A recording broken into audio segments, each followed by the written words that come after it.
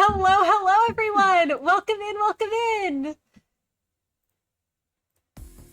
to the final session of this canto. With the threat of the night in the Backstreets looming over the surviving fixers, the next segment of their evaluation proved to be a test of one's intuition, quick thinking, and desperation to survive. So with Merru in front as the guide through the winding streets and alleyways, Kai and Miix keeping pace and stopping anyone from falling out of step with the others, and Prior taking command from the back, the managers worked in tandem to pull off a miraculous escape to safety. Not a single life was lost in their escape, even when the managers chose to stand off against the horde of sweepers descending upon the backstreets to buy the fixers more time. It was only thanks to the former K Corp Researcher Yuna's foresight to set up emergency programming and their drone Pascal to drive the RV that the managers were able to make their own escape. But any form of survival through the night in the backstreets is a victory in and of itself. But the evaluation was still far from over. The managers were only allowed a brief period of respite back at the evaluation site before they were each separated and forced through yet another challenge. This time a test of one's mind, as every response, tonal change, and mannerism was noted and graded by a chosen group of counselors. As this evaluation continues on, it becomes hard to not question what more will be thrown at them all. And with the clip-off deterrent system back at their facility still on the verge of dysfunction, every second lost is another tick of the clock, counting down to their complete and utter failure at the hands of the city. Managers, things seem to have calmed down a bit with the psych evaluation portion. So how are each of you feeling? And Miix, why don't we begin with you, as you can introduce yourself and let us know how Miix is holding up. Hello everybody, my name is Miix, and I'm a Wandering Storm Dragon VTuber, and I play Miix, the department head of the information team. How is everybody doing today? I am doing fine. Miix, on the other hand, is going through it. I feel like I say that every every session now.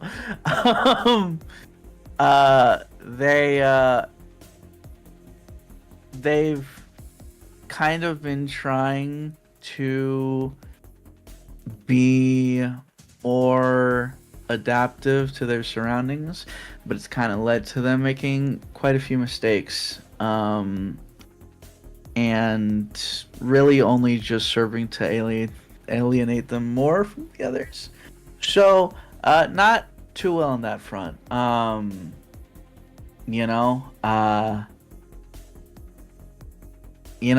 think right now what Miix really needs to do is really be truthful to themselves, and we'll see if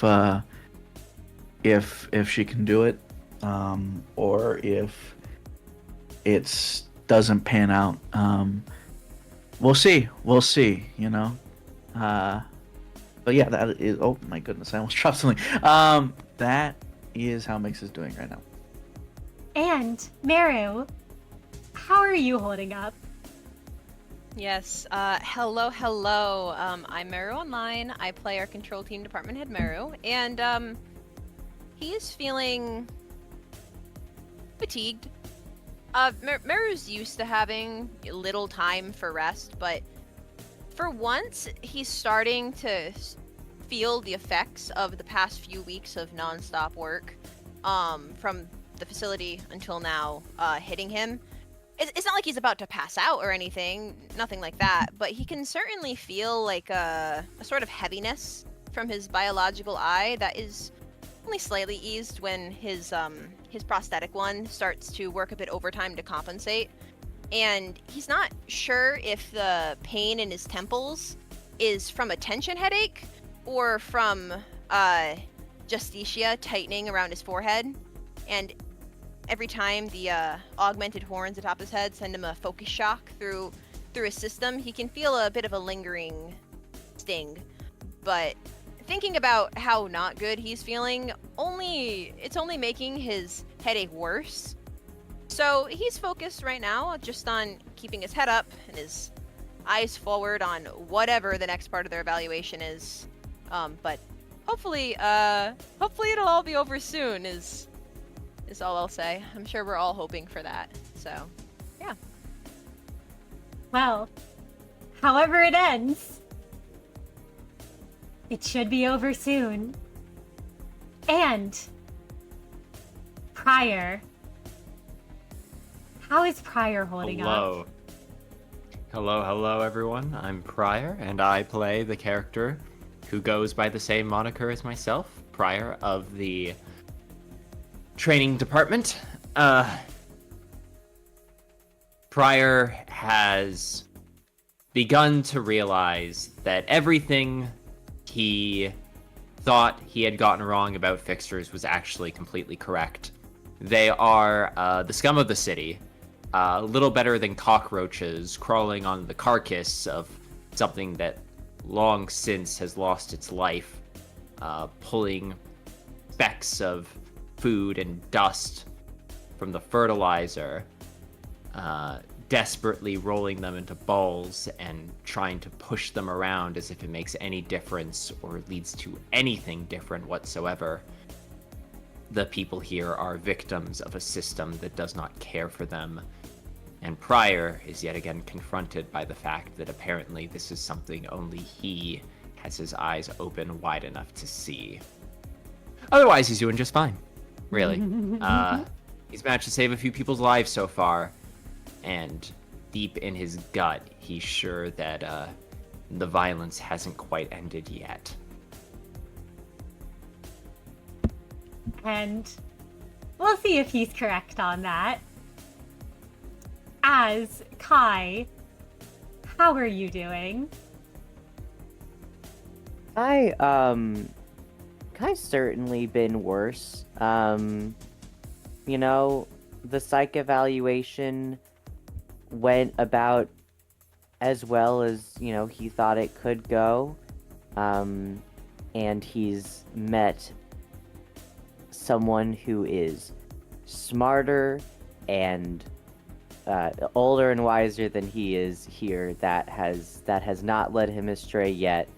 I believe that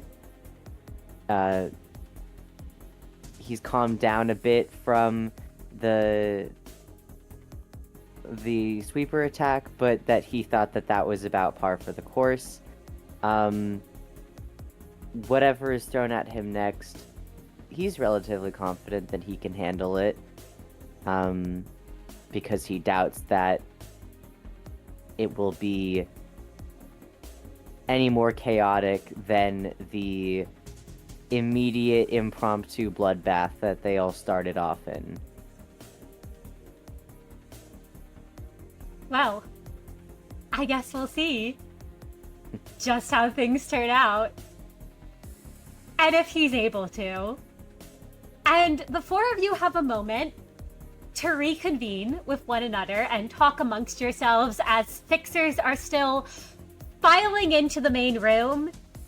It looks as if, as far as you can tell at least, it doesn't look like you're missing any in number. It seems like everyone made it through the counseling portion.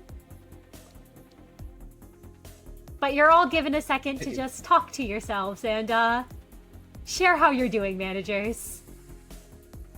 Well, it looks like they didn't manage to put anyone through a contraption through the counseling portion, at least. Everyone seems still accounted for. For now. Let's hope it stays that way, I guess.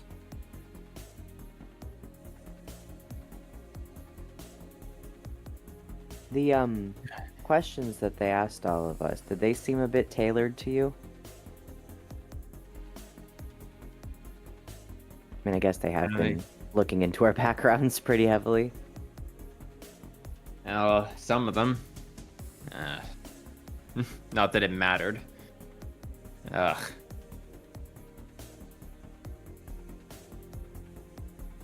I guess I managed to raise quite a stink. They had the big guy himself handling my evaluation. Really? Yeah. Mr. Prim Proper Hana himself. Oh well. I had a rando, so sucks for you. Consider yourself lucky. Yeah, no. I guess it's what I deserve. I did raise a bit of a ruckus. Certainly was your best behavior yet. Well, I could tell I got a little under his skin, so I consider that a win for me. A win for you is a win for me right now, I guess, so...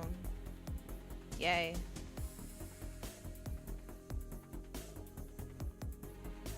I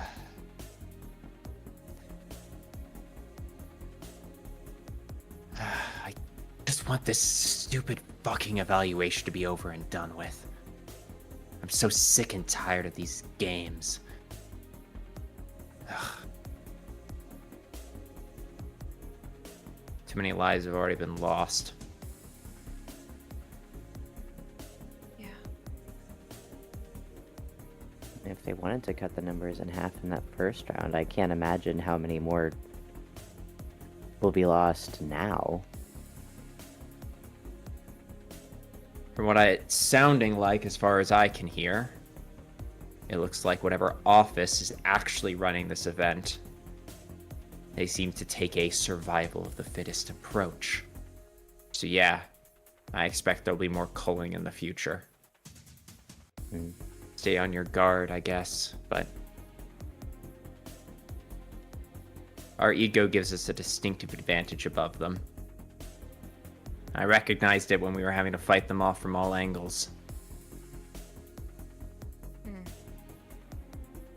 Just rely on what makes us stand out, I suppose. That's all we can do, so... Yeah. And remember, our objective is not here. We just have to get out, and then we can get to where we actually need to go.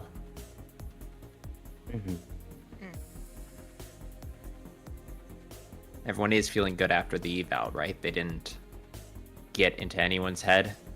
No fixer propaganda? I don't think so. I mean, I guess you got stuck with the big guy in charge, but my evaluator was nice and neutral enough, it seemed.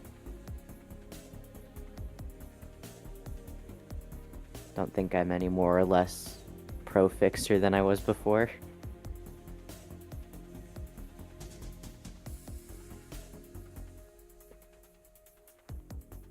Merru chooses not to comment.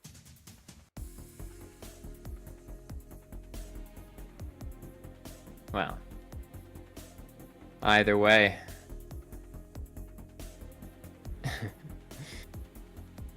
I guess it seems that all we can do is wait for the next round.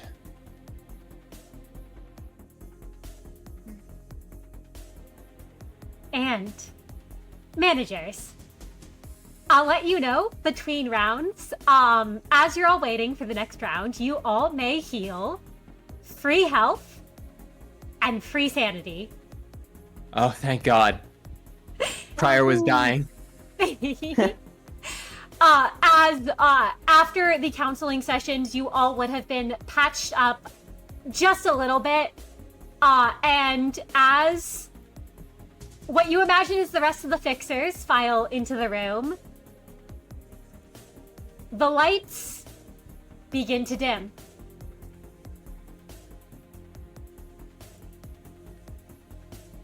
Huh.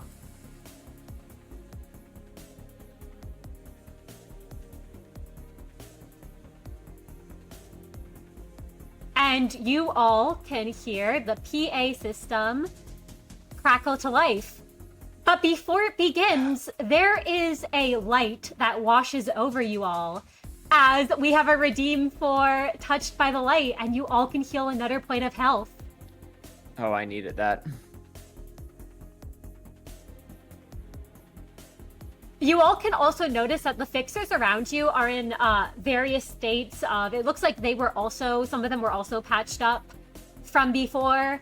So everyone's kind of in various states of injury. And as the announcement system comes to life, you hear, "Round 3 will now begin. This will be a test to evaluate your fighting prowess, endurance, and teamwork. You will be grouped up in pairs, and will face off against another pair in 2v2 combat. You are prohibited from killing your opponents, but allowed to maim, harm, and otherwise incapacitate them. Please listen as we announce the pairs for this round. These will not be repeated, so we advise against any idle chatter and gossip among the participants." Merru, you have a feeling that line might be aimed at the two of you. Prior holds up his middle finger towards the PA system. Of course he does. Once your names are announced, you should proceed to the assigned training room. If the PA system is bothered by that, it makes no indication. Our fixers will remove any items from you that are not either standardized weapons and armor, or otherwise approved weapons and armor. And managers, you can feel the room's eyes on you as the only ones here not in gear approved by one's respective association or office. They're not gonna take our ego. Prior Okay. looks back and says, "I'd like to see them try. Same rules as K Corp. We do not let ourselves get separated from this gear." Now, let us begin the pairs. Our first pair will be Merru and Stefano. And Merru, Steph kind of walks up to you, hearing both your names called, and waves to you, giving you a smile, and says, "I guess we're seeing more of each other again, huh?" Merru, he frowns behind his mask when he sees Stefano again. He remembers their last conversation still, and he's also still not sure how to feel about it, so he just kind of says, "Seems so," and trails off a bit, unsure of what else to say. This pair will be up against Xing Chu and Pico Nico. Oh, wait, I'm paired with... And you can see all the color drain from Pico's face. And Xing Chu is just grinning an amused look on hers. And Merru, you can see a grade 9 Swy Fixer, one of the ones you went up against before. And beside him, that grade 7 she-woman towering over him, who had attacked prior back in the first round. Interesting. And the announcement crackles again and says, "Will the two pairs now head to their designated rooms?"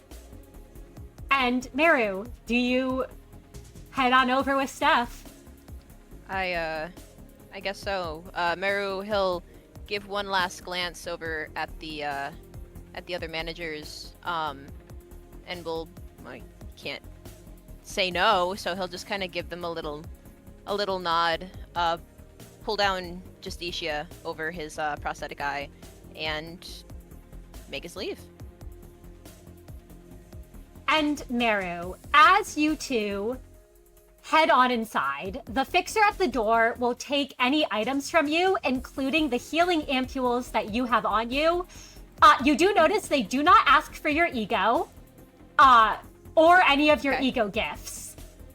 But is there anything of note that you hand over to them, Merru, or do you make a fuss at all with any of your items? Let's see, anything of note. I mean, Merru doesn't...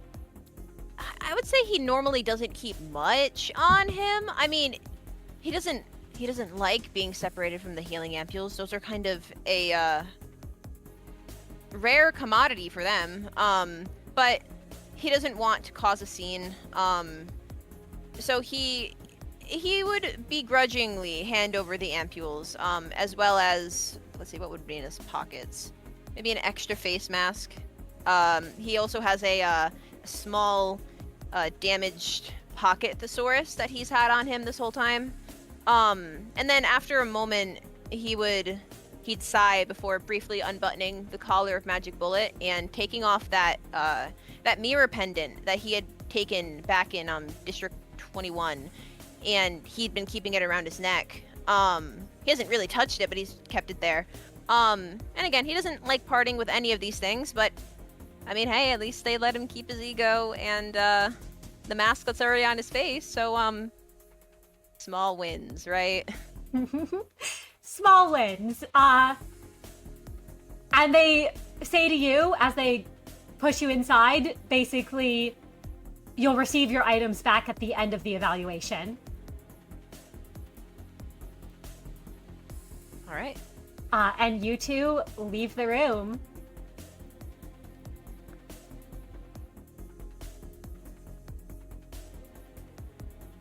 The announcement crackles to life again, and you all hear the names Sam, Sajat, and Mia.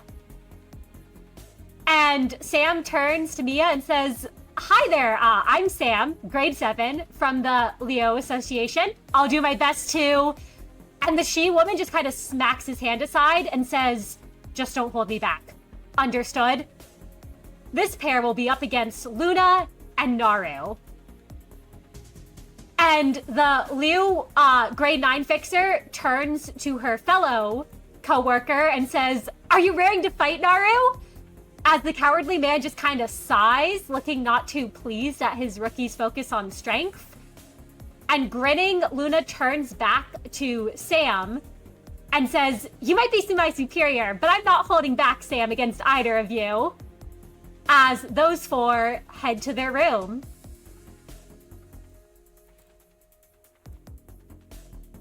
And once more, the announcement crackles and says, Davzu, Kadori, and Nyla. And Davzu walks over to Nyla, the grade 7 Liu, wearing a cheerful grin on her face, or grade 8 Liu, wearing a cheerful grin on her face, as she says, "Hey, you're a rookie spy, right? You be my shield and leave the fighting to me, okay?" Giving Nyla a smile, who kind of gives a little nod back, inspired by the grade 8's energy. This pair will be up against Wetterby and Ryota. And Wetterby kind of slams her fist into her hand as she looks to Ryota and says, "Don't get in my way, shield." And Davzu, no hard feelings, right? And despite this claim of no hard feelings, it seems Wetterby might hold some from being stopped before, back in the first round. As she kind of shakes with anger, and Ryota just sighs, the annoyance clear on his face, before giving Nyla a stern look but a nod of respect. And this swine man just kind of sighs and says, "To have to deal with this Liu's foolishness." And Wetterby hears that, whirls around with a, "What did you say?" As the fixers running this sort of usher the four out of here before they can start fighting in the main room. And this time when the announcement sounds, "Hi," you hear your name as Kai and Cassius is announced over the speaker. And Cassius walks over to you, Kai.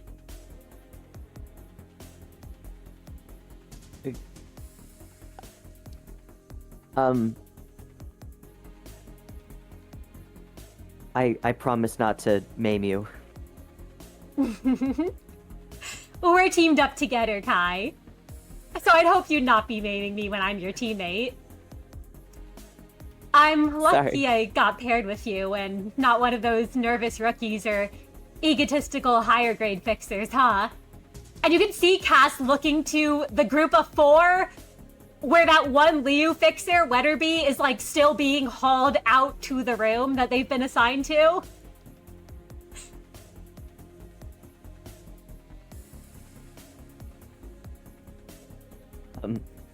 Yeah.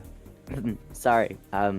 Only person I'm nervous around, is you. Because I respect you. I respect you too, Kai. You've got a lot of strength. Thank you. And the speaker sounds again as it says, this pair will be up against Joe Granite and Keith Cromwell. And Kai, you can hear from across the room, two of the Swy Fixers. You see two of them moving towards each other, and you can hear one of them go, Keith! As, like, Joe slaps Keith's back, who kind of startles at the sudden movement, and shoots him a slightly annoyed look. And almost looks as if something's on Keith's mind, perhaps from the previous evaluations. But whatever it is, Joe seems oblivious to it and kind of grins at you from across the room, Kai, waving to you.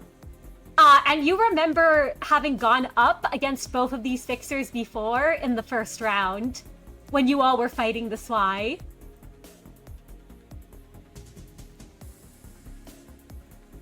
Kai will wave back. Keith gives you another excited wave, and as you head on in, Kai, do you hand over your items without protest to the fixer there? Could Kai hear when they were saying that they'll return everything that, is given to them at the end of the... If not, he'd probably just ask, and if they said yes, then it wouldn't be a problem. Yes, yeah, you'd be able to ask no issues, and you would be told that. Alright. The only personal item I can think of that Kai has on his person is the little book page that he keeps tucked in, and I don't even know if that counts, but he'll hand it over anyway.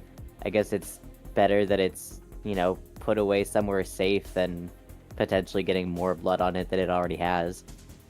They take it from you, and they let you enter.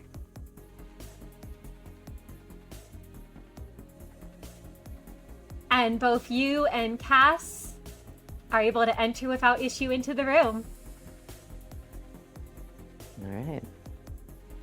And two more names are called over the speaker. Azathoth Lovecraft and Guy. And the more experienced Swy Fixer looks over at Guy and says, I'm with you, huh, Guy? And there's an almost sad smile on Azzy's face, and both of these Swy mix, you can feel two nasty glares on your back, as if those two remember what you did to their coworker in the first round.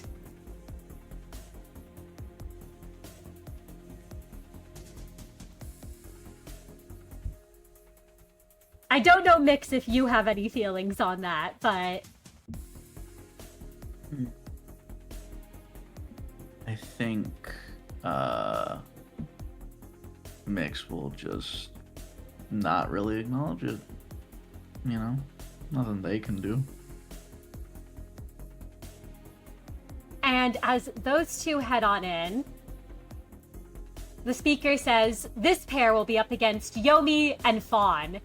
And you all see that familiar she-fixer from before kind of turn to the one Liu he's been assigned with and say, we just have to deal with some Swy? This'll be easy. Hey, Hudbutting Liu, if you fuck this up for me, I'll kill you, okay? And as those two head on inside, Yasso, Katz, and Ratio. Are you ready, Yasso? The two she turn to each other, and there's an almost exhausted look in Ratio's eyes, as if the evaluation before weighed on him, and an almost look of concern for his coworker. Yasso simply nods and grips his katana, though the grip is clearly off somehow, as if unused to it. This pair will be up against Riv, Wolfgang, and Jeremy. And Jeremy, the tired-looking Swy, kind of goes, there has to be some mistake. You can't put me with this prankster. I don't trust him to. as Riv Grinning's already dragging the miserable-looking man towards their assigned room.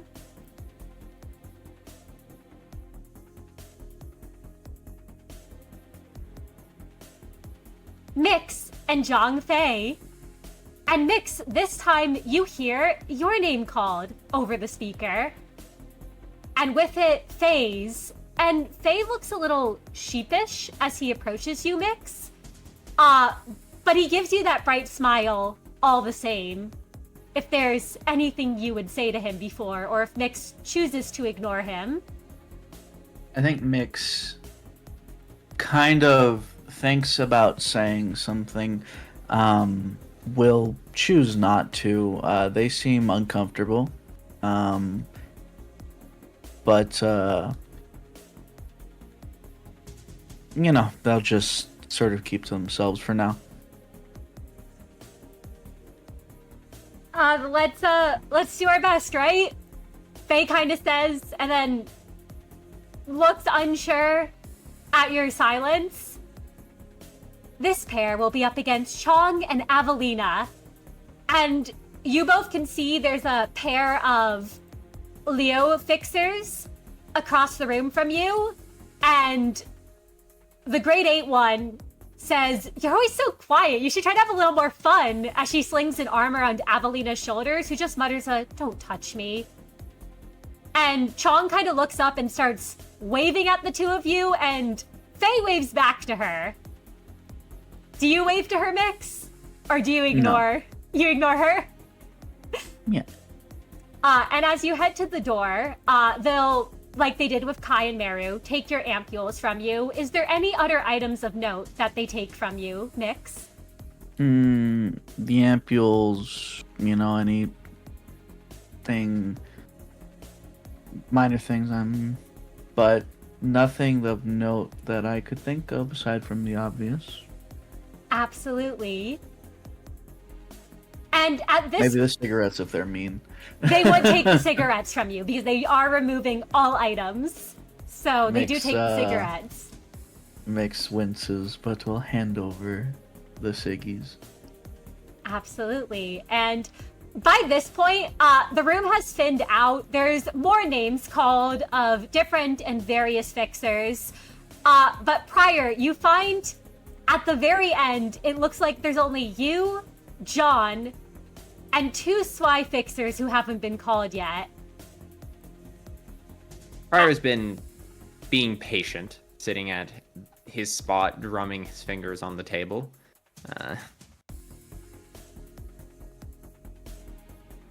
And that's when you all hear your names over the speaker. Prior and John. And John turns to you and says, "So it would seem we are paired up together, Prior." Well, I'm glad. I admit, when I saw that we were the 4 remaining, I was worried I would have to go up against you. I'm sure I could take you down if it came to the 2 of us. So you are right to be afraid.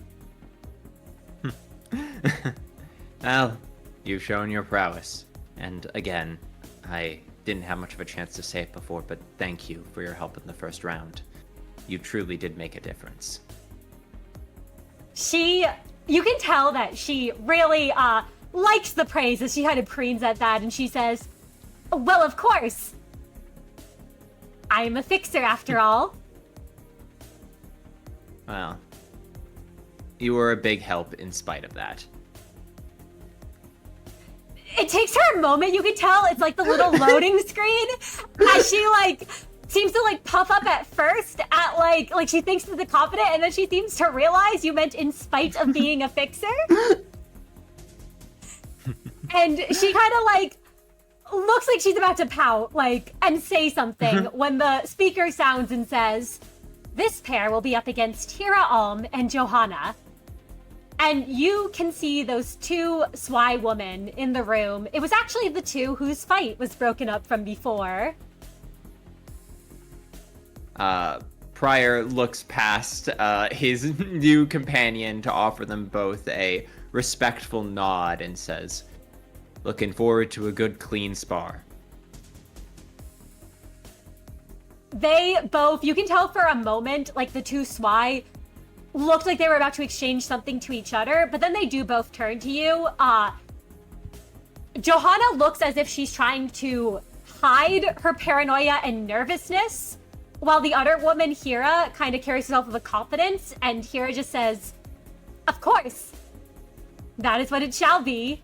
And Johanna kind of looks to you and says, I won't hold back, all right?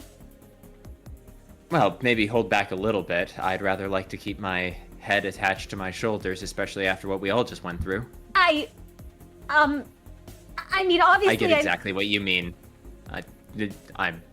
You're fine. See you both in there. See you in there. They both nod to you. As you head on in, Prior, are there any items of note? You do notice they look as if they're about to take your chain from you, and then they seem to think better of it. Prior states and says, "It's part of my combat apparatus." Prior will leave behind his satchel bag, which contains various knickknacks, odds and ends, that kind of thing. He was smart enough to leave his book of vengeance in the RV. A wise move. You have a feeling that probably would not have been welcome here.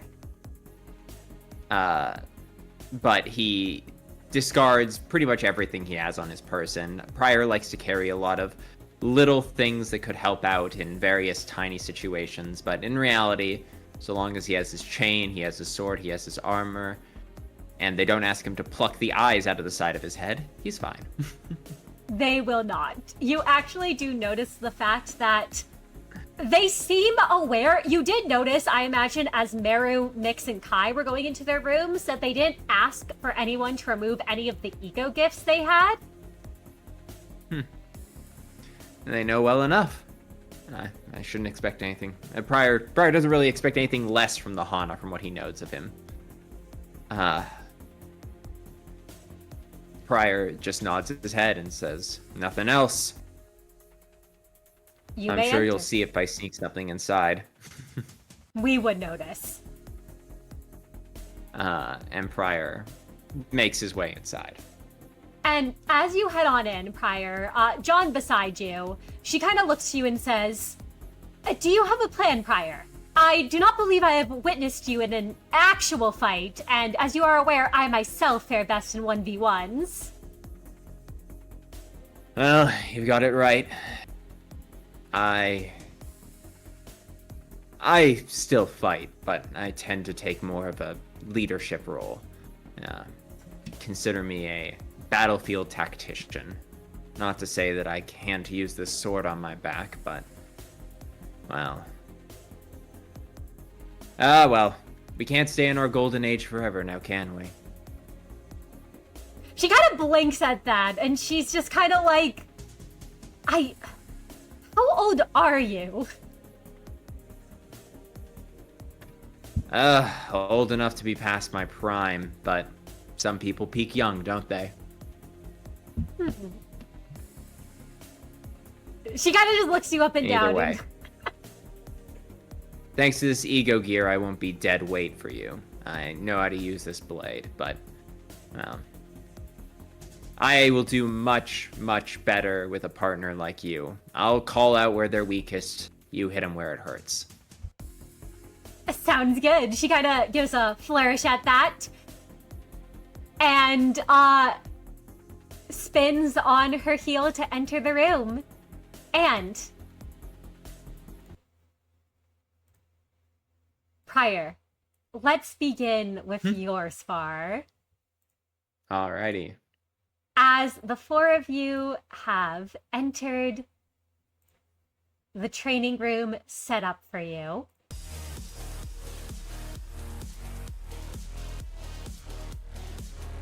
and here's how we're gonna run this.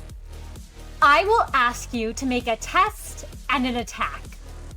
The test is whatever sort of tactic you would like to employ, such as trying to disarm your opponents with words, dodging their attacks, trying to intimidate them, or whatever other sort of action you'd like to take to try to prepare yourself. After your test, the enemy fixers will attack. And then I will describe your fixer buddies' attack or move. And to finish, I will call for an attack from you, which you can roll and describe how the damage is done. All right, I'm digging this. Could Prior begin with, technically it's a combat skill, but could I roll calmness and leadership for his superior leadership ability? Looking at how the two of them socialize, analyzing John's strength, Prior sort of develops a tactic to best allow them to get a leg up on their opponent. Absolutely. You may roll that. Excellent.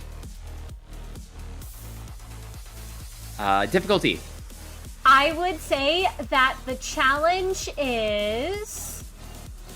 We'll set this at, because Johanna and Hira are both grade 7 fixers that you are up against. It will be a challenge 5. Challenge 5, absolutely. And let me turn on the... All right.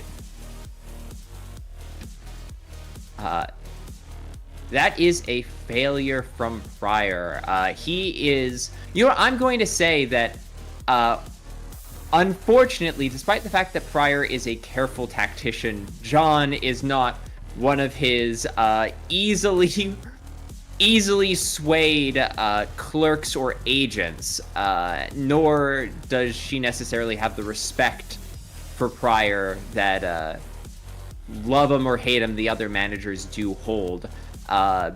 He finds it rather difficult to direct her in any sort of strategy, as she seems rather intent on following her own. Yes, as she sort of rushes past you, seeming to have her own plan in mind. And the... Oh, if Prior has something to say, as she does. No, yeah, he just goes... Aggression is a tactic.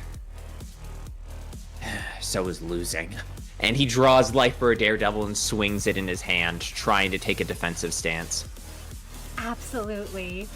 And the enemy fixers will now go. First, Hira will act. And she draws her weapon. You notice that there was a revolver that had been strapped to her side at first, it looks like, but it seems that they confiscated that from her, as she instead holds one of the Swy's swords.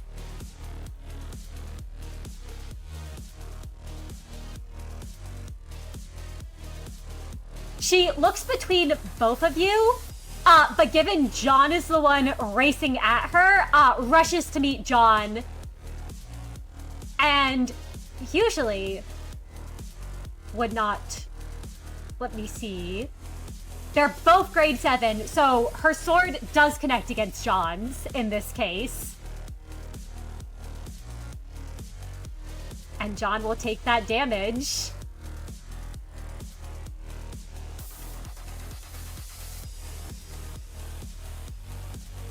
The second fixer in the room, Johanna, also has her sword drawn.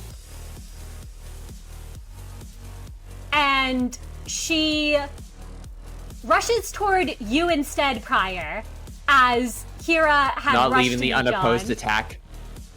Yep. Prior will attempt to evade. Absolutely. That's gonna be a challenge 5 to evade. Oh my god. Oh, he'll try and spend a willpower, see if I can get a... Hey! 5 successes against challenge 5. So Prior, this fixer swings at you, and you can kind of hear her mutter under her breath, I must be better. I have to do this. I have to get through this portion. As her sword nearly connects with you. But with your dodge, if you'd like to describe how he responds. Absolutely. She comes in, and Prior, while not the combatant he used to be, still has all that knowledge up in his noggin. Preempting her move, and with the power of the ego bleeding into him, its technique and skill naturally burrowing into his psyche, he is easily able to deflect the wild swing of the blade. He is intrigued by how effective ego gear really is. His body should otherwise not be able to move like this. That being said, he knows that his weapon does more than just make him better at dodging. It also makes him quite good at dishing out damage. That it does. And first, Jeanne acts.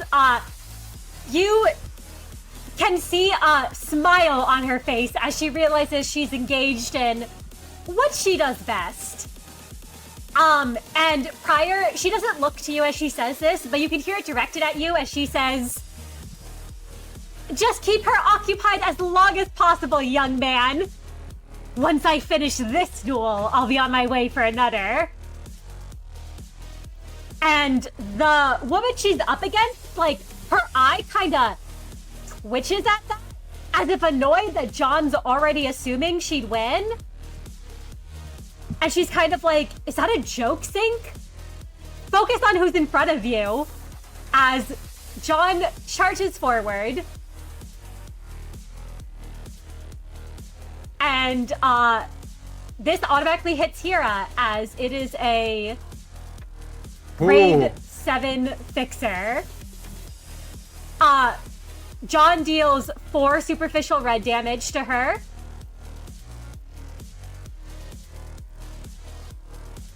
And enters a declared duel with her, dealing an additional 2 damage. Woo. And their blades are locked. It looks like neither woman wants to give in, both of them wearing a determined look on their face. You do notice that John seems a little bit sturdier. And Prior. Please. Prior takes notes of this. Yeah, Prior takes note of this and swings around his combat partner, attempt to push her back, placing himself between the other duel to prevent her from being able to simply turn around and attack his partner's undefended back. And he's gonna try and go for an attack. Absolutely. Let's see. Difficulty to hit. It would be so it would usually be a challenge 5, but I will reduce it to a challenge 4 because of the tactical positioning that you have. Excellent. All right, 4 successes, challenge 4. Yep. You are able to hit Johanna, if you would like to describe that attack. Or not Johanna. Oh yeah, Johanna. Oh, he's sorry. He is targeting Johanna. Yes. Sorry, I got my name slipped in my head for a second. I was like, wait, no, he's not going for. Wait, yes, John. He is going for. brain empty. Prior takes the advantage of Johanna's muttering to slip behind her as she turns naturally over her dominant shoulder. Prior has already sidestepped onto her left side, and in the time it takes her to readjust her whole body, life for a daredevil comes down and in a flash drags itself across her lower left hip down towards her thigh. It is a light blow, but it is a blow nonetheless. And this poor fixer gets to experience the soul-crushing, mind-rending power of pale damage flowing through the wound.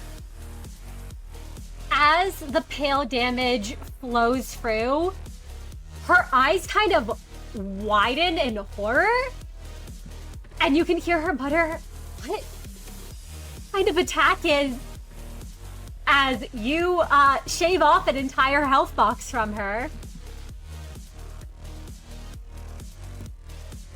Prior brings his blade up, keeping it in a guarded position, substituting, knowing that the ego gear pushes him in his mind to go on the offensive, to abandon his defense, to have crumbling armor. Thankfully, Schadenfreude's influence keeps his mind steady, as does the crown of thorns around his head. I won't hurt you, not in a way that won't be healed. But this blade does more than just leave a nasty gash. Hit me with everything you have. And she'll whirl around and attempt to do just that.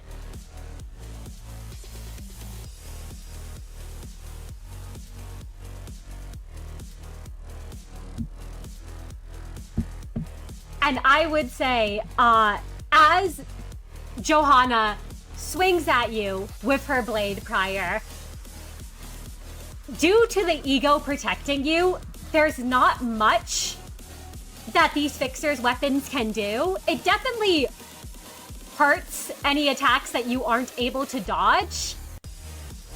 But given your own speed and the battles you fought, you find that you're able to get out of the way as you see John standing over Hira, who has collapsed to one knee. And Johanna sort of like holding her blade and panting a bit like, I have to keep fighting. If I'm gonna be able to keep people safe as a fixer of the Swy.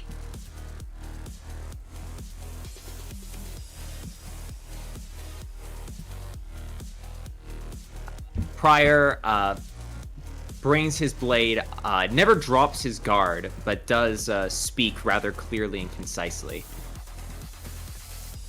We all have limits. You'll learn to overcome them with time. If you push yourself so hard you break, you'll never put yourself back together in the right way.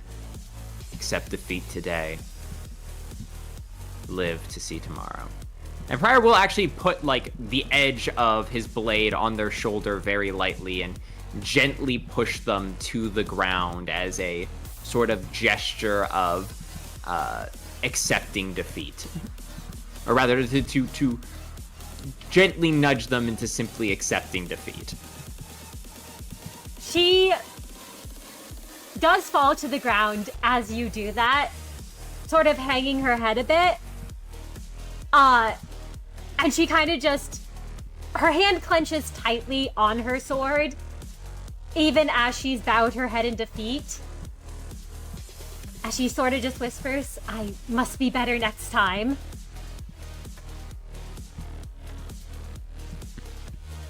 Prior places the blade upon his back and says, I wish you the best of luck with your growth. Excellent dueling partner. And to you. I've never lost a 1v1. John kind of sheaves her sword again, and gives a respectful bow to Hira, who says, that's what you Sync specialize in, isn't it? Yes. The difference between... No. Prior doesn't say it out loud. He doesn't want to make these fixers feel worse, but in his head he kind of knew it to be true. That these grade 9, 8, even 7 fixers, they're really nothing compared to this HE ego gear. I mean... it's kind of funny how quickly in the city the power difference between people becomes this inescapable gulf. Even after embracing the power of his worn gear, he's still so much further than he used to be. He shakes himself out of his thoughts. Well then, I suppose they should let us out now? I wonder how my teammates are doing. Or, I guess they're not my teammates here. My association mates, my office mates, whatever I'd call them. I suppose we should be receiving confirmation of our win, shouldn't we? And John kind of looks up as you can hear the announcement crackle on, and it says, Johanna and Hira have lost this duel. Both of you can exit to the door on your left. And as the two Zwei turn to do so, standing back up to her feet,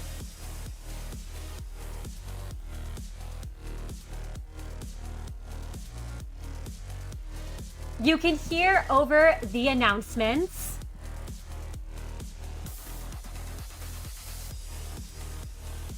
please await further instructions in this room. Oh, that's always a good sign. John kind of looks up at the PA system as if a little bit on edge. And you can see her starting to reach for her blade prior. Pryor has not released a hand on Life for a Daredevil on his back. I think they both had the same idea at the same moment. And Miix.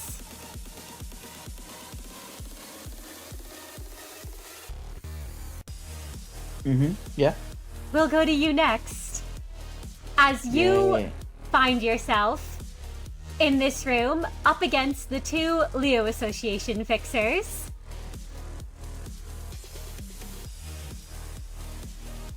And Miix. As with prior, I'm going to ask you to make a test at the start. And this is whatever sort of tactic you would employ. So let me know what Miix would do upon entering this room and seeing these two fixers you're up against. Well,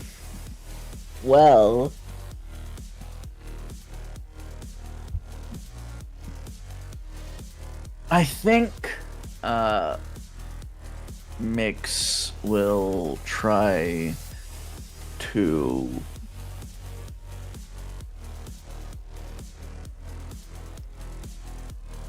I think Miix would try to beat him up, fight. Oh, this is before you make an attack, however. So I need you to make some other sort of test that you would make first. Oh yeah, but I mean that's part of it, right? Like that's the tactic is, get to it. I guess what I meant more so is in terms of tactics. I guess Miix will try to, that's.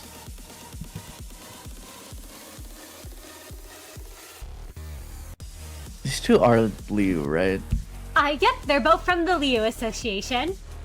Okay. I guess to start with,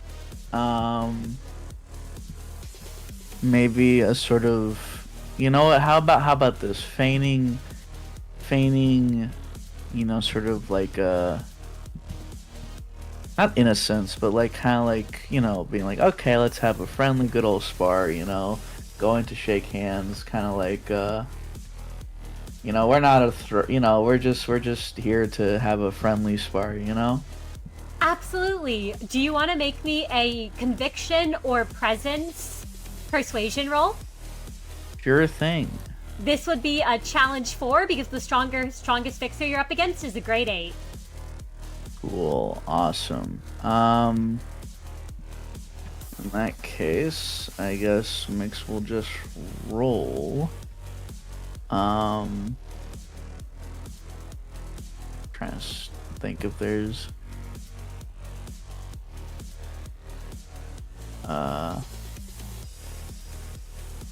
You know, because you're with Faye, who is also a Leo Association fixer and knows these two, I'll give you a bonus dice. Sure, yeah, I mean, I'll take it. Alright, I will go ahead and roll. Yay. That's going to be 4 successes at challenge 4. So Miix, would you like to describe how you go about doing this? How you go about persuading them? I think a lot of it comes down to Miix is kind of very friendly, very, very like, okay, I think Miix sort of starts out with like, are these people Faye, or Faye gives affirmative or not to that, regardless what it is. Faye Miix uses that as she's be like, okay, well, they probably crack a joke of like, I guess I'm the odd one out, trying to lighten the mood, like they're the only non-Liu person here, kind of getting the others to calm down a little bit, maybe a Miix will like walk up as like a show of like, before we get started, they'll come up and put a hand forward, like, okay, hey, no hard feelings no matter what happens, right? And I'm sure the others respond in kind.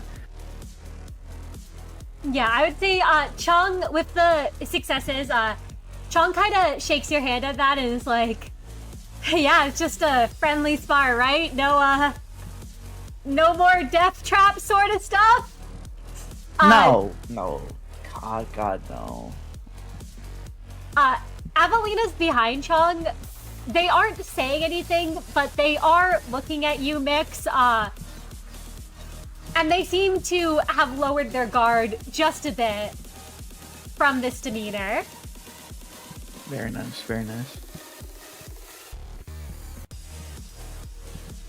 And as they step back, Avelina's sort of silent as Qiong just kind of turns to them and says, all right.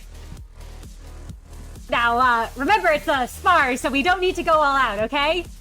Absolutely. I'm not trying to, break a leg.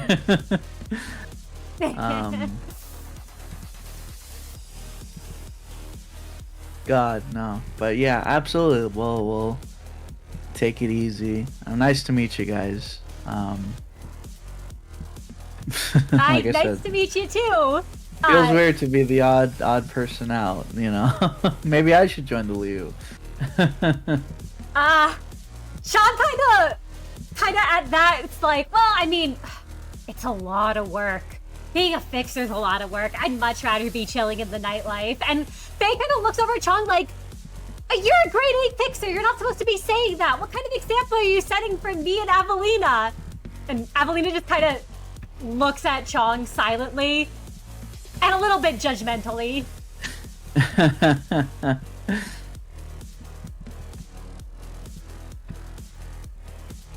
As the two Leo fixers prepare to attack, and Miix, Qiong goes to attack you. Gotcha. As she throws a punch forward, and can you make me a challenge 4 dodge? Gotcha.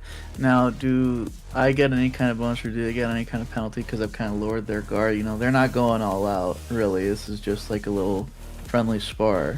Yep, because you succeeded on your test, you have caused them all to have defense level down and attack level down 1.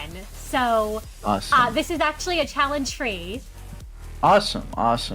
Yeah, it's just a friendly little thing. So yeah, Miix will go ahead and roll. Oh my gosh, a 6 success crit against challenge free. If you'd like to describe how Miix dodges that. I think the crit is, it maybe it even plays into it. Miix's dodge, although you would expect it to be graceful and precise, I think it's more of the act. They kind of like dodge and it's a little clumsy. I mean, it's almost like it seems like they got lucky. It's almost like they tripped as they stumble backwards a bit too far. they sort of putting on this sort of act of like they like, oh god, oh okay, I guess we're getting right into it. Oh, again, it's the sort of thing where like, nobody, the people near Miix, I mean, they would just think that, well, got lucky. They seem to be a bit nervous, over their head. Probably fooling those two. Maybe to a much more experienced eye, the act would fall apart, but for what they needed to do, their acting works just fine. That's how I imagine how it looks. Absolutely. Qiong seems not to, kind of seems almost surprised at how easy it is, I guess, as she's kind of like,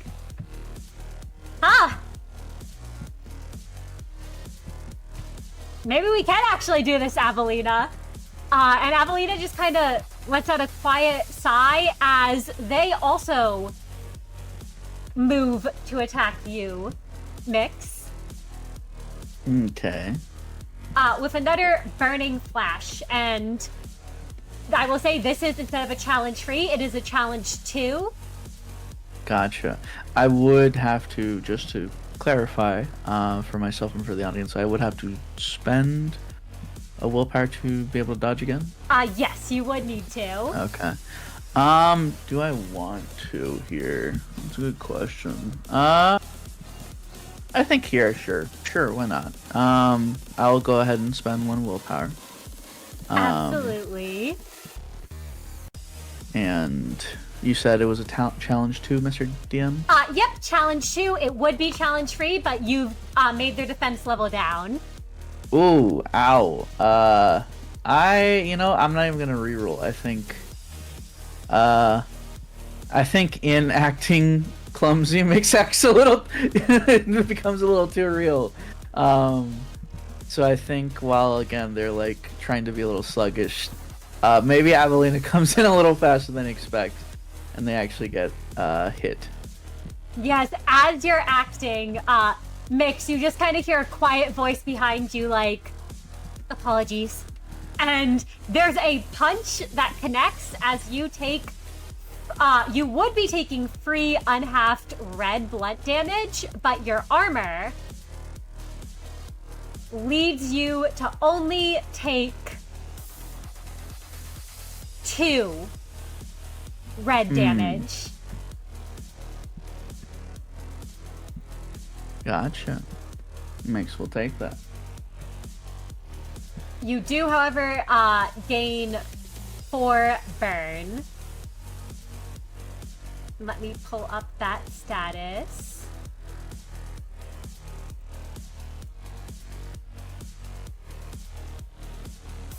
Oh, I should have that written.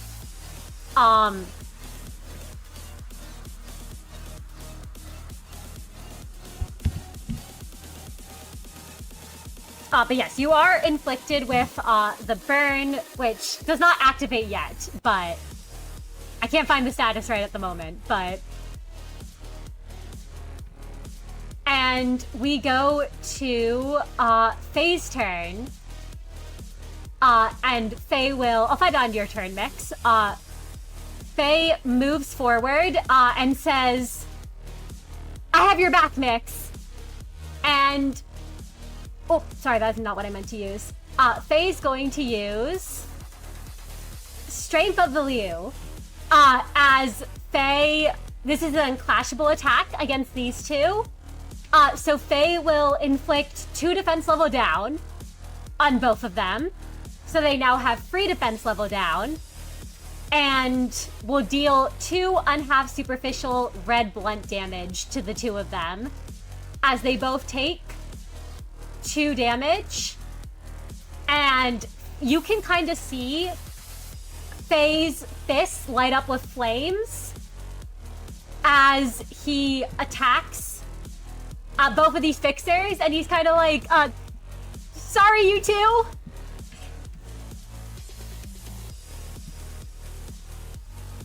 And you can tell that he is clearly holding back. Yeah.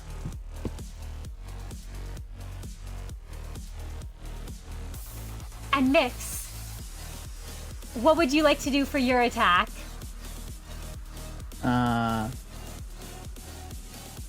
Well, Miix did take a decent beating. So I think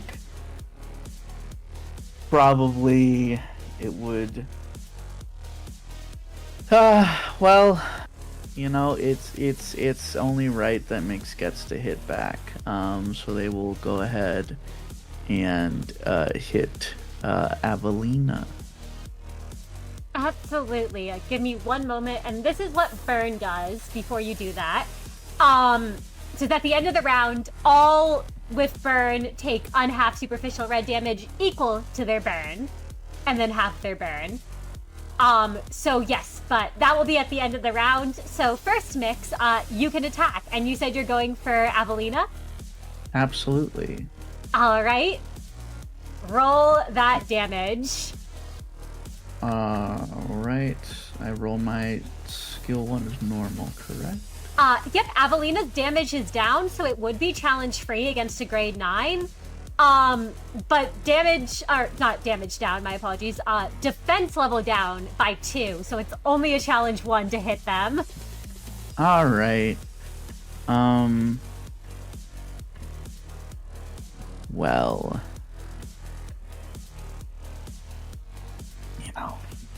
Won't be too bad, I'm sure. So this will be the first one. 5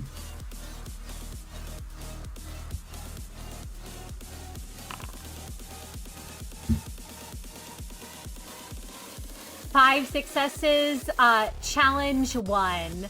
And that's gonna be doing... Let me double check. I believe... 5 plus free. Oh my gosh, wait. That's gonna be 8 black damage. 2 free, 4, 5, 6, 7. Oh my gosh, that's enough to down Avelina. Gotcha. Cool. I guess I'll describe the whole attack in one stroke. So I'll go ahead and shoot Qiong. the second Qiong. If that is fine with you, Mr. DM. Absolutely. Make that roll. All right, I will go ahead. Is the difficulty similar, or would it be a little higher? Qiong's is challenge 2 because she had a challenge 4, which then got reduced to challenge 2 with 2 Gotcha. defense level down. Sure. That I will reroll, because... There we go. 3 successes, challenge 2. So this will be doing 1 white damage. Gotcha. I think Miix,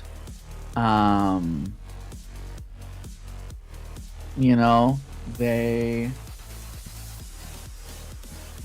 mumble. They kind of like suddenly their eyes kind of like narrow a bit as they stumble, and they're trying to say, "Oh, caught me good." And maybe Avelina starts to say something in response. And while their guard is down, Miix just raises the first of the 2 weapons they possess and just shoots Avelina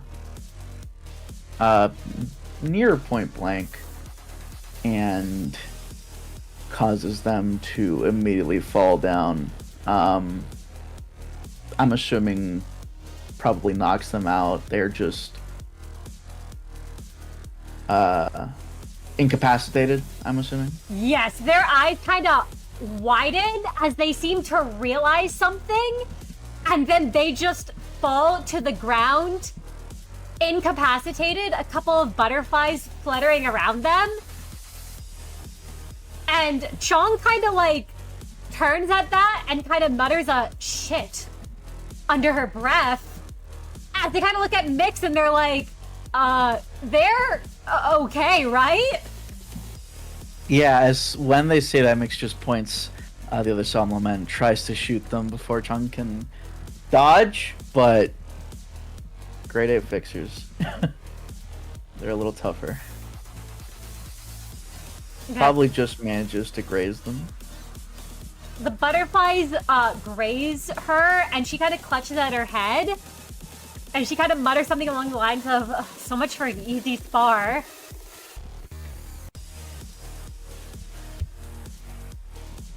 And Miix, she kind of looks between you and Avelina, like she's not sure if she should go help her subordinate up or keep fighting, but she sort of tries to position herself in front of the unconscious form. Interesting. Yeah. If she tries to, before she can, I think maybe Miix is a little closer, or at the very least, could Miix just like immediately like get right over to Avelina's body and just point Solemn straight at Straight at them? Yeah. Absolutely. As you get closer to their body, you point the weapon straight at them, and Qiong, who is starting to run forward, is kind of like, hey, I think they're already down for the count. And Faye also kind of rushes forward like, Miix, what are you doing? Alright, come on, that's enough, that's enough. You can stop moving now. Faye's gonna attempt to grab your arm, Miix, when you go to point the gun at Avelina. Do you resist? Yes, absolutely. Alright, can you make me a physique brawl at Physique brawl. challenge free? Gotcha. Gotcha. Let's see.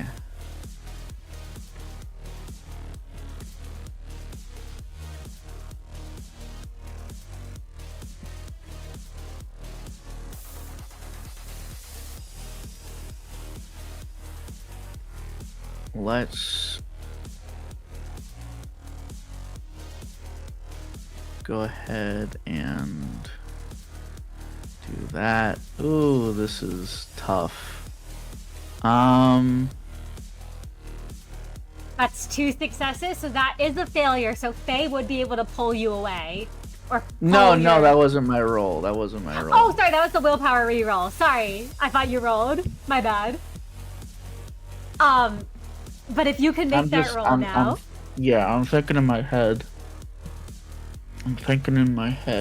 I'm plotting.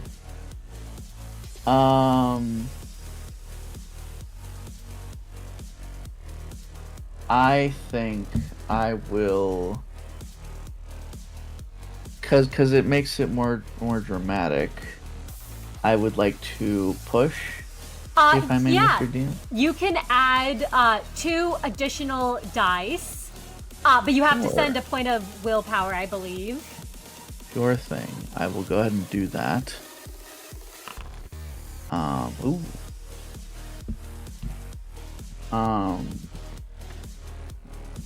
Why not? We'll power that too.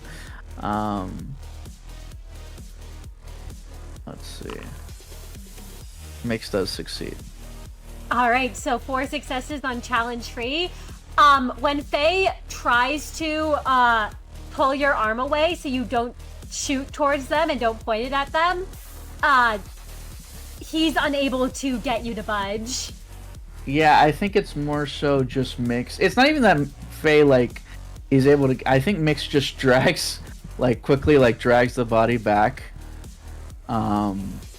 before Faye can get to them, and Miix says, "Up, up, up! That's enough. That's enough. You can both stop moving now." All right.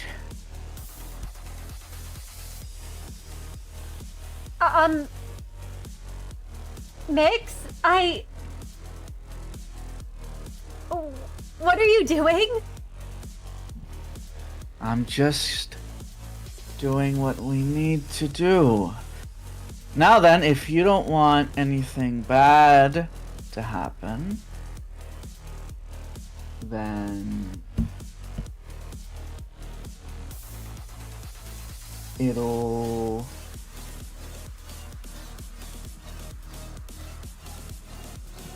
If you don't want anything bad to happen, it's probably in your and their best interest for you to do what I say.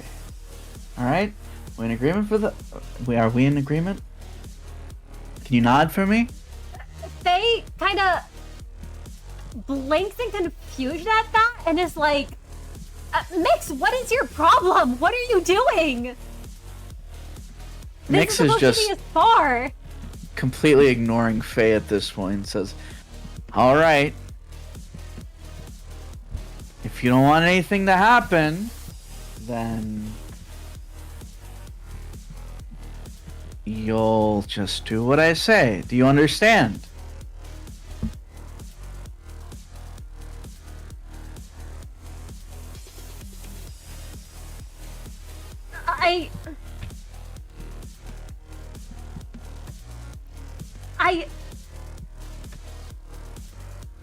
I don't... Miix, I don't think what you're doing is right.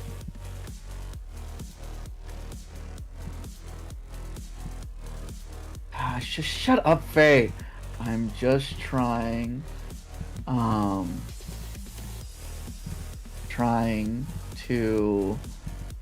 I'm just trying to figure things out, okay? Can you just listen to me? Jeez. Alright?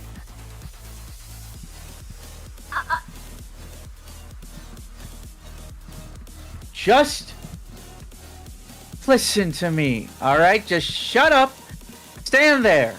And Miix looks again over at Qiong and says, alright. You're gonna listen to me, okay?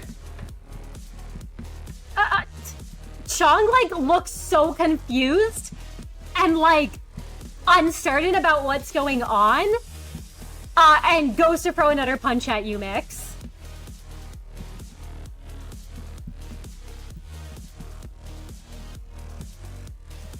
Alright.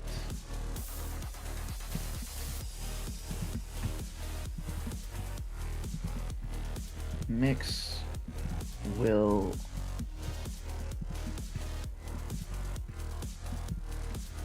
You know what? Miix will... Okay. I have a question, Mr. DM. Yes. Is she gonna just punch me even though I have Avelina in my arms? And your arm... Wait, I thought Avelina was on the ground and you were pointing the gun at them. No. Sorry. This must have been a miscommunication. So Miix, like... Miix basically, like, grabbed Avelina when Faye, like... The idea was that... Miix grabbed Avelina and brought them back. Oh, Miix is holding them. Okay, yes. Okay. Gun to Avelina's head and is basically like, because I have a plan here. I would like to roll to get Qiong to forfeit. Yeah, okay, then in that case, if you're holding them, I will say that Qiong goes to throw a punch and then stops when she sees that you're holding them.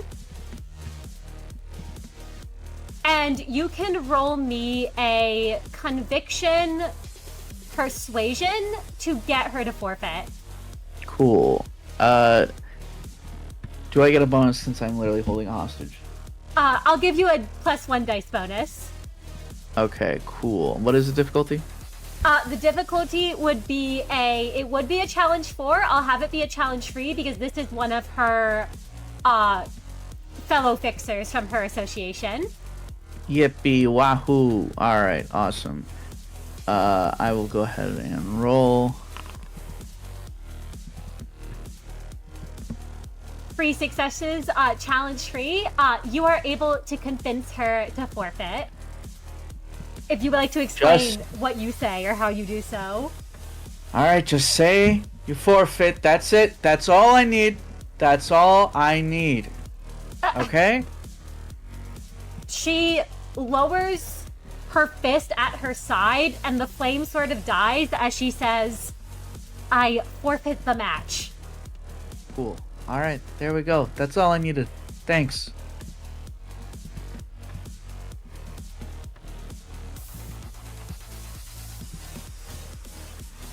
And over the speaker, you can all hear Qiong and Avelina have lost the duel. Miix and Faye are the winners of this match.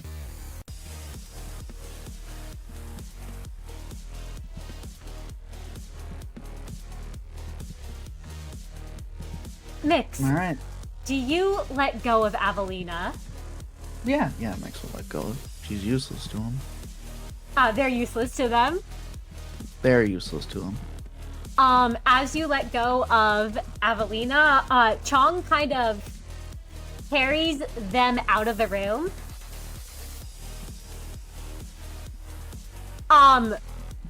Focused on her coworker. And Faye kind of runs up to you, Miix, and goes to punch you. Ow, okay. A little uncalled for. It's a challenge free. If you choose to yeah. dodge. Yeah, Miix will choose to dodge. Free successes against challenge free. You're able to dodge as Faye's fist almost hits you. And they just go, what is your problem? What's my problem? Oh, okay. Sorry. I was just taking a hostage. It's like fucking one of the most basic tactics to do. I just take a hostage. They forfeit. We go. There we go. It was over in an instant. That's it. That's not the point of the spar. What you think people are gonna fight honorably? Look, Faye, I'm sorry, alright? I'm sorry if you didn't expect that, but that was pretty fucking obvious, okay? And you need to fucking keep up.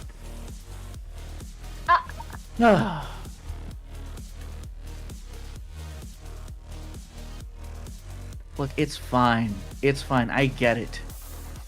Alright? I get it. I really do. You're not used to this sort of thing. These kinds of things that people do in the city. I'm sorry that this is so different to you, but it's just It doesn't make it right, even if it's stuff that happens. look, just let's just agree to disagree. I don't. No, Miix, I'm not agreeing to disagree on this. I don't care. I don't care. Just whatever. It is what it is. We'll just move on.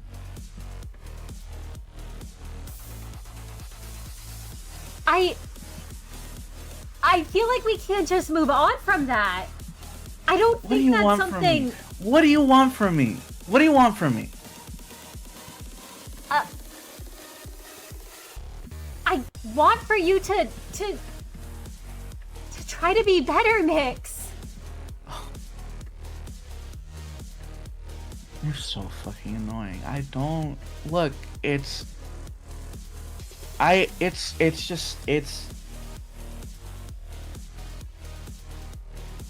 Let's just go. Let's just go, because we're holding up the process. Let's just go. Miix, you notice that the door has already shut?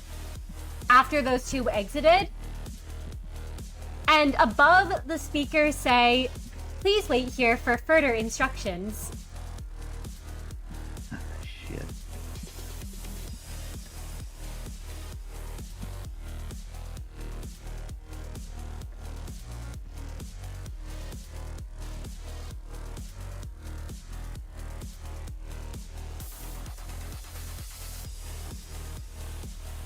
And Faye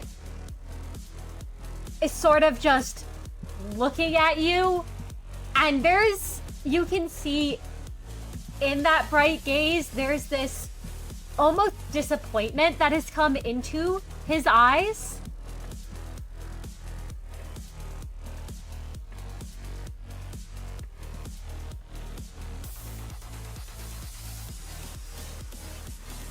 And as you two are left in this room together, awaiting instructions for what is next,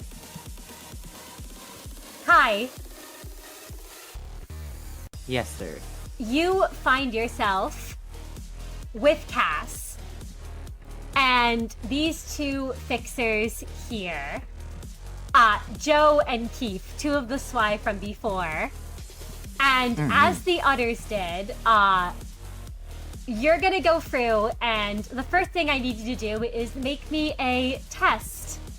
So what would Kai do upon entering this room and seeing these two here? Well, okay. From my recollection, Prior and John kind of talked to each other. I was going to have Kai, like, he has an idea to some extent of his own, but I kind of wanted him to talk strategy with Cass, and also, if possible, totally cool if not, is there any way for Kai to, I guess, kind of like gauge to some extent how the opponents are feeling about this fight, or more so Keith, since he kind of seemed in his head earlier? Yeah, absolutely. So I'll give you a free action before you enter the room. You can talk to Cass if you have anything to say to her. Great. Kai will simply say to her, in terms of strategy, I assume it's best to just go to incapacitate them quickly, but if you have a different idea, or you think that maybe they can be intimidated, it's your call. I'll listen to you here. You understand what has to be done better than me. I'm sure you've been through this before.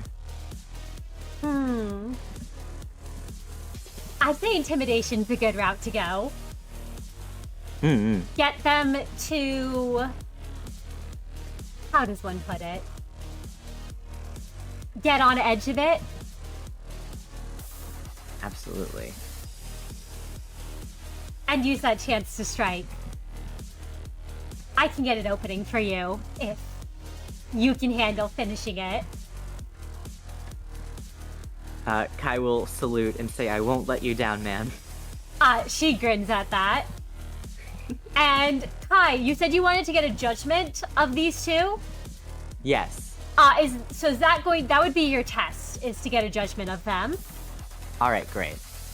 I would say it would be an intuition, insight, in order to try to get a judgment on them. Alright. I should ask, in terms of the intimidation, does that mean if I'm not doing that now that I would do it after they attack me? Or... No, your test is the first thing you do. So, the test is the first thing you roll, then they go, then Cass goes, and then you attack. Okay. Alright.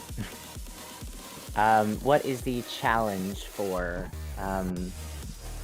this here, insight?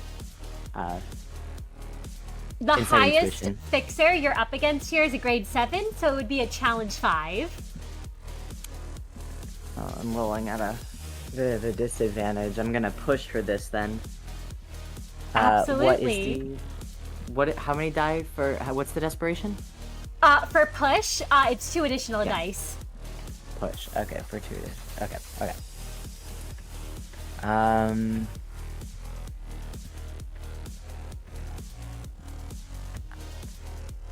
sorry, I'm just looking around to see if there's anything. No. Okay. Damn! I failed both of those. I'm gonna try again. You get a Or willpower? willpower, I mean. Yeah, I'm gonna try. Maybe I'll. Yeah, maybe I'll crit. Nope. So that is a failure. So you don't get any bonuses from your test. Alright. And as you enter the room, these two are going to attack as they see you. I imagine, Kai, and they remember the damage that you were doing before. So Joe is going to run at you with his weapon. Alrighty. And you can give me a challenge 5 to dodge.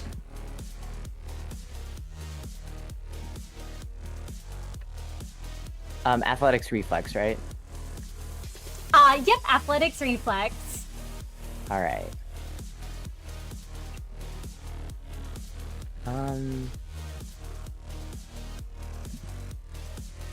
I mean, shoot, I had all my willpower healed before this, might as well. You're kidding. I'm rolling really bad right now. I'm not gonna re-roll on that.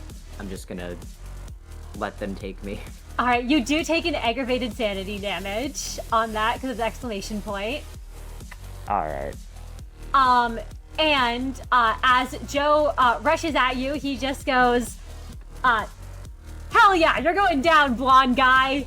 And he's gonna do 5 unhalved red damage to you, which I believe with your armor, you are fatal to slashing, so you will take that 5 unhalved red damage. My goodness, okay. But I do believe you enter your berserker mode. Yes, I do.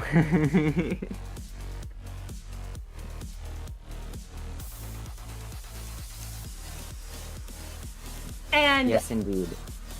Heath, behind him, also goes for you. And his swings, you notice, aren't as confident as Joe's are, whether it's because Keith seems to be a lower grade than Joe or doesn't have the same self-assuredness that Joe has. As he goes to swing at you with his sword. And just kind of mutters, Joe, you're always rushing right ahead. And that's a challenge 4 to dodge. Alright. Since I'm rolling bad, I'm gonna push again because I'm stupid.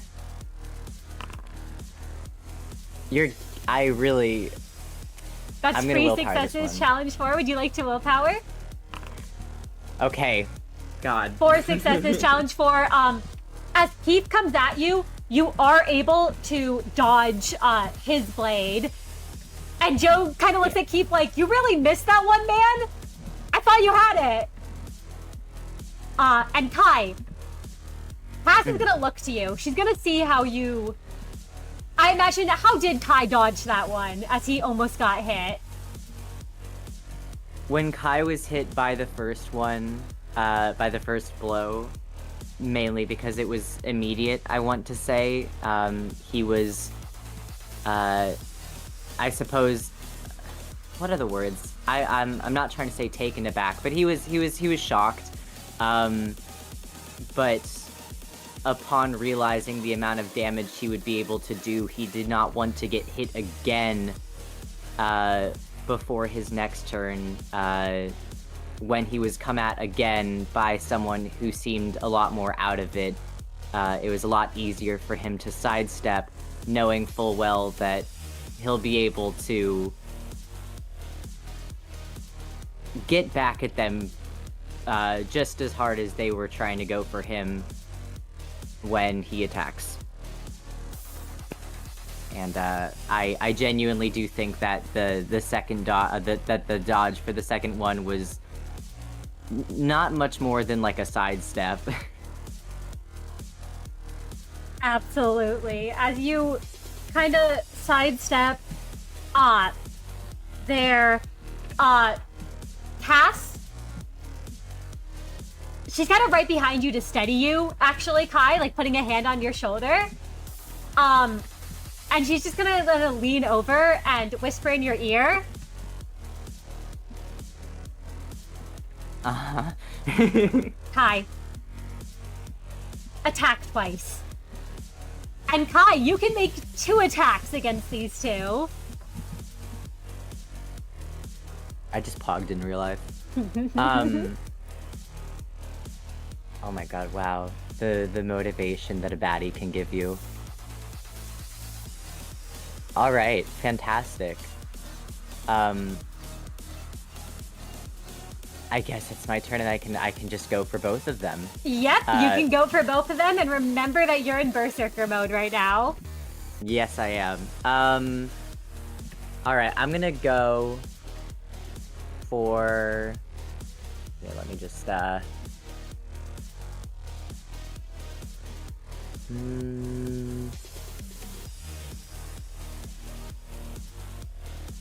I'm just looking at my attack super duper quickly. Alright, cool. I am going to... what is the DC to hit? To hit Joe, it would be a challenge 5, and to hit Heath, it would be a challenge 4. Alright, I will be hitting Joe because he actually attacked me.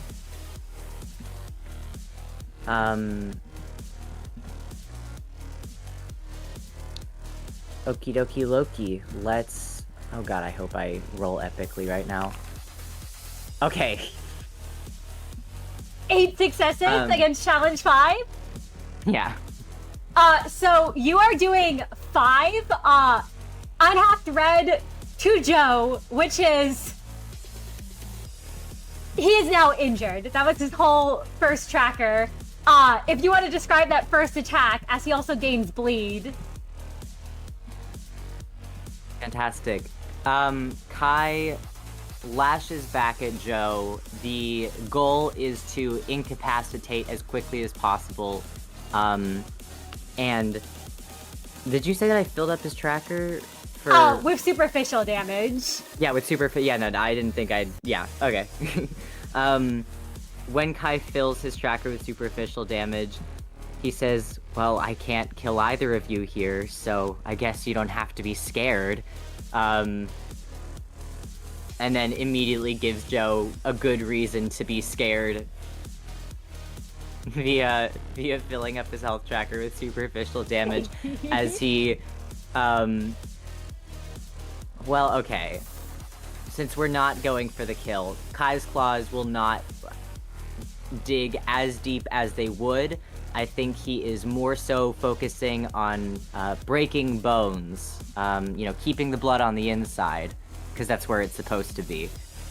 As he hits Joe with the full force of his giant wolf paw, and definitely breaks a couple of ribs and bursts a lot of blood vessels. Yeah, Joe looks like he's not doing well as he kind of clutches at where you've torn through and goes, shit. And Kai, you still have another attack. Yes, I do.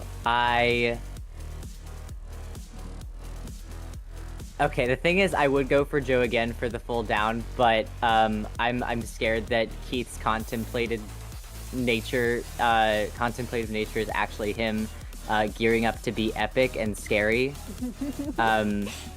So I'm just gonna go for my boy Keith. Absolutely. And All Keith right. is a challenge 4 to hit. Yep. All right. Okie dokie Loki. Feel like I could have done better there, but I'll take that. 5 successes on a challenge 4, so you're doing free damage to Keith. If you'd like to describe that. Kai does not have as much anger directed at Keith for the sake of Keith didn't actually land a blow on him. He does want to end this quickly.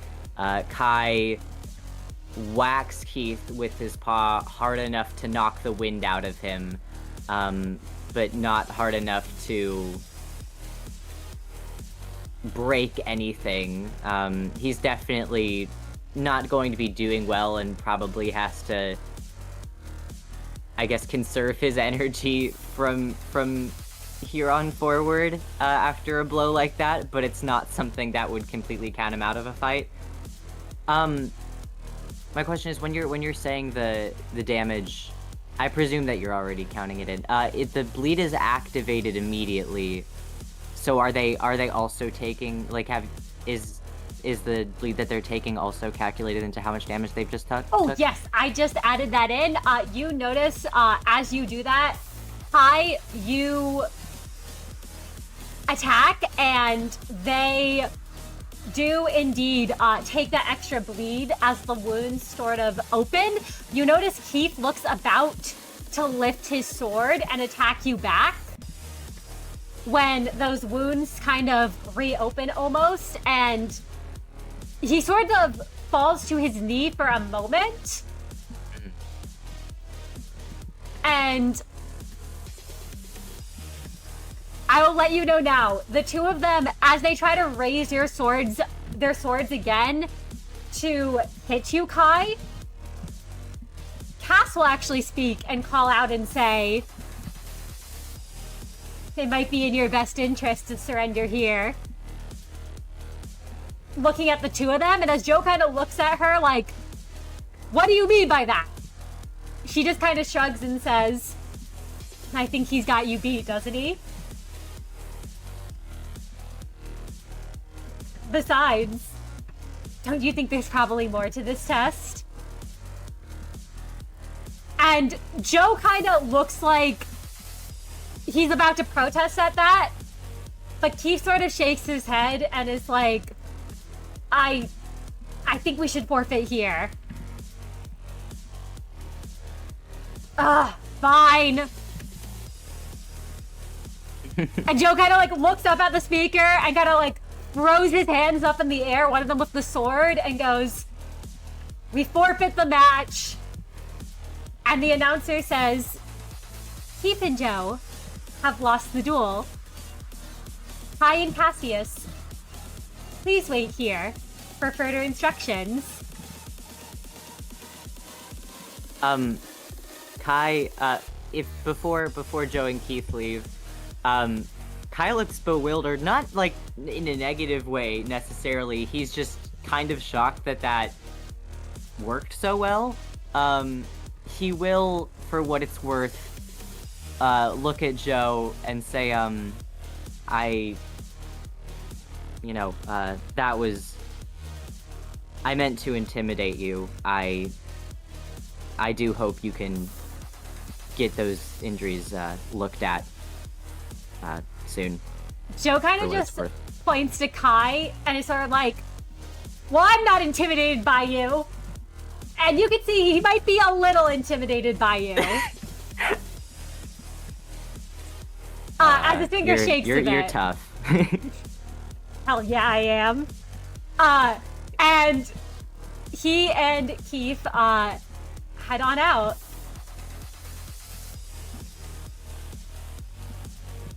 And as they leave, you can see that bleed activate once more. Joe kind of wincing as, like, the bleed finally stops,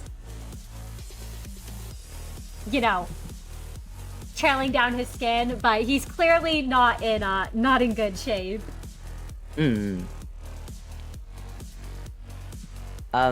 Kai will turn to Cassius, and say, well, I thank you for being so good with your words. I know that the goal was to intimidate. It just doesn't usually work out like that for me.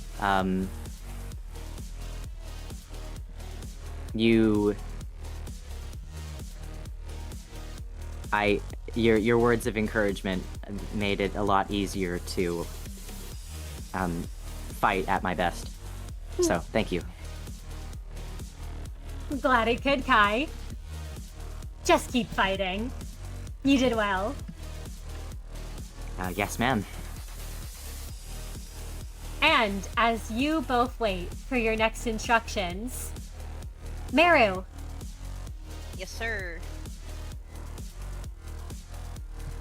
you and Steph, I should say Steph, not grade 8 Fixer, find yourselves facing off against Hikonoko and Chingchu. And before it begins, Merru, is there anything that Merru would have said to Steph as you're walking into the room? Yes, I was just about to ask you if I could have Merru say a few words. I think as they're heading to the room, Merru's he's trying to gauge the area they're being brought to, what he's going to be able to work with. But then he'll glance over at Steph and in a low, kind of quiet voice, he'll say, "Listen, working with me is simple, all right? I take one person, you take the other. As long as you don't get in front of me, you'll be fine. You saw how my weapon works earlier. So just listen to me, and this will be easy. It'll be, I don't know, done with quickly. I've dealt with way worse. But, then he'll pause.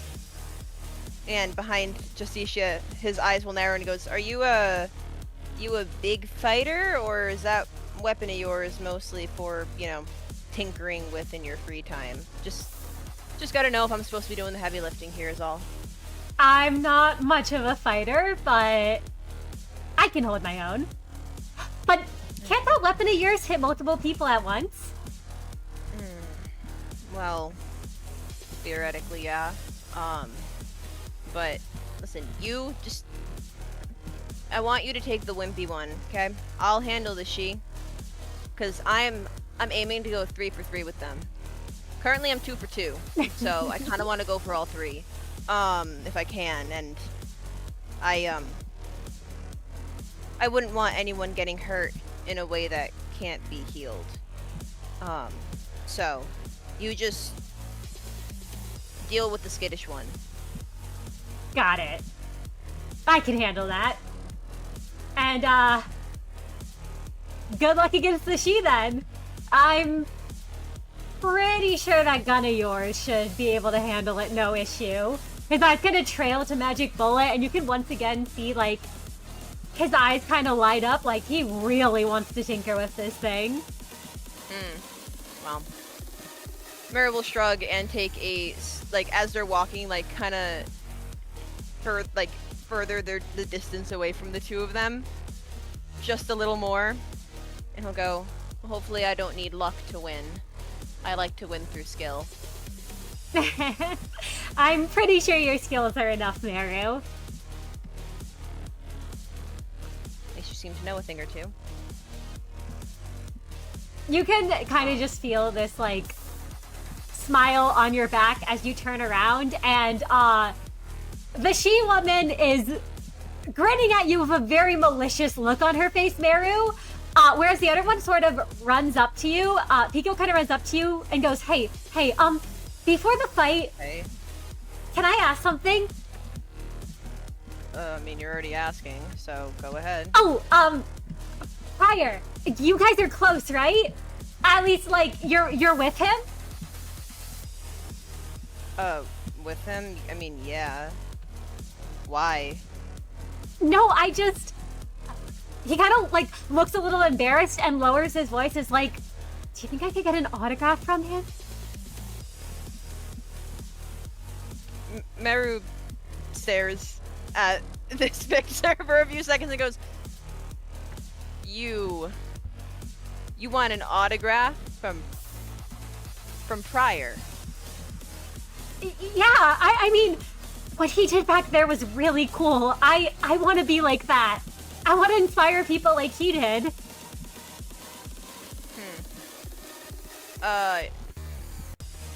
You know, I don't know if he does autographs. I'll ask him for you. How about that? His face lights up at that, and he kind of nods, and then he seems to remember you're in a spar and goes, that said, I will go easy on you, okay? I'm gonna prove my worth here. Well, you do that. He seems to take that as encouragement as he runs back, and Chin-Chu just kind of smacks him on the head, sort of pressing his head down as she leers at you with a grin, Merru, and Pico's just kind of like, ow, ow, ow, ow, as the tall she-woman sort of leans over and smirks and goes, it's a good thing they said we can't kill the other people in this room, or you two Certainly would is a both be good thing. dead. Really? Really? Didn't realize that she liked jokes. She kind of shoves Pico out of the way, like across the room almost. And she's like, Pico, stay the fuck out of my way. I'm taking this one. He's just like, okay. Well, but Merru won't. You can't really see much of a change in expression because you can't see his expression. The beauty of covering up your face at all times. But yeah, for Merru, so he has to make a test first. That's how it's going? Absolutely. So Merru, what kind of test would you like to make here? So, this fixer seems like she's able to what's the word? She gets riled up easily, so Merru wants to take advantage of that. For his test, if he can, he would want to try and goad the she-fixer into making the first move, specifically because he wants to get the she and the spy as separated from each other as possible. Because when he's not trying, usually he wants them all, like, in a specific angle so he can get a shot, but when he's not trying to do that, a spread out wide open room can actually be kind of good for him if it isn't, one, too full, and two, as long as he can keep his area that he's fighting in secluded from any allies. So ideally he'll be fighting on one side, Steph will be on the other, and he can manage his distance with the space he's given. If he can do all that, then in his mind the she will be really easy to deal with. So for what he'll do is, after a moment, he'll kind of tilt his head a little and just go, well, just gonna stand there? Or am I actually gonna get a real fight?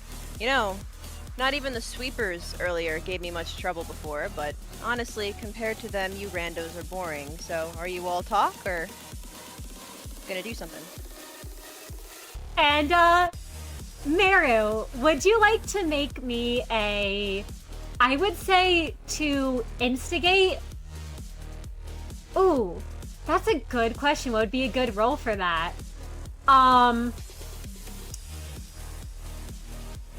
What I would say an intimidation conviction, unless you have a different suggestion. Intimidation conviction.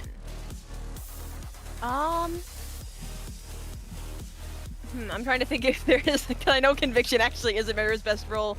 I think. Intimidation could also be used because you're trying to find what makes her tick. Oh, that's a little bit better. Actually, to help me, because I like getting all the things I can. You know how there's a special thing with his barrier, where if he uses it as a social thing, Oh, it can give him +2 to intimidation. could indeed do that. Yeah, would you like to do that? I would like to do that. Absolutely. I just gotta find where it is again. Is it my... Sorry, I'm still learning the stuff. It's technically the skill 3, right? Yes, it should be your skill 3. Okay, let me just... because I just wanted to put it on the screen. Wait. Why won't it let me show the thing? Oh, do I actually have to roll it? I believe so. But you can roll Okay. this one. I will allow for that because it's being used non-combatively. Okay. You can just set to 1 dice. Thank you. Okay. Alright, I will just do. Yeah. Free just to show that. successes, challenge 1. So you've got a +2 now to your intimidation. Thank you. Alright, so I will do intimidation, intuition. Add custom modifier.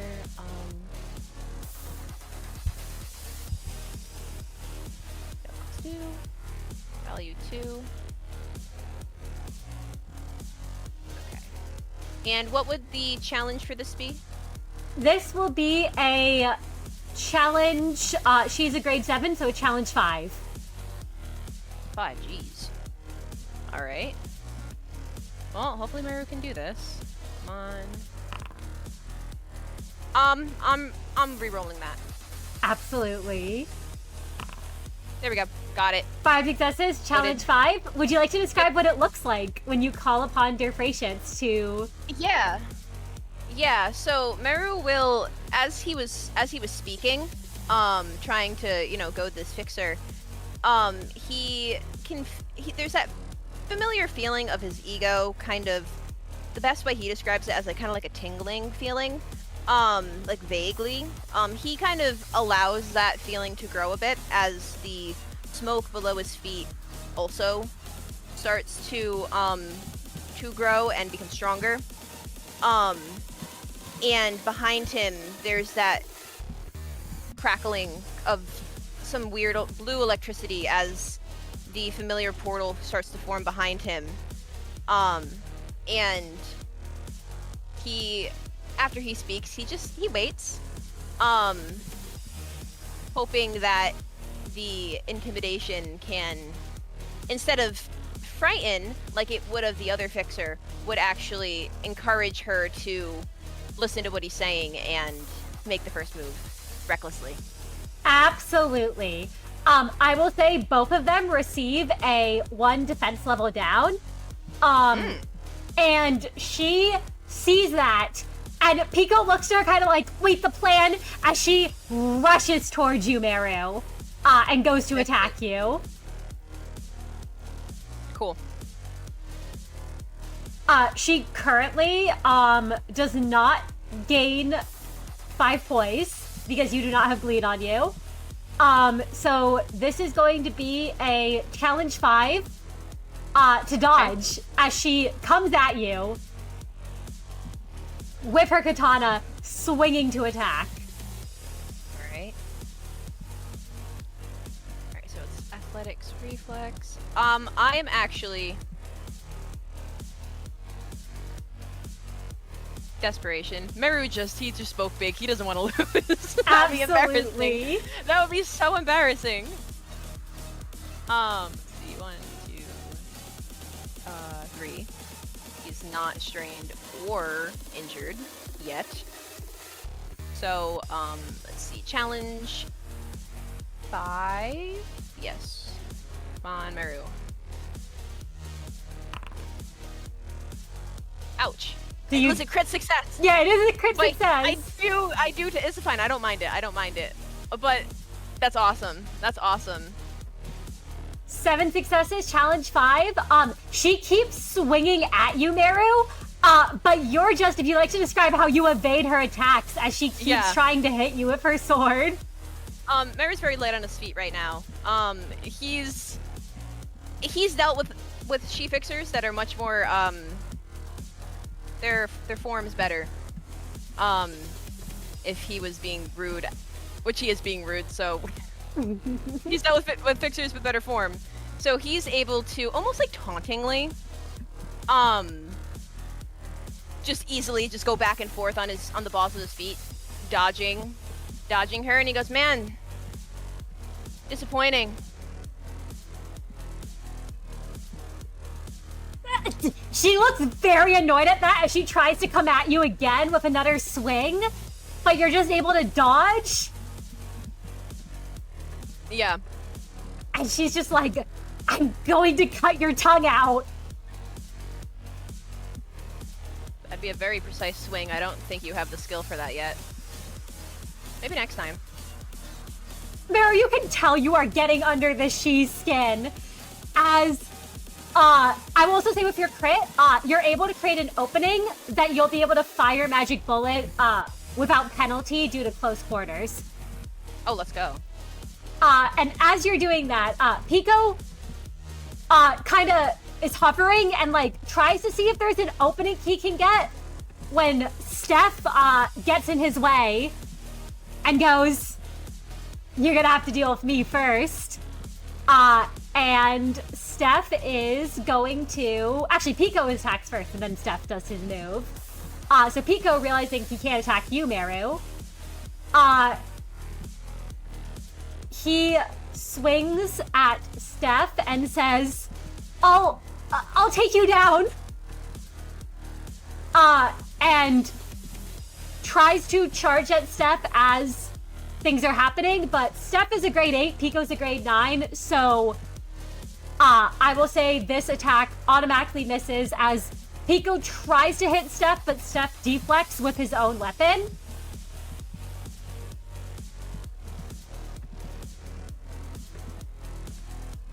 And in return, Steph hits Pico back for free, unhalf superficial red damage, inflicting 2 defense down on him.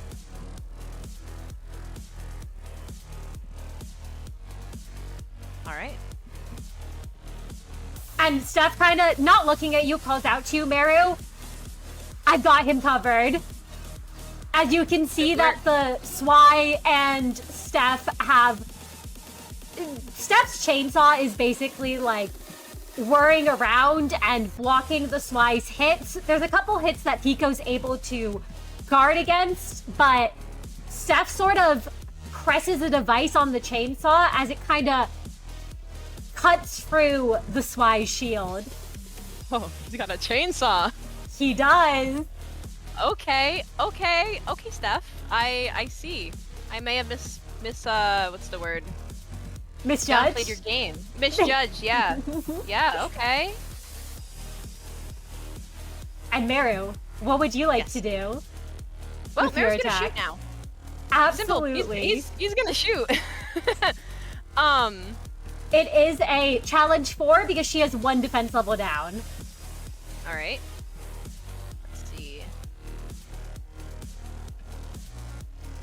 And let's see, we got skill 1. Magic bullet. Challenge 4. Do I, you know? Merru's cocky. I'm sorry. I'm not pushing. I'm doing desperation again. Absolutely. I don't care if he takes the willpower damage. He, you know. Alright, so I will roll another +3 dice. Let's go. Yup. 8 successes, challenge 4. You do take a point of aggravated willpower damage. That's Or sanity okay. damage. I'll do it. But you are dealing 8 black damage to this she. Yup. 4, 5, 6, 7, 8. You're almost taking her down. All of her health. Mm-hmm. Would you like to describe it? Yeah. So, Merru, I think he does a little hop backwards after he does his last dodge, and he lets his prosthetic eye kind of guide his gaze to the right place. He's been doing that this whole time.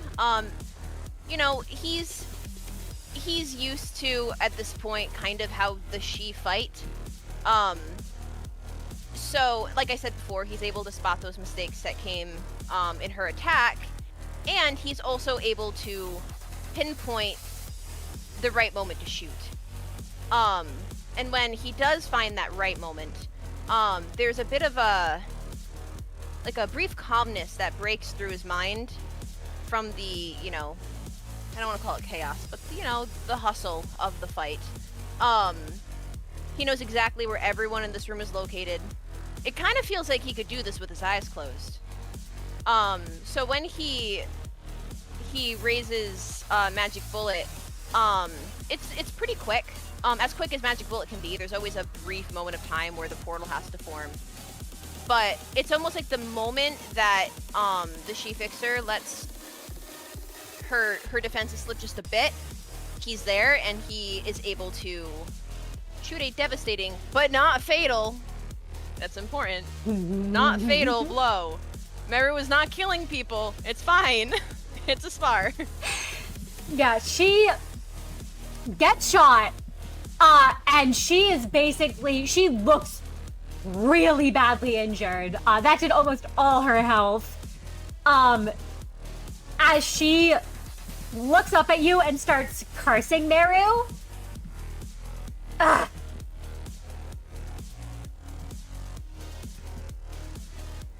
And she looks as though she wants to go to attack you again. Do you point Magic Bullet at her again? Oh yeah, he keeps that thing pointed.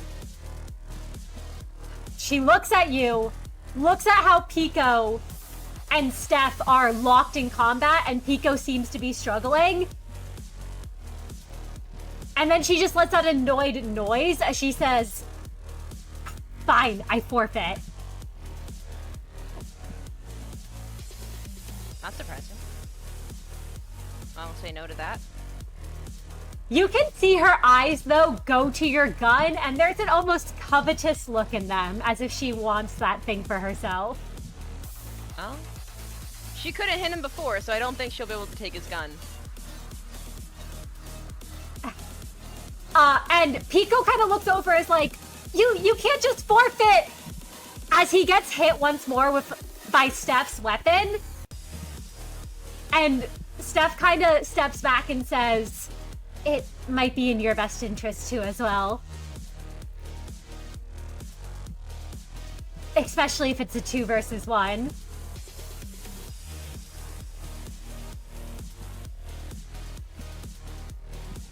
Well, listen, Merru's fine if they want to forfeit. He could go another round. He's fine. But if they want to forfeit, he's okay with that. Pico looks like he wants to keep fighting, but then Steph kind of lowers his voice and says, "Trust me, I don't know if he can hold back with that gun." As Pico just kind of sighs, looking disappointed, and says, "Fine, I forfeit as well." And over the announcer, you can hear, "Pico Noko and Ching Chu have forfeited the match. Stefano and Merru are the winners. Please wait here for further instructions." Well, Merru he'll give the 2 fixers a nod. I mean, it was just a spar. He doesn't care anymore. He's not gonna try to egg them on anymore because the fight's over. But he will look over at Steph and say, "See? Told you it'd be quick." That weapon's something else. As those two leave, Pico's trying to keep his head high, but Ching Chu kind of rounds on him and is like, "This is your fault, by the way." And he just kind of goes like, "Oh." And as she's dragging him out, he just kind of looks back at Merru and he's like, "Can you tell Pryor I said hi?" As he's dragged out of the room by her. Well, he will give him just the smallest. He's not sure if it's like an okay or like something dismissive, but like a little wave.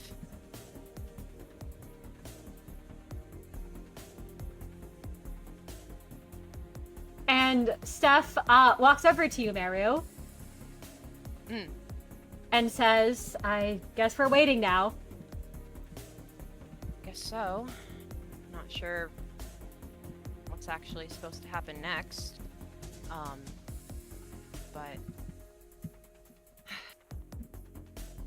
then he sighs, and now that they're alone, it's like that confidence and arrogance a bit fades. And he kind of adjusts the he had buttoned it back up, the collar of Magic Bullet, and kind of takes a step back away from Steph again and goes, so, what's up with you, by the way? What's up with me?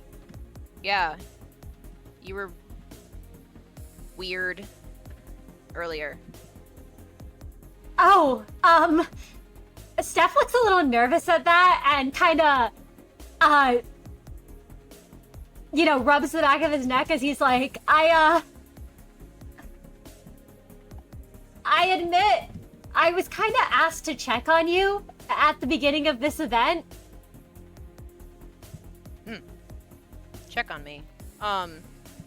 Merru, he tilts his head just a little bit as he tries to think of what that means, but then he does remember that before they, the reason they're here is because, if he had to assume, it would probably be because of that, Abraham.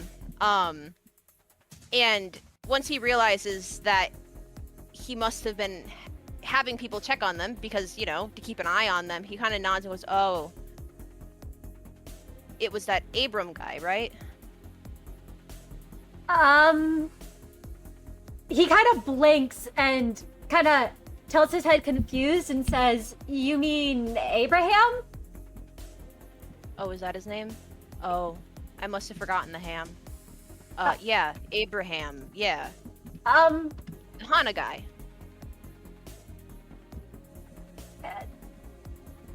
Steph kind of pauses at that, and Merru, do you want to make a intuition insight check? Yup, by intuition insight, you mean an intuition check. I have no insight, but I will roll. Absolutely. It's gonna be a challenge floor. Well, if I crit... Nope, I fail. 1 success, challenge 4. Steph just says, sure, let's go with that. And with only 1 success, Merru, something feels off about that, but you're not sure what exactly he means. Weird. Well, Merru doesn't have the brain space to try to figure that kind of stuff out. That's not his forte. So he'll just he'll cross his arms and he goes, well, I guess that makes sense. I'm not surprised that people have been asked to check in on us.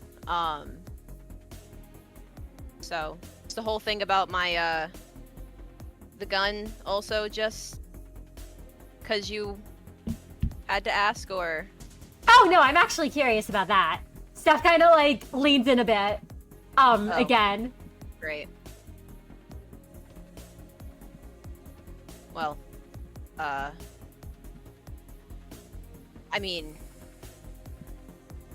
the only reason why you were interested in talking to me then? That just the gun and because you had to? At first I was checking up on you because I was asked to, but you remind me a lot of how I was before I refocused my life, Merru. Kind of going through the motions, only focused on getting to the next day. Oh. I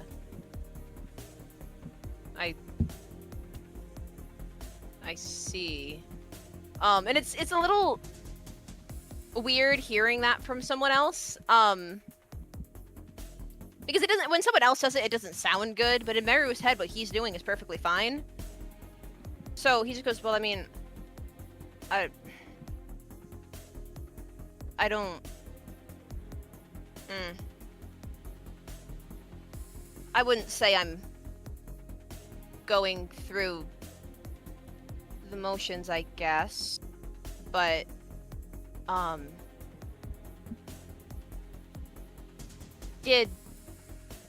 So joining your office helped you with that, is what you were trying to say before? Not That's why you gave me the card? Or no? quite. I Oh. mean, it did help, but what really got me through was something that, someone asked me a few years back. Right. That question you asked me, I'm imagining, was the same one? He nods at that. Yeah. Well. I don't get why you'd care so much for effectively, in your mind, a rando, but I guess it's just weird. I guess I'm not used to people thinking too much about me like that.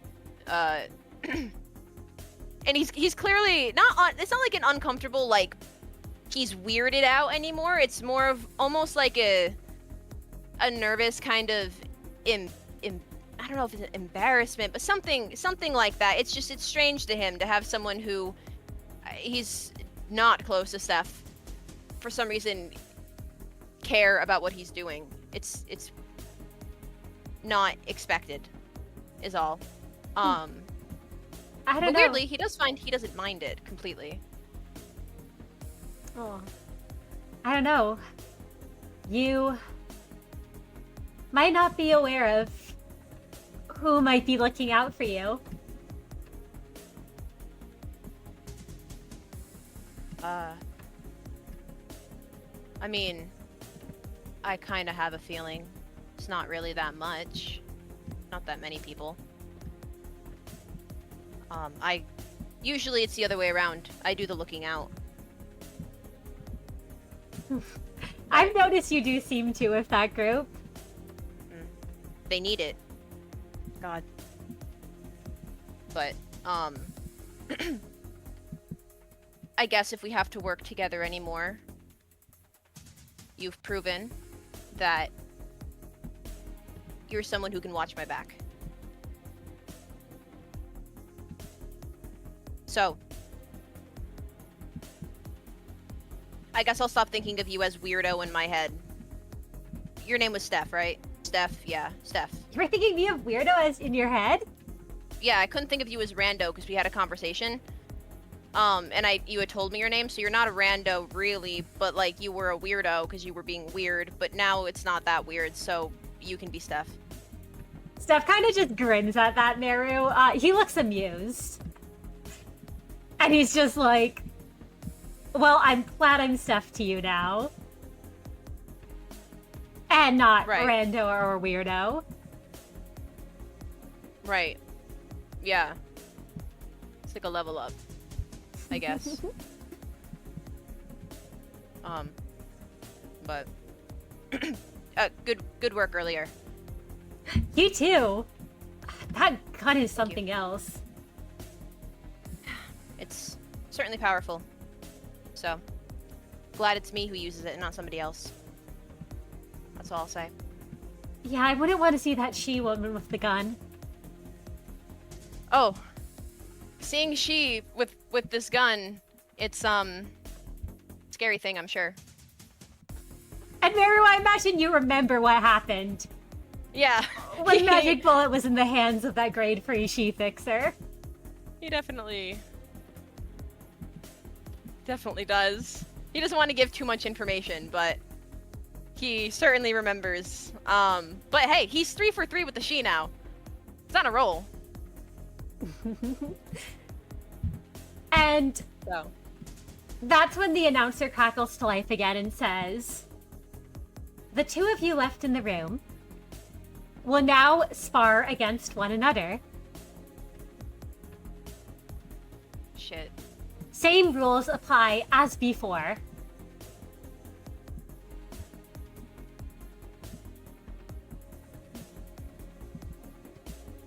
Well,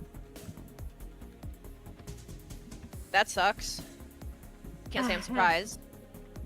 Steph kind of looks at Magic Bullet and says, no, it really does. I don't know if I can hold my own against that thing.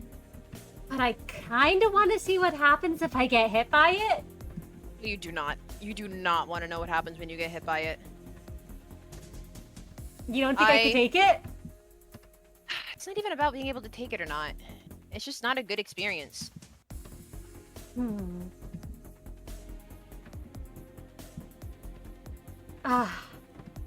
Well,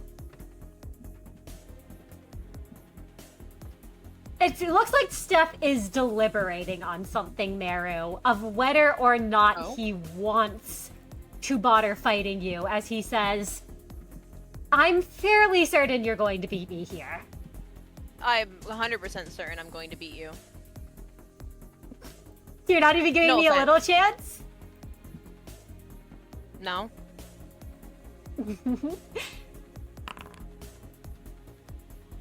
I didn't mean to roll an understanding physique. But on a failure, Steph will step back and kind of just lift up his hands and say, I forfeit.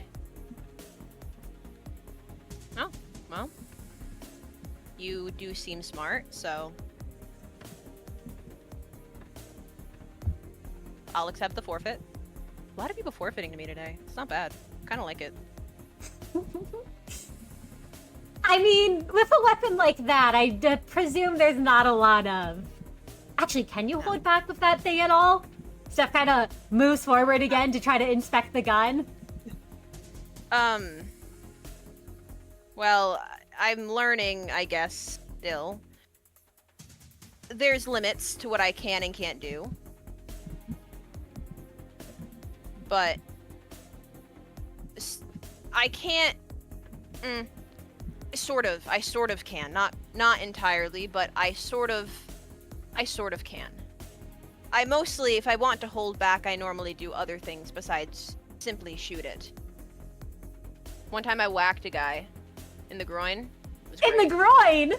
In the groin. Fascinating.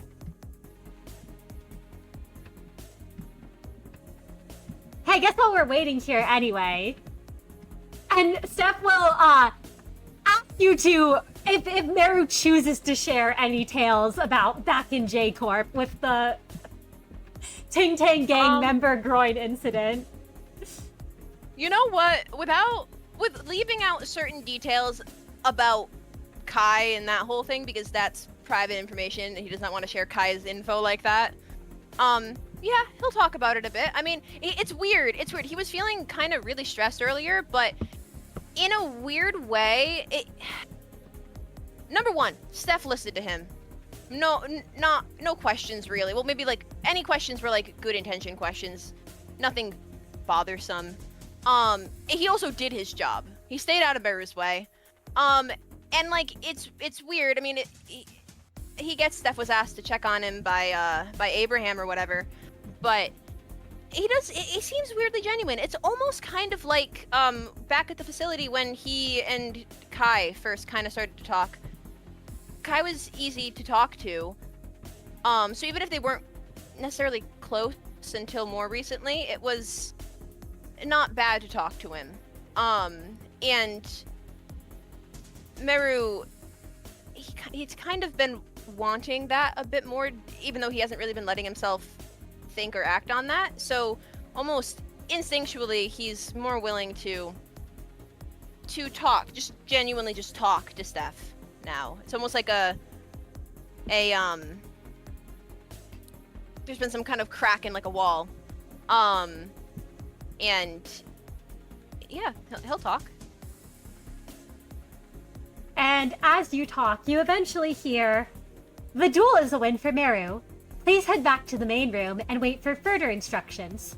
The round is not yet complete. You will be given a token as you exit. Please hang the token at your side for all to see. It will be needed for the next portion. A loss of the token will result in elimination.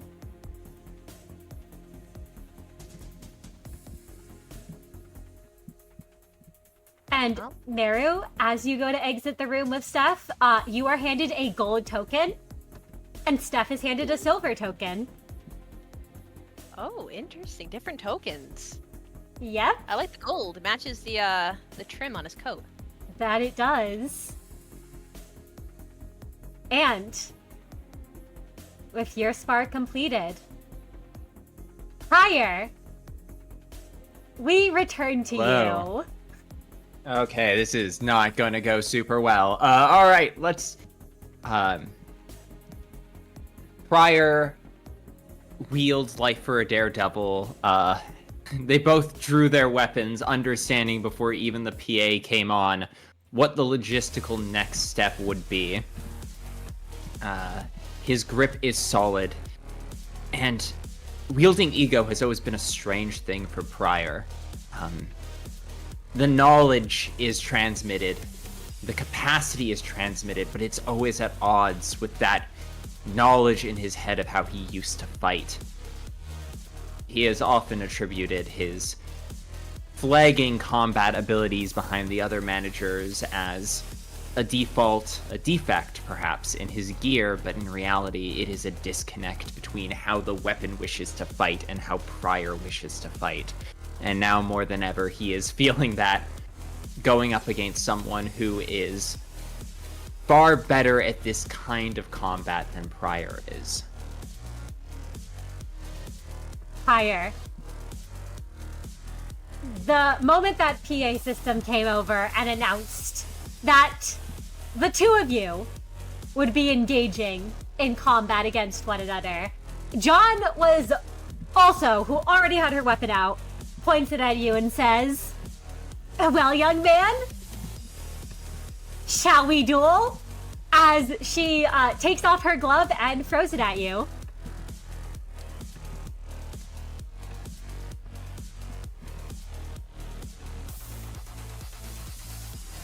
Yes. Prior sees her take off her glove and say, "I don't suppose that you would be interested in a nice game of chess instead? No? Alrighty then." I bet I could beat you at that as well. But I don't think that's Oh, the okay, kind of now game it's we're playing really here. on. Prior lets out a chuckle, reminds himself that this is a friendly affair, and yet that deep competitiveness inside of him still flares. He hates relying so much on his ego, but yet again, he taps into the innate combative desires of the abnormalities. He hangs off his bodies and steps forward and tries to match her where she is. And, she comes at you. And this is a challenge 5 from a grade 7 fixer. The difference in combat skill between them has never been more high. That being said, Gaze sees the attack coming, and Prior's body is pulled with knowledge that is not his. He'll try and dodge. And you know what? I am gonna push. I'll push. Prior goes further into his attachment with the abnormality. His attunement increases. Whoa! A 7 success crit on a challenge 5. Truthfully, Prior has been up against, the managers have been up against enemies tougher than grade 7, grade 6 fixers. But one-on-one, tapping into their capabilities, put to the limit now more than ever, Prior realizes how much skill matches pure, unrestricted powers of singularities. And with Gaze's knowledge, he is able to sidestep every attack. She keeps trying to hit you, but no matter where she attacks from, her sword just can't connect. And Prior, do you attempt to hit back? With your crit, I will give you a... That was by a margin of 2. I'll give you a 2 attack up. All right. I'll take that. Prior will attempt to swing out with Life for a Daredevil.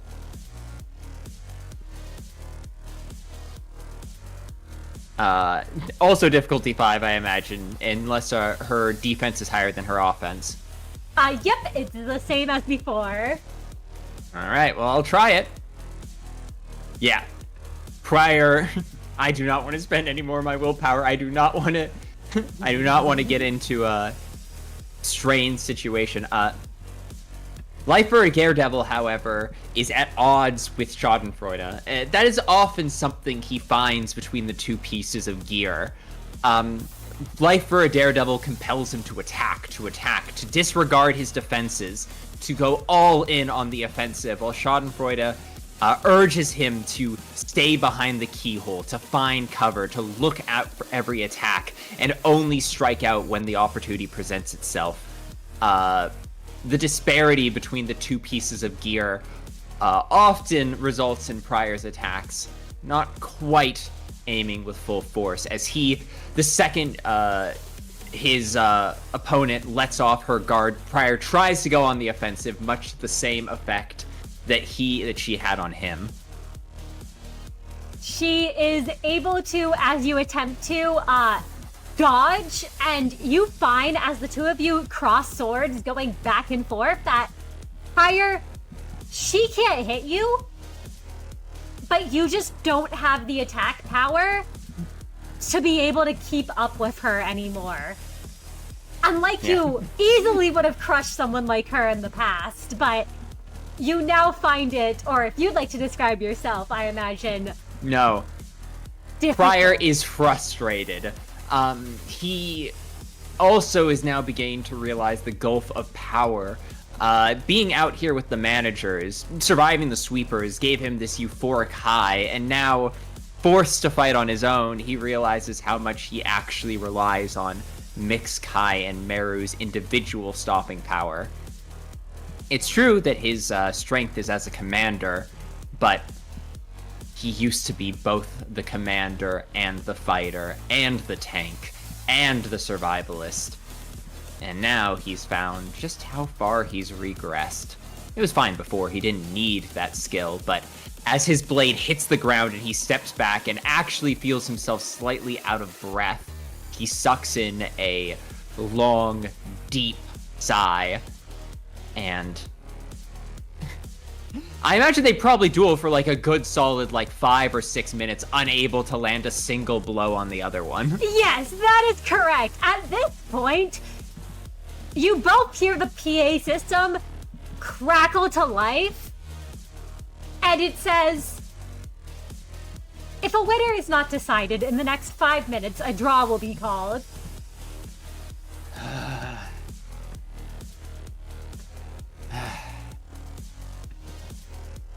I guess we're going till someone runs out of steam. I suppose we are. You know, they say the youth has more stamina. She kind of just throws back her head and laughs at that and says, well, I'm still in my youth, even if I'm not quite as young as you. Then let's see who tires out first. And I imagine another 5 minutes pass with them just, you know what, I won't even ask you for another roll. I think this is the perfect way to end this. Prior and her just clash. They do the like 99 coin clash at equal clash pound. Yes. And as you're clashing, you can feel the light wash over you, and all of you can heal a point of sanity. All 4 of you, that is, even those of you not in this room. As Yay. Prior, you and John separate at last, and you all can hear the sound of what's almost like a buzzer over the speaker, as it says, The duel has ended in a draw. Oh, you're sure nimble. Excellent parry work. I couldn't find a single notch in your defense to hook into. Well, as I said, I've never lost a 1v1 before. In that case, I'm willing to accept a draw. And he'll offer her his hand.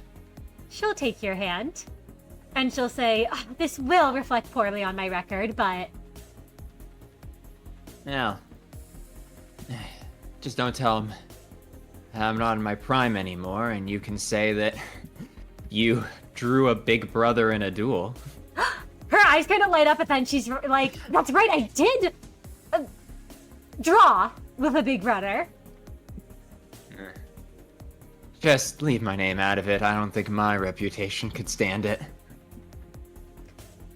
You can tell that they flicker of hesitance, but then out of respect, she says, I won't use your name. I'll let them wonder which big brother it was. Oh, I'll tell my folk to be wary of you if any of them bother to listen to me. Thank you for everything. Good duel. I suppose I'll see you in the next round. I shall see you then. And you both hear over the speaker, the duel is a win for Prior. Please head back to the main room and wait for further... Oh, it's a win for me. No, it's a draw. No, not a win for you. It's not a win for you. Whoa, Big Brother, say winning! Let's go, Jeanne! No, you don't win this. You don't win this. Hard cut. Back before the thing, Prior slips the announcer 500 on. And it's like, you know what to do. No, the duel Yes, is a draw. Please head back to the main room and wait for further instructions. The round is not yet complete. Prior leaves, allowing Jeanne to go first, obviously. As you're leaving, you hear, you will be given a token as you exit. Please hang the token at your side for all to see. It will be needed for the next portion. A loss will result in elimination. And as you leave, Prior, you are given a bronze token, and Jeanne is given a gold token. Prior grabs the token, flips it over in his hand, and goes, well, here I thought it was a draw. Maybe they decided it by coin flip. Perhaps these are from before? Not Wow. only this evaluation, but we have been through 2 other things. Well, whatever. Not like I cared about this stupid competition. Prior mutters. He has to keep it visible on his person, but he like tucks it to the side of his belt. She laughs a little and she says, well, you were demoted as well, so that may have played a part in it too. How would even... Joke's on him. I don't even have a fixer license yet. He can't demote you from Big Brother, can he? Well, I hope not. I don't know, maybe he's a member of the Pinky. I don't know much about the Pinky. She kind of looks confused at that. Like, she's like, someone from the Hana wouldn't be from the Pinky. From a syndicate? Yeah. You know, He actually lowers his voice. He's like, honestly, I'm gonna be so real. I don't know anything about the Pinky either, and at this point, I'm too afraid to ask. Huh. I would have thought you would have known about them if you're one of the 5 fingers. You do not understand that they do. I mean, I personally, you know, Prior actually is going to clam up, but he thinks back to all the things he's been through, and he lets himself open up just a little bit. I was, admittedly, not the highest ranking of Big Brother, even back in the day. I looked over a pretty small, separate portion of W Corp's Backstreets. I don't even know if the great siblings even knew where I was, or who I was. I was alone. The middle didn't really back me up much, but I made the best of it as I did. My knowledge of the syndicates is admittedly perhaps less so than others. But don't take that to mean that I was ever a pushover. And Pryor's eyes sharpen and he goes, I was something, but I never cared much. My rank was just a means to the end, as all things are. She kind of looks surprised that you would share that much with her, and then sort of says, well, I am glad at least to know that if it was just a means to the end, you weren't destroying city blocks over the most petty reasons. Ugh. I have my own opinion on the vengeance of the middle, and I always have. I was born into the syndicate. I didn't choose of my own volition to follow their... well. There's a place for vengeance in this city, as is there a place for mercy and kindness and many other things I'm sure you've seen me spout so far. There's a place for ideals like yours as well. I think that so long as people have ambitions, that they make choices, that is the ultimate expression of humanity. To be alive is to change things. To be able to change things is the mark of what makes you alive. You have a lot of wisdom for a young man. Well, I gathered it all upon myself. Knowledge is power, and power is influence, and influence is the ingredients that allows the world to change. Just don't judge a book by its cover, is what I'm saying. Even members of the syndicate can expound things, or say things, or do things that can make you wonder if they can choose a different path. Huh. She seems sort of more open to this than she did before prior, as you say this, and she's like, I will say you did surprise me. Perhaps I should be more open to such things. Some say that you should always keep your guard up, and I believe that's true. But as you would know from being a duelist, if you keep your guard up so much that you lose sight of your opponent, you won't see what they're doing. That is true. And an apt then. comparison. A teacher must adapt their lessons to the nature of the student's understanding. Now, let's get out of here before they demote us both. I mean, I don't care. I'll be the world's first grade 11 fixer, but I imagine, and she's already gone. She starts running at that, and then she seems to realize that you were calling her the student, and she whirls around and she says, I still believe I am the teacher among the two of us. One can be the instructor and still learn from the... Oh, and she's out of the room. Okay, well. Going once, going twice. I guess I'm grade 11 now. Oh, well, who cares? The speaker I'm the top of my rank, I suppose. crackles to life, and instead of the woman's voice this time, you hear a familiar man's voice say, you can exit the room now. Thank you for telling me I can do so, but I think I will stay here, actually, for a second longer, if it's a can. There is a crackle, and then there's the sound almost of someone being dragged away from the speaker as it shuts off again.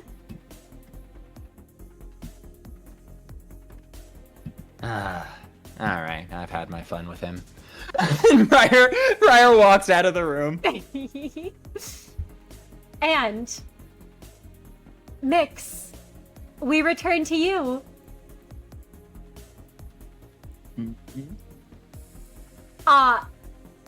As Faye still looks very upset, down at you, given what happened before and what you had done to Avelina. And he just says, Miix, I really... We might not have known each other very long at all, but I don't understand why you're acting the way you are. I don't understand why you're not trying to be better.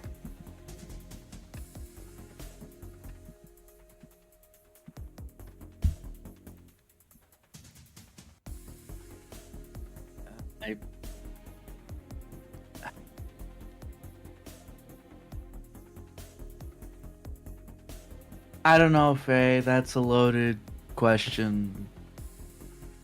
Come back to me after I've gone through years of therapy. I don't know.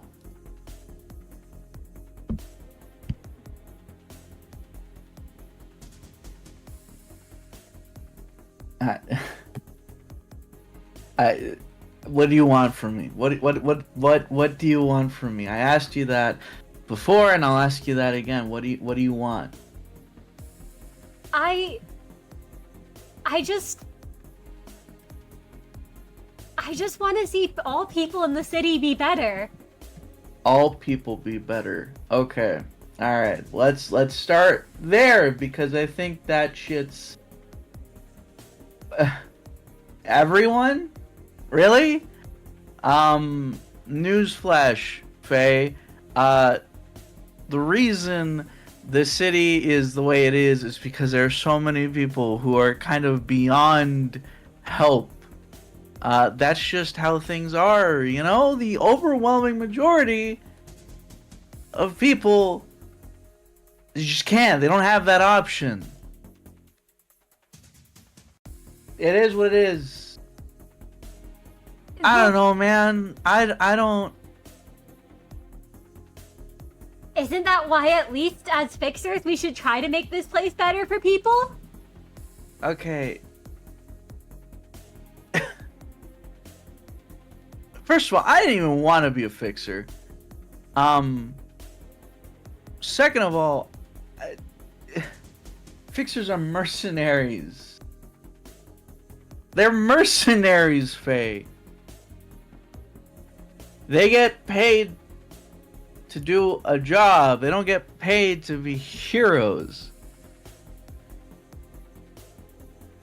But, I mean, I feel like you're still aiming to do the best you can. And you don't need to be a fixer to try to help people either, I feel.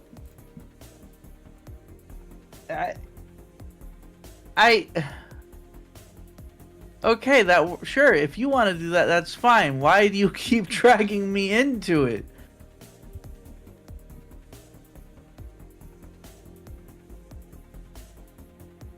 Because I want to see you do better, Miix. But did I ask you to help me?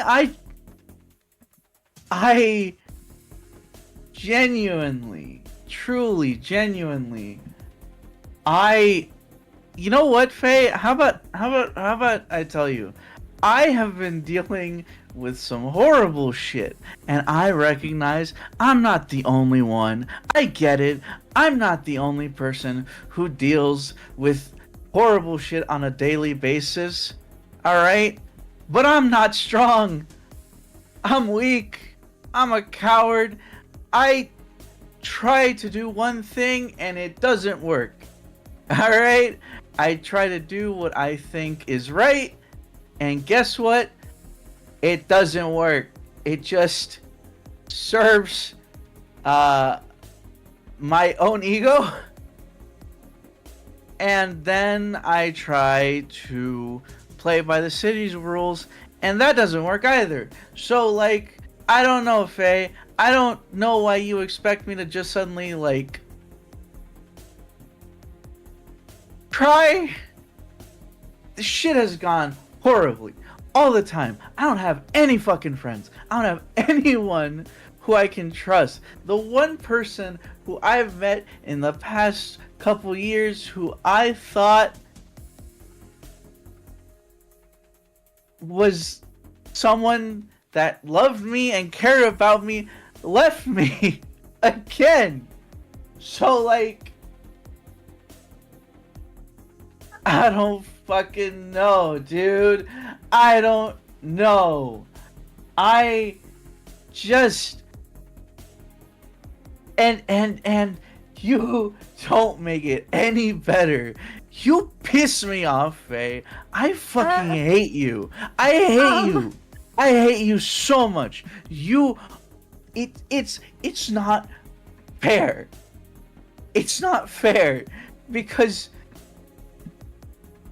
I don't know how you can be like how I was, but you get away with it. When you do it, it's fine. But when I do it, I get fucked. I get fucked horribly. Alright? I try to have hope. I try to help people. And then I get nothing for it. Is that self-centered? Yeah, it is. It's self-centered as fuck. I'm a selfish fucking person. But I just want one fucking win. And I just look at you saving your little fucking... the little pets that you save and going around and making friends and doing all that effortlessly. And that shit pisses me off. I'm jealous. It's... I want to punch you in the face anytime you say some bullshit to me. Miix, Listen, I know the world is awful, okay? I'm not stupid. It's not ignorance. I'm not acting like this out of that. I can see the same evil you do, and I can feel the same pain you do. I know it's going to hurt, and there's going to be people who won't want to change, and there's going to be people who get angry and lash out because they're hurting too, but I'm still smiling because if you focus on the pain, you'll inflict it on everyone around you. And then no one can smile. And no one will ever smile again.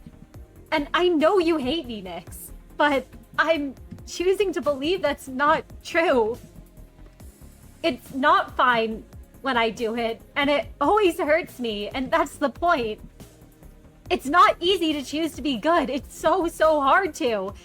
So if you need to punch me in the face, do it, because it's not going to stop me. Because you could be better. I know that. And I want it to be different.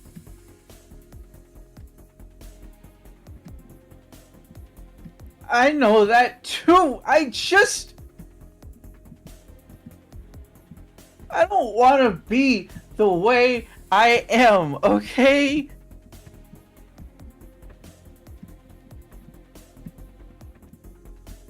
I don't. Man, I want to be friends, man. I want to be your friend. It's hard, okay?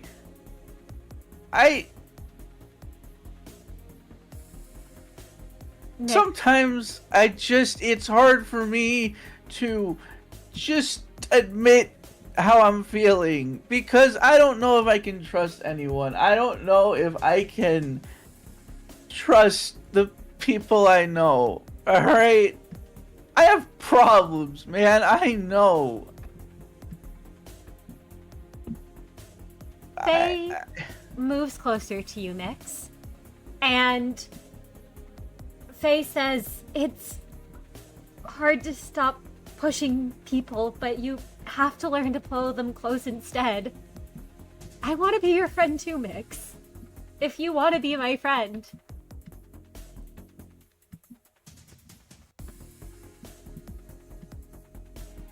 I just want to... I just want to have someone that understands me, and I don't know what I can do to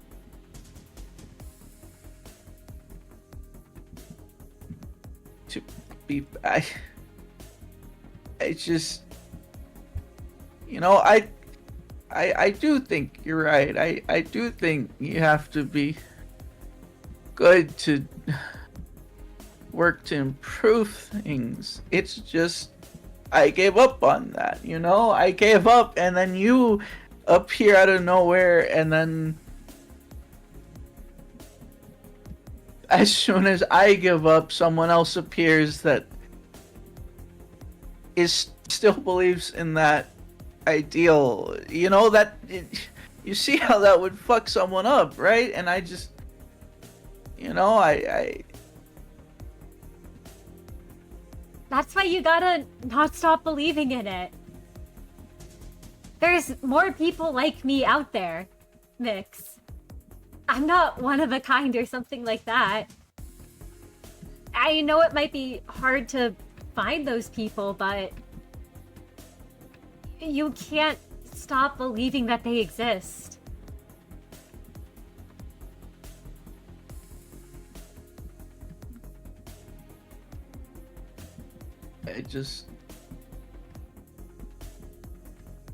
And sometimes you have to be that for the people around you.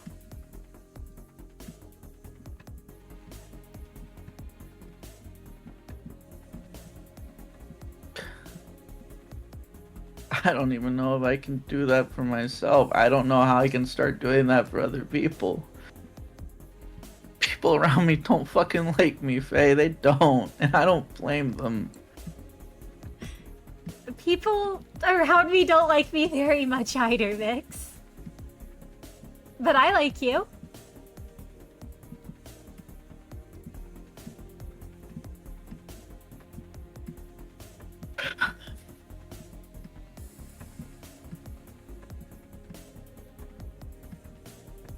I'm sorry for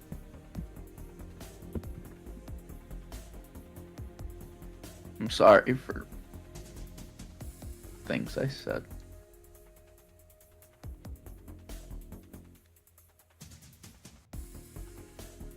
You're a better person than I am, Faye. It's alright, Miix, and that's not true. You're still trying, and that's what matters.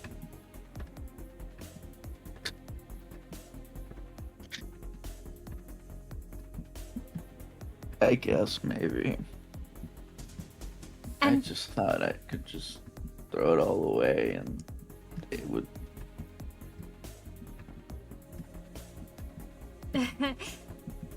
I know it might seem easy to do that, Miix, but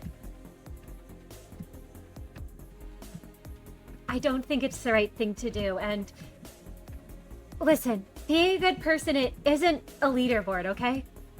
It's a team sport. You're gonna have times where you slip back. You just, you know, you're not alone in this.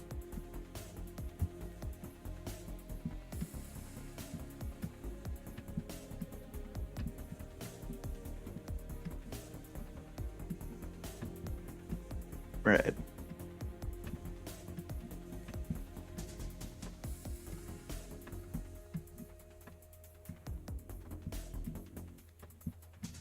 You know, it's the first time I think I've been completely honest to someone in a long time.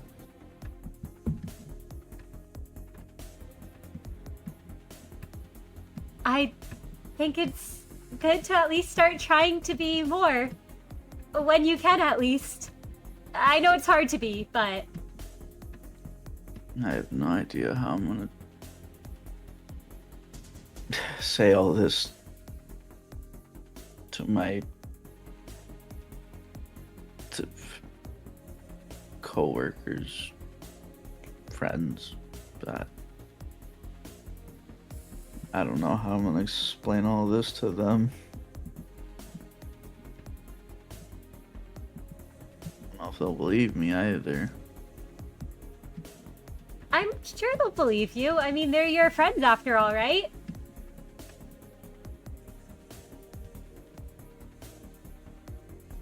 I want them to be my friends. Well, I wanted you to be my friend, and now you are.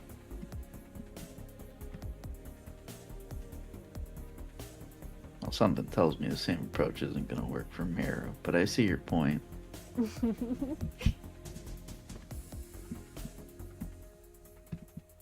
That said, I think we're supposed to spar. Faye kind of looks around, because you, at this point, you kind of hear the crackle of the announcement, like it's waiting for you both. And Faye kind of looks to you and says, "You want to have an actual spar? Like, actual friendly spar. I'm pretty sure I can't match up to you, Miix. I think you're stronger than you think." I think my gear, unfortunately, doesn't give you much of a chance, but sure. Faye gets into a fighting position, Miix, and I won't make you roll unless you'd like to roll here. Because you were going up against a grade 9 fixer with your VA gear and your VA guns and your VA suit. I don't think there's any way that Faye can beat you. Nah, although I will say Miix, for once, actually does do a friendly spar. And as the two of you have a friendly spar, you do not take any damage. Faye is... I mean, clearly he's holding back because he's not trying to actually hurt you, but he's clearly trying his hardest and is just not leaving a dent at all. But Panty kind of steps back and says, I think I call it here. You're not winded at all, are you? He kind of looks hopeful, like maybe he did something.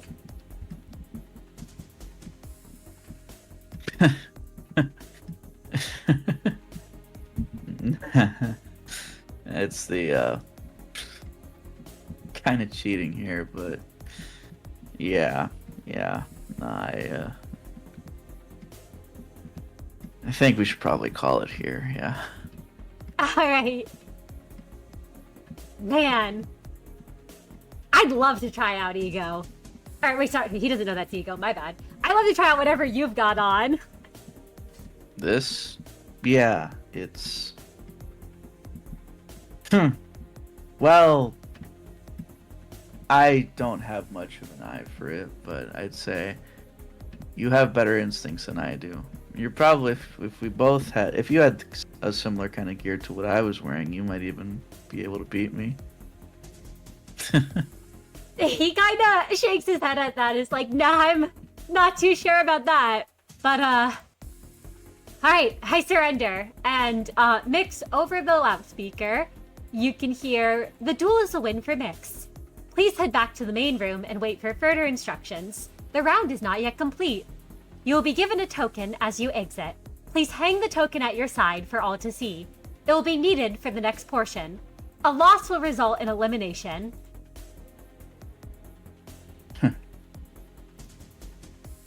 Well, I guess we got more of his test left. Yeah, I'm surprised round 3 isn't over yet. Let's be careful. Mhm.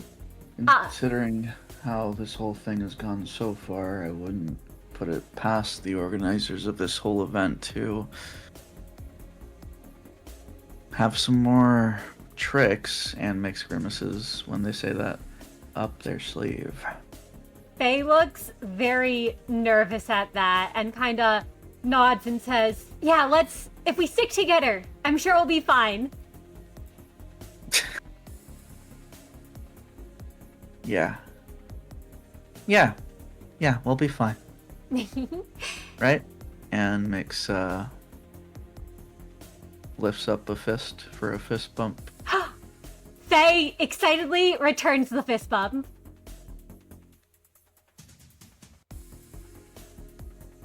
And You know, Miix, I always thought that the red gaze was cooler. you think so? And Miix, I will let you know, you actually have probably not heard of the Red Gaze since you joined Phlebotomy Corporation. You probably first learned of it when you were outside, once you had gone outside. Yeah. No, like this is all like, this is all like from what Miix heard from when Faye was talking about all kinds of fixers. Aw. So, go ahead. Oh no, you go first. So yeah, I think Miix is like, they probably like heard, oh, the Red Gaze super cool. I think Miix really is just like, I always thought that name was cooler at least. But yeah, Miix was listening, yeah. Aw, you can tell his eyes light up as he seems to realize that you were actually listening to his rambles. You have a feeling most people don't. And there's kind of like an added energy to his step as he says, I'm so glad you agree. Oh my gosh, those Red Mist fans, they can be really annoying. They're always going on and on about how she's the best, she's the most powerful. Wow. Red Mist is cool too, but yeah, I think the Red Gaze is a cooler name too, so, Yeah, I guess she's cool too. And Faye at least seems happy that you think the Red Gaze is cooler. And as you exit Miix, you are given a gold token. And Faye is given a bronze token. Wahoo. And unless there's anything more you have to say to him right this moment, I think, yeah, we can close off on them, talking about, just having just normal conversation. absolutely. Kai, back in the room with Cass. As the announcement comes on saying that you're supposed to spar against each other, Cass holds up her hands and says, I surrender. You and Kai.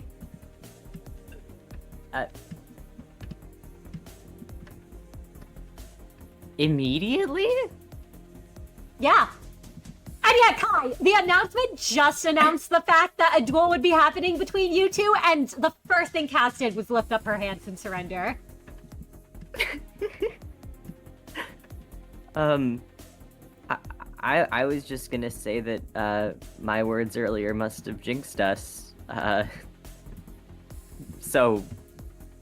Sorry. Nah, you don't gotta apologize, Kai. I've seen enough to know you'd beat me.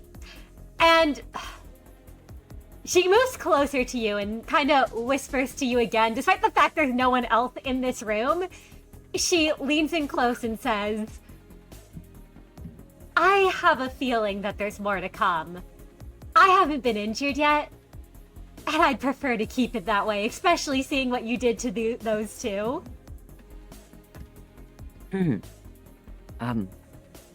Yes, ma'am. I had no intention of hurting you.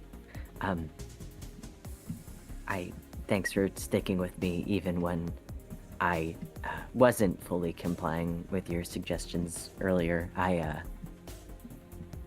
If you think there's more to come, I hope that you stay with me for it. Of course. I've got your back through this. I said I'd keep an eye out, right? You did. You've done a great job. Thank you. She has got to stop whispering in Kai's ear, bro. She does lean back a bit, and as the announcement above says, the duel is a win for Kai. Please head back to the main room and wait for further instructions. The round is not yet complete. You will be given a token as you exit. Please hang the token at your side for all to see. It will be needed for the next portion. A loss will result in elimination. Kai, you are handed a gold token, and Cass is given a silver one. And Cass kind of grins at the sight of the gold token Kai has and says, That's a shiny color. Thanks. I'm not sure what I've done to earn it, but I'm glad that you've at least got silver, if we're going by, you know, order of medals. Silver's... Kai has no clue what the coin means outside of that. Cass kind of just smiles and says, silver's not too bad, I guess. Gold's something special, though. And, oh, Kai, before we head on out, Cass once again leans in close to you, Kai, but this time, kinda, like, reaches for your tie. Oh? The two fingers walking up it before she fixes it, like, your tie was a little bit disheveled. There. Gotta look presentable.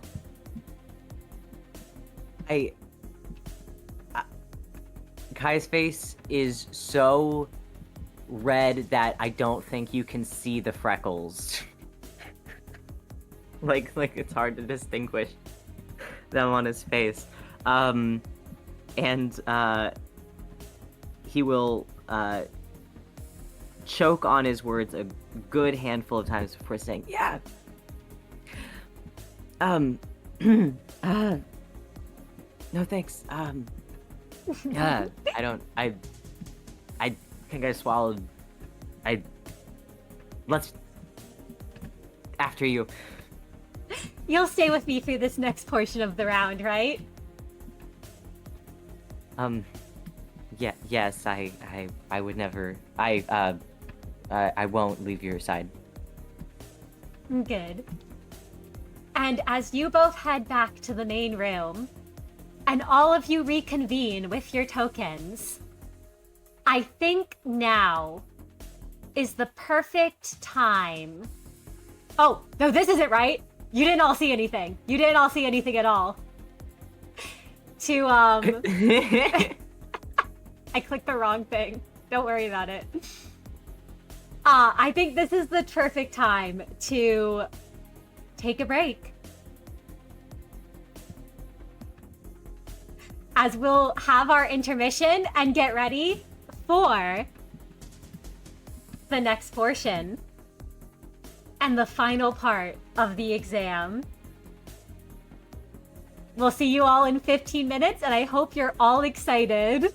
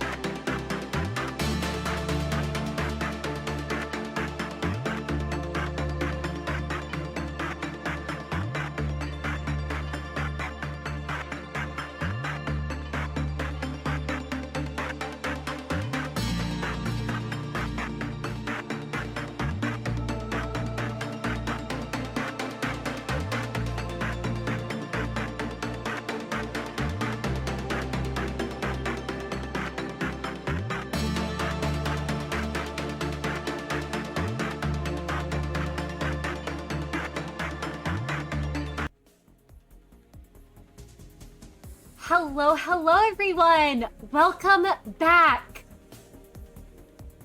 And we will now continue on from where we left off. We began the third round of the wellness checkup, where everyone was split into pairs and forced to go up against another pair. All of the managers and the one they were paired with managed to succeed, and then were told to duel against that of the one they'd been previously paired with. With the exception of Prior, all three of the managers managed to win their duels, whether by forfeit or by beating their opponent so that their opponent forfeited. And now they all return to the main room as instructed with a token in hand. As they look around the room, they'll notice that everyone seems to have a different token around their waist. Merru, Kai, Miix, and Jeanne are the only four, along with one other fixer, who have gold tokens. There are quite a few fixers who have silver tokens, but the majority of them, like Prior, have a bronze token hanging at their side.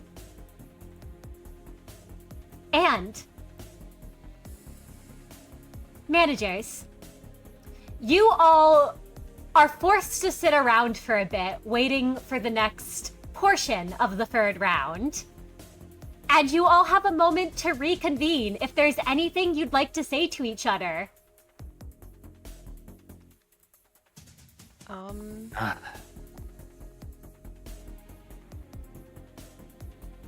Well, I guess these tokens are going to play a part in whatever happens next. Congrats on your exceptional performance so far. Thank you. Hey, Prior. Yes, Merru. And Merru pauses. He was debating on whether he actually wanted to ask or not, but he just said, you know, why not? He goes, so, you do autographs by any chance?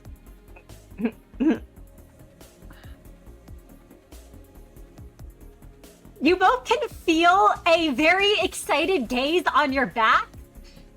And there's a little sly fixer who's looking at you both, specifically at Prior. And kind of keeps hiding between the 7-foot-tall she-woman. There's a moment where Prior is like fully looks at Merru like Merru is mocking him. Like he knows he's the only manager with a bronze coin. He knows Merru has gold. And he's asking if he does autographs. And Prior sucks in a long, deep breath before gaze narrows its eye at Merru. But the three eyes of nothing there glance over Prior's shoulder, draw his gaze, and when he looks back at Merru, his eyes are confused. He goes,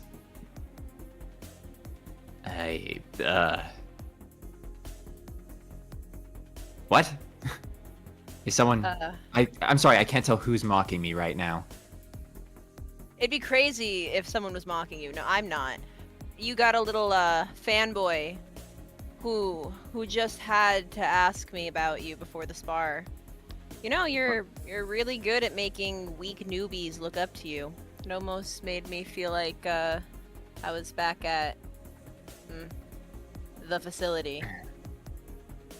Yeah. He says that in a low voice. Yeah, Prior chuckles and goes, Now. Every flower comes from a seed. People begin weak and powerless, and it is how they are cultivated that determines their strength. Whether it goes to waste, whether it ever blooms, or whether a garden is made. Prior ignores his bronze token and does take out our items were returned to us between rounds, correct? No, actually, your items were not specifically given back to you. Then Prior doesn't have a pen. Yeah. Right? Yeah, Prior doesn't have a pen, and he will look over his shoulder and look at the guy and pat his pockets as if to symbolize that he doesn't have a pen. Pico looks a tiny bit disappointed at that, but seems to understand. And you can kind of see him mouthing like, after it's over, like he's gonna like opening and closing his mouth to ask. But you can also see there are test Prior nods his admins. head. Yeah, you know, actually, it's good. Prior doesn't give a shit. He's gonna stand up and he'll walk over to one of the admins and he'll just say, "Could I take a pen for a moment? I promise I won't stab anyone's eyes out." They look you up and down, but they will give you the pen. Prior flips it over in his fingers. He'll walk over, just take one of like the loose pieces of paper off a desk as he passes by, and he'll just put it on the table. And his signature is surprisingly flourished and well written. He writes as if every stroke is a concentrated, clear effort. Prior has written a lot in his life. And he writes, to all your days that will follow, and all the sunrises you will see, Prior. And then, after writing Prior, he puts a double B inside of the P, which is his signature. And he'll hand it to Pico. Pico is like shaking in excitement. He's kind of like, thank you, thank you, thank you, thank you. And is like, kind of runs like with the signature. Like, so this little sly fixer is so excited. He's so excited. You've just made this fixer's day. Prior smiles. Well, not really a smile. Prior never really smiles, but the side of his mouth turns up just a little bit. And he fixes himself back in his neutral, tired expression and turns around. The admiration isn't why he does it, but it's a nice reminder that there are still those out there who appreciate and want someone who will take command and lead things to a better outcome. No matter the stress he's put under, it's worth it. Aw. And as he's holding that autograph, you can see one of the test admins kind of tap the other, like, you have a feeling they're whispering about if they should take it.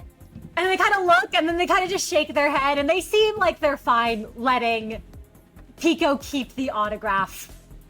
Given that it was their test-issued paper and pen, and they're pretty sure they were watching the whole thing. They don't think Prior did anything to it. Prior will return the pen, and he will actually give them a quiet but very, very firm thank you. As the nicest thing he has said to a test admin so far today. And he will go sit himself back down with the managers and look between them and go, when this is all over, we are going to have to depart quickly. We've already wasted a lot of time. If any of you have anything we need to clear up between each other, now's the time to do it.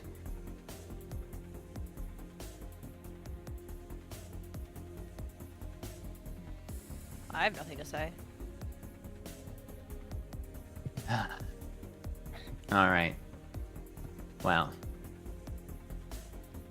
Kai, are you alright? You look a little red.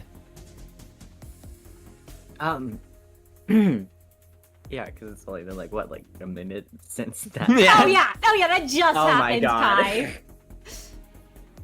Kai. No, I'm doing pretty good actually.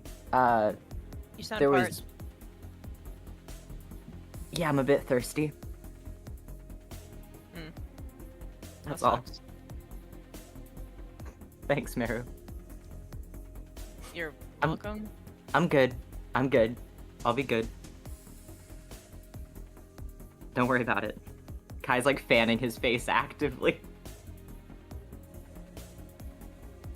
And do any of you have anything else to say before we go on?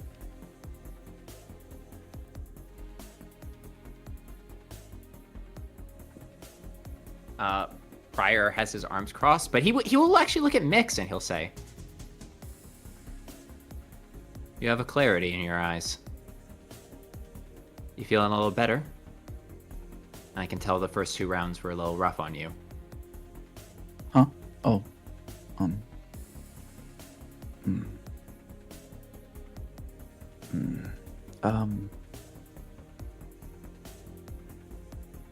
Miix is quiet. They're not sure what to say. Especially now.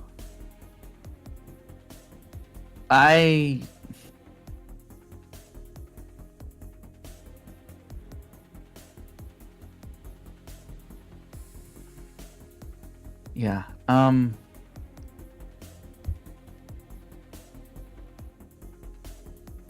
I have something to say.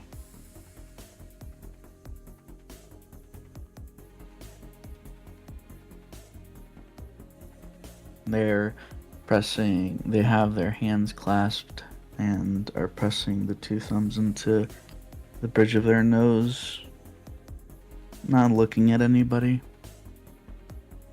Oh, and real quick, there is a light that washes over all of you, and you all can heal a point of sanity as this Hey. happens. Nice.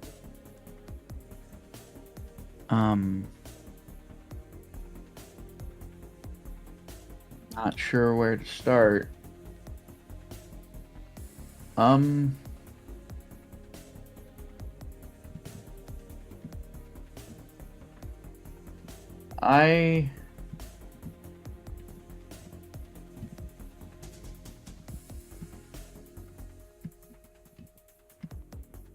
I do have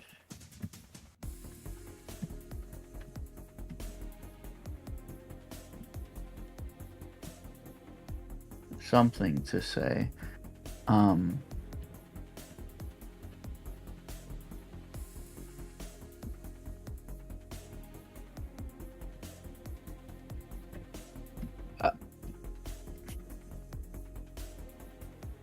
I don't know if I can say it right now.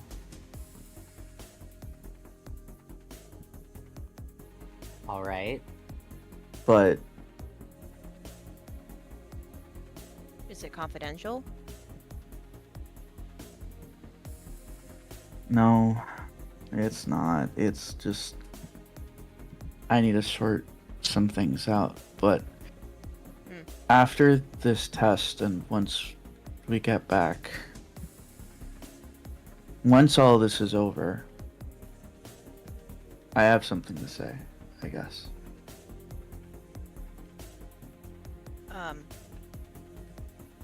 Okay. It's an announcement of an announcement, I know, but just promise me you guys will hear me out. Sure. Don't know why we wouldn't. Yeah. Stuck together, so why would we not? It's up to you. I don't want to force anything, but whoever wants to hear me, yeah, I'll take it. And Miix looks Prior- over at Faye, kind of for assurance. Faye smiles to Miix. It looks like he knows what you're doing, and he gives you 2 thumbs up, and you can see that brightness in his eyes. Prior nods his head and goes, "Of course I'll listen to you. When the time's right."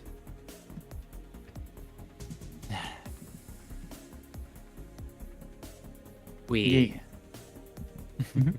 we have to stick together.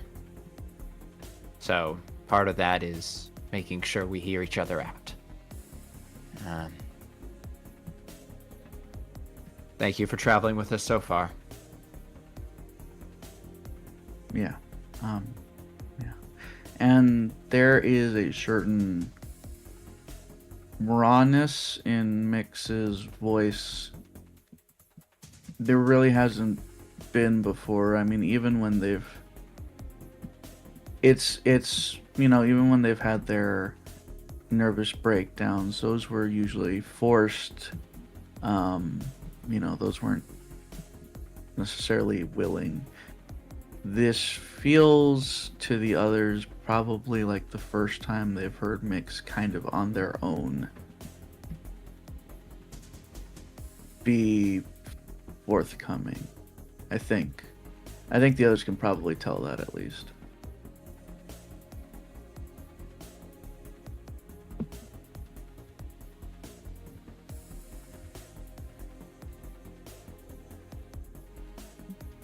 Hell yeah. Prior is regarding Miix, and there's a respect in his eyes. He can see that Miix is making their own conclusions. And Faye looks very pleased, giving you another bright smile, Miix, as you all hear the crackle of the system. And this time, it's a man's voice who speaks rather than the usual announcer. A man you all know very well. Thank you for your patience. We will now continue with round 3. Of the 65 gathered here, the 15 lowest ranking fixers have auto-failed and been removed from the evaluation, leaving 50... Okay. Yeah, as the speaker goes on, Prior scratches the side of his cheek and goes, well, you'll have to do the rest of this without me, managers. What? Oh, There's no way. right.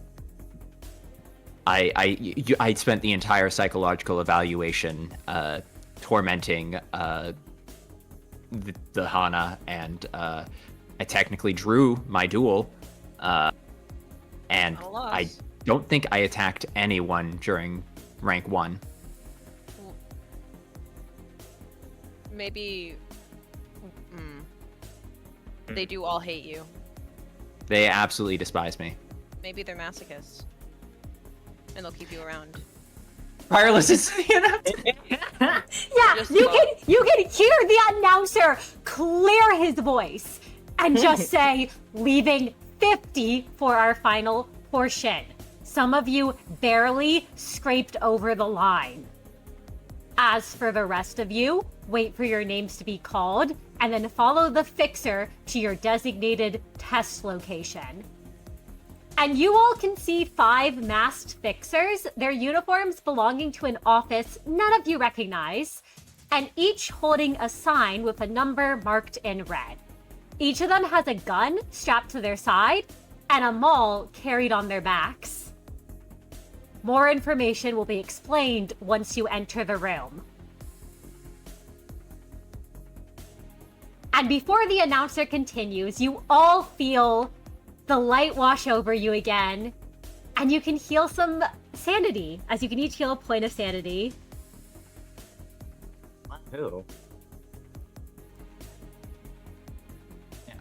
Prior watches around him and he goes, well, I guess you're right, they must be masochists.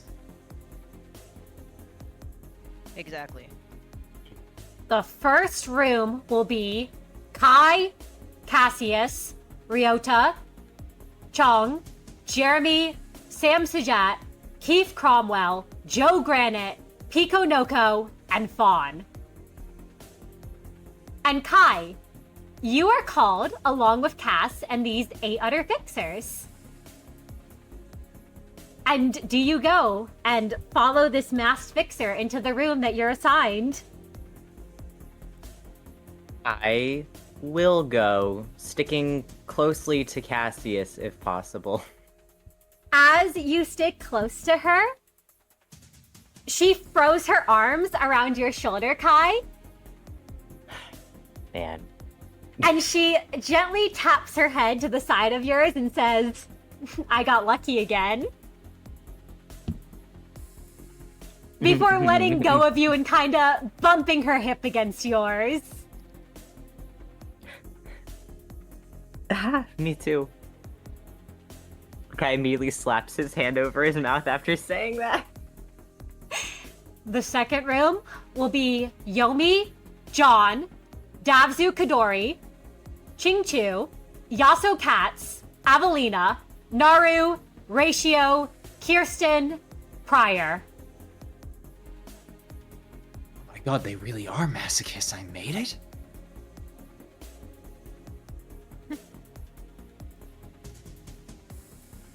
Yeah, Pryor, you hear Pryor- your name called. Pryor stands up, looks around like he's more surprised than anyone else in this room.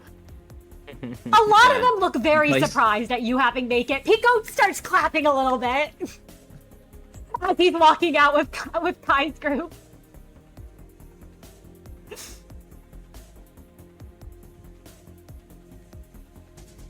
Pryor nods his head and gathers up with his group.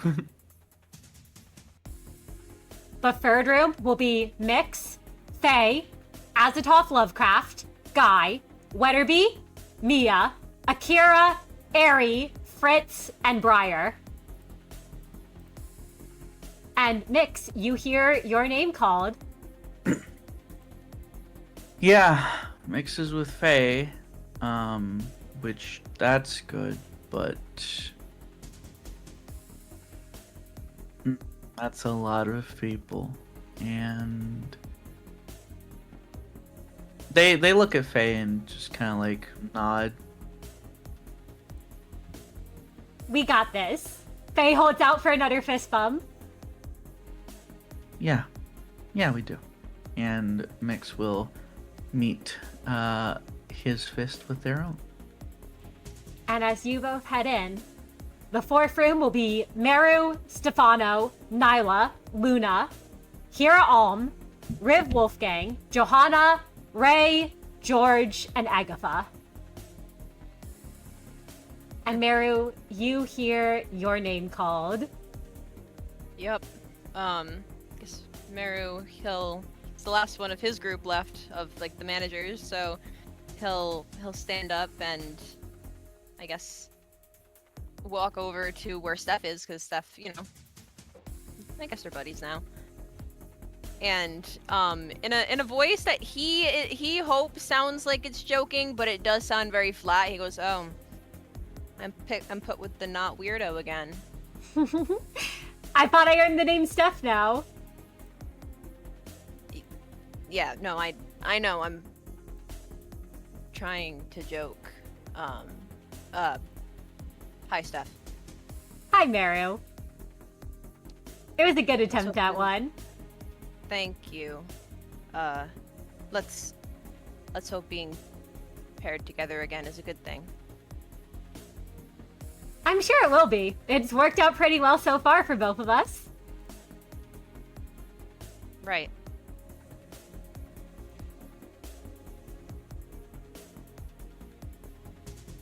And as you head to your room, the main room is left empty, and in each of your rooms,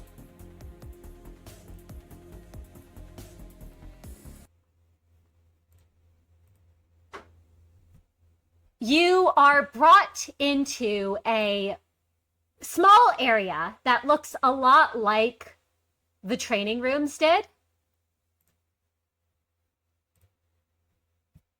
And the PA system crackles to life once more, and you can hear Abraham's voice again.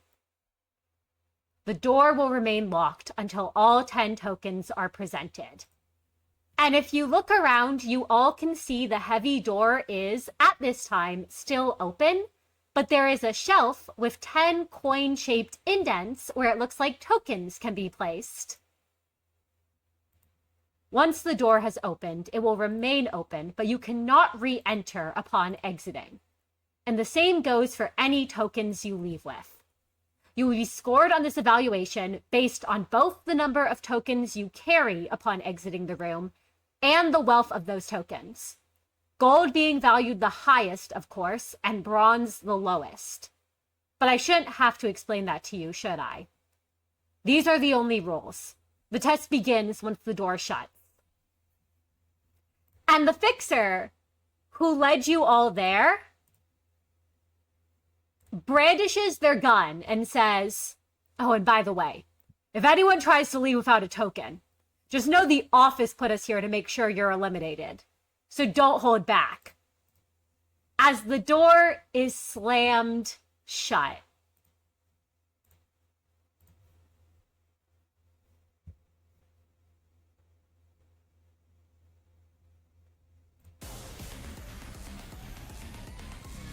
and Kai, we'll begin with your room. You find yourself in a room with 9 other fixers.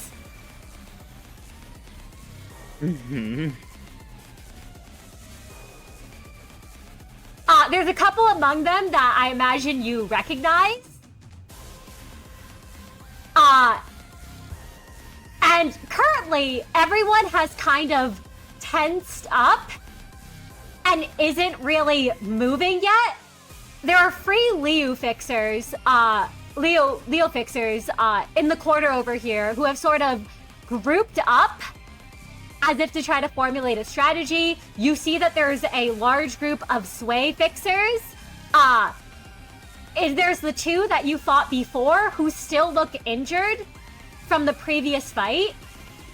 And you remember, you all remember actually that you never got a chance to heal up in between the duels and this right here. So both of them, especially Keith, are looking, especially Joe actually, are looking really badly injured. Pico's clutching the autograph to his chest. And Kai, Cass pulls you close to her, back toward one of the walls so that both of your backs are to the wall.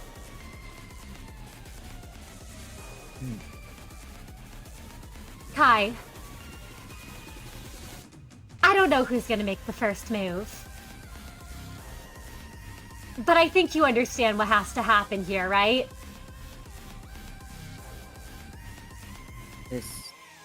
This isn't a normal spar. No. If we're gonna get out of that room, we're gonna need those tokens.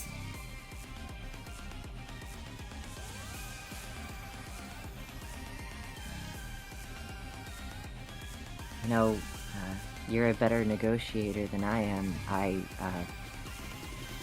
don't know that I could. Kai, Look, Kai, you're capable, you're smart. You understand when people have to die and when you can save them. And that sometimes there isn't negotiating. I mean, let's take a look real quick. There's 5 SWI there, right? Mm-hmm. They've already got more numbers than anyone else and prior loyalties to one another. The Leo in the corner over there might only be 3 of them, but their association is known for being the one of war.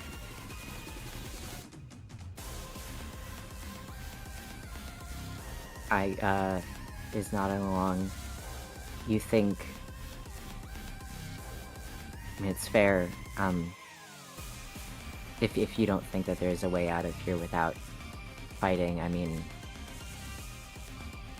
It makes sense that another group would try to take all of us out and use the coins together.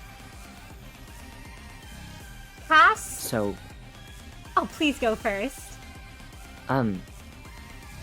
So, do we make the first move?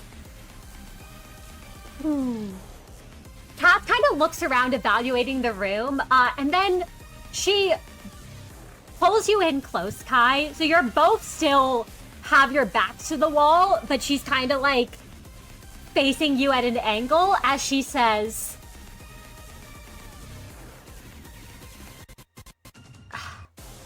"See, it might be worth it that we do. Because as you said, no one here can be trusted, right? You really think there's a single one who isn't gonna grab the coins and run? Turning their back on the rest of us?"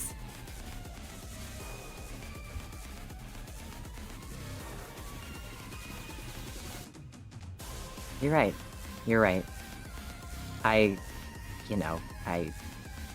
don't know why I would try diplomacy. I guess there's been some influence from,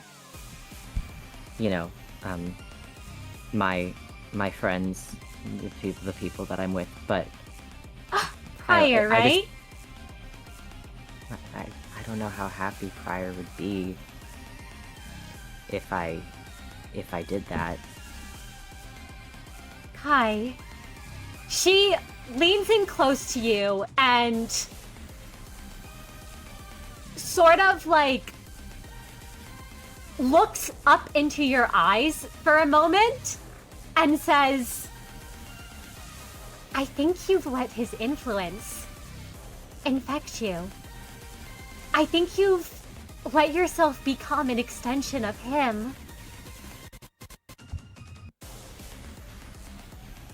I looks a little bit ashamed of that, because that is something that he has felt that he's done, and he looks down and then he clenches his fists and looks back up at Cass and says, I was trapped in his shadow for so long, but he doesn't want me to be, and I'm trying not to be anymore either. Maybe you're right. Of course I'm right, Kai. And she leans in very close so that your foreheads are almost touching as she says, "I'll create an opening for you, okay? And just do what you do best." You're right. I can't die here, and I'm not gonna let you either. If you think that's best, if they aren't to be trusted, and Kai will flex his claws and be ready to pounce whenever Cass creates an opening. Good boy. And she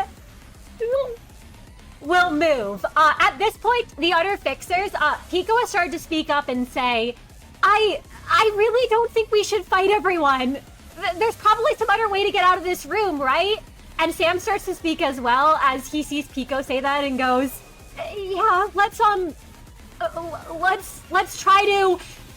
Cass is gonna run forward, and as she does, for the first time, Kai, you see Cass reach for something at her side. And she releases the cloak on her back as a bunch of knives fly from the back of her, basically like from her back as the cloak is released. There are free barrages of knives upon the fixers here. The first one inflicts 2 defense level down on everyone gathered in this room and deals free unhalf superficial damage, which outright kills Joe as you watch him start to speak and go, "Hey, wait!" And before he can say anything, a knife tears through his throat and he collapses to the ground. Those wounds that you made, Kai, already on him. Reopening. Keith is still standing for the moment. Jeremy and Ryota both kind of flinched back as they're both hit, trying to form a shield. for the rest of the SWI. And Pico looks to be very badly injured as one of the knives tears through the autograph. And Pico kind of looks to you, Kai, and says, wait, you're one of Pyre's, right? As if trying to plead with you. And as the knives rip through the free Leo back here, Qiong, who was also very badly injured before, looks to not be in good shape. And the second barrage goes, and this time all these fixers receive 2 attack level down. This second barrage just outright kills Keith. As the knife flies and hits Keith through the eye, and he collapses to the ground beside Joe's body. And I'm just gonna apply all this damage real quick. The rest of the fixers in this room are not looking good. And Pico and Qiong in particular look to be on their last legs. And with the final barrage of knives, that is enough to take down Pico, who with his final breath tries to reach for you, Kai, and a knife strikes him in the chest as he collapses. That is also enough to take down Qiong, who starts to say, wait, I just wanted to go out. And before she can finish what she was saying, it hits her in the forehead, taking her down. And with the conclusion of this final barrage, Cap looks to you, Kai, and says, now attack. And issues a command for you to immediately attack, Kai. Now, Kai will attack. Now, knowing the person that Kai wishes he could be, he knows that the slight pang that he felt watching so many people fall at once should be greater. He also has not been he's not been steered wrong by Cass. The pleading from people, he's seen people lie to his face, he's seen people lie to his friends that they can stop fighting. It's a tactic of its own. He trusts her. And with that, Kai will attack. Kai's gonna go for Ryota over here, I think. Absolutely. The Zwei immediately tries to, put up a shield and says, I'm not letting it end here. And Kai, Ryota is going to be would be a challenge 5, but Cass applied 2 defense level down, so it is a challenge free. Okie dokie Loki. It can't end here for me either. As Kai lunges to attack and... Yep. I might even... You know what? I have my full willpower. I'm gonna re-roll this. It's for Cass, you know? Absolutely. Yep. There we go. 7 successes, challenge free. That is enough to kill Ryota, Kai. How would you like to describe it? Kai... Okay. Ryota saying that it can't end here, I think was a motivator for Kai. At the very least, he believes that he is hurting/killing someone that is willing to fight back. And after watching Cass inflict all those stab wounds, Kai inflicts stab wounds of his own, rather than piercing straight through Ryota. Did Ryota die from this?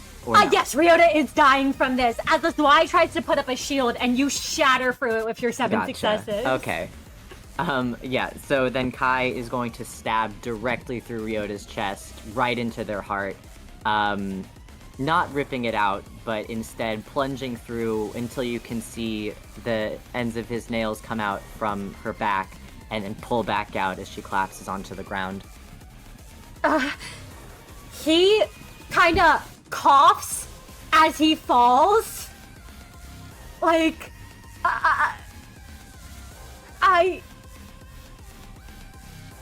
my future ahead of me.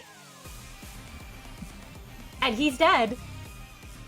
And I think now we will roll for initiative as the fighting has begun.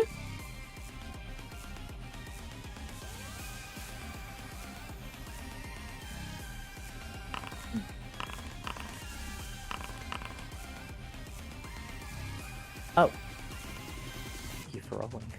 No problem. Jeremy goes first. Jeremy actually gets to the back of the room and tries to put up a shield, entering a defensive stance.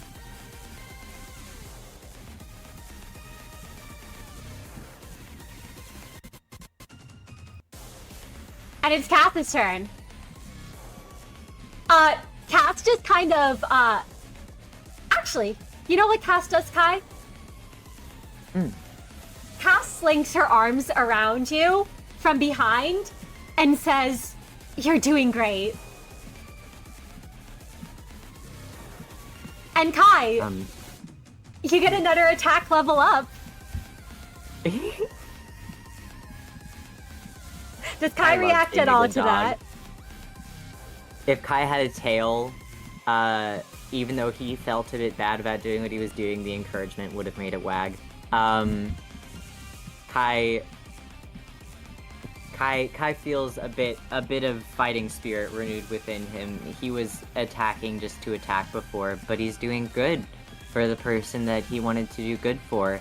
And I mean, clearly she's capable of fighting on her own. He just watched what she was able to do and was honestly really glad that he didn't go against her in that 1v1 because he's kind of afraid how it might have turned out, but I think that it invigorates him. It gives him more reason to go on fighting. Absolutely. Yeah. Sam runs forward at the two of you. Fist swinging with fire. And he just kind of shouts, "How could you do that? How could both of you do that?" And Kai, can you make me a challenge 5? But it's actually a challenge free as Cass inflicted attack level down on him. Yes. Athletics reflex. Athletics reflex. Yep. Alright, so challenge 3. I'm gonna push here, because it's not my best roll in the world. Yep. 3 successes to challenge free. You are able to dodge. And Cass does Okay, get don't tell hit me by... Cass gets hurt. Oh, sorry. What were you about to say? No, sorry, that was me as a player being like, oh god, don't tell me Cass gets hurt. Actually, as Sam's about to hit Cass, Cass will say, "Kai, shield me." And Kai, you Yes. can spend a willpower to make another athletics reflex roll to block for Cass. Absolutely. I'm sorry, it's the same roll. Right? Yep, same roll as before. Oh. It would be a challenge free. Okay. I'm rolling desperation on this, it's for Cass. Yep. 6 successes. You do take a point of aggravated sanity damage. as this fixer comes swinging at you, and you can see that his cheerful smile has dropped. He looks incredibly distressed and upset.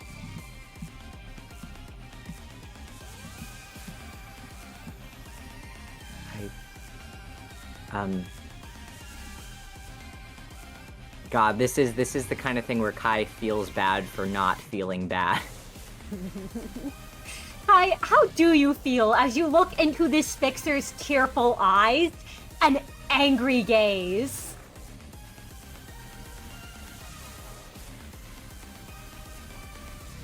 Upset that he tried to attack Cassius, and while he understands in abstract why he would be upset that his comrades have been killed, you know, to him he thinks it's the logical thing to do. I mean, it's not like all of you were just going to give up your coins that easily. There has to be winners here. You know, we can't all just get out of here. I don't think that's how any of this works.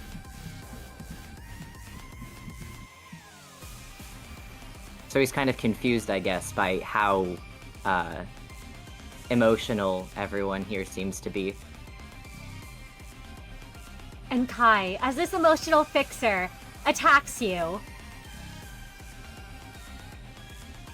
it's your turn. What would you like to do? Kai will attack right back. Absolutely. It'll be a challenge. It would be a challenge 5. It has been reduced to a challenge 3 thanks to Cass's interference. All right. Wow, that was not a great roll. 3 successes, challenge 3. Would you like to willpower?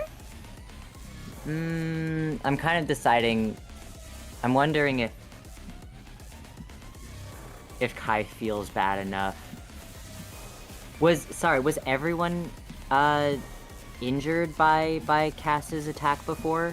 Yes. Was that the... Yes, everyone Okay. in this room is currently injured. Then I think that I will stick with that roll. Absolutely. And Kai, that's enough to kill Sam. Well, to bring Sam to 0 health, rather. There might be something that happens.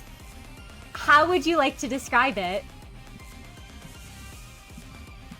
Kai feeling a pang of what might be guilt, and choosing to shut it down for the sake of the person who told him to do what he's doing, digs his claws deep into Sam's abdomen and rips out a portion of his intestines as they splat on the ground, and kind of shakes his paw, and he says, if you wanted to talk things out, you would have just handed your coin over immediately, right?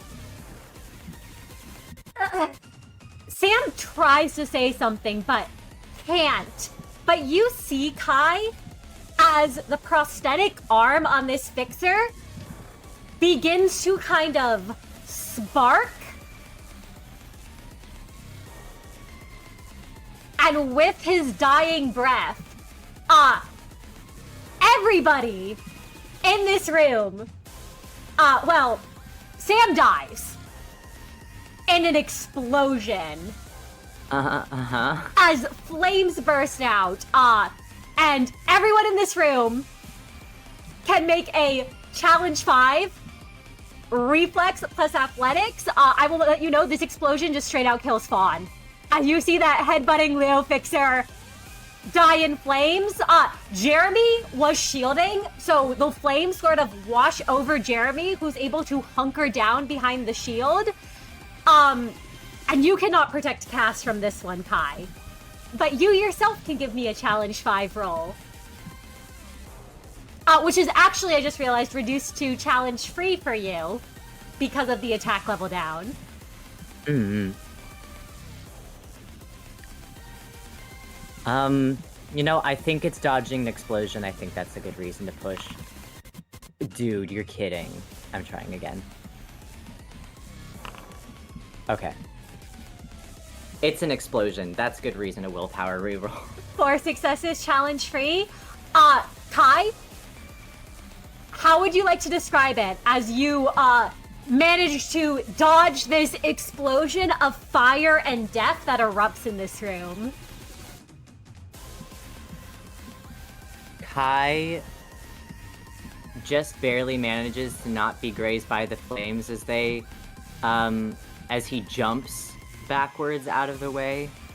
I want to say, like, probably about there. Just out of the zone of impact. And I do think that there is a moment directly afterwards, while his ears are still ringing and his eyes are a bit blurry from the amount of heat that just registered, as he's looking around and the room is just like painted red, where he feels like maybe this wasn't the most efficient way to go about things. And Kai, the fighting comes to a close as you find yourself the only person still standing in this room. All the other bodies are pretty much burnt to crisp almost, except for those tokens, which despite the explosion remain shimmering and pristine. You see the shield of the Swy Fixer who got down cowering behind it. And you see Cass's body twitching ever so slightly.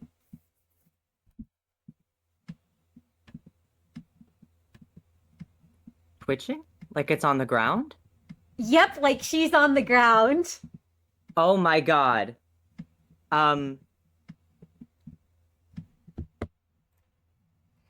Kai, when the explosion, when you went to dodge, the last thing that you remember was a force having pushed you almost and thrown you as you did so.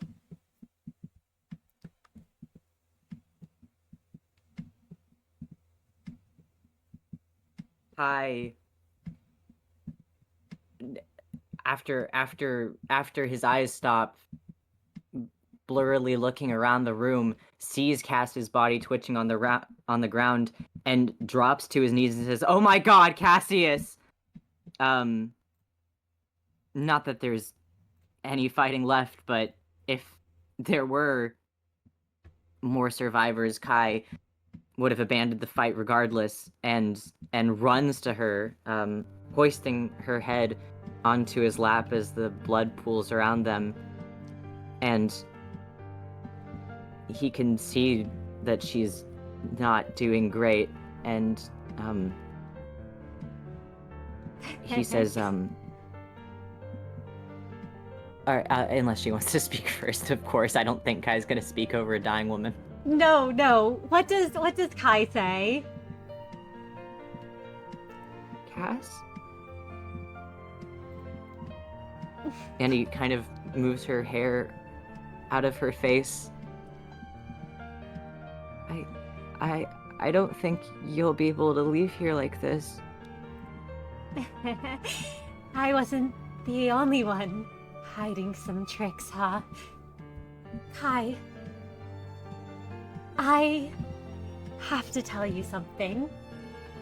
And she leans in close to you and starts to reach to hold your face and caress the side of your face. I will lean down to make that easier for her to do. I promised you that I wouldn't let you die. I'm sorry. It's okay, Kai. If there's one last thing you can do for me, it's Kill Prior. Would... Why? Why? What? Why?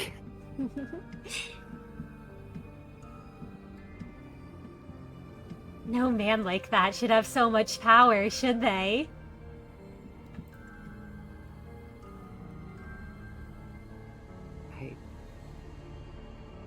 I don't... I can't, Why would you make me fail you?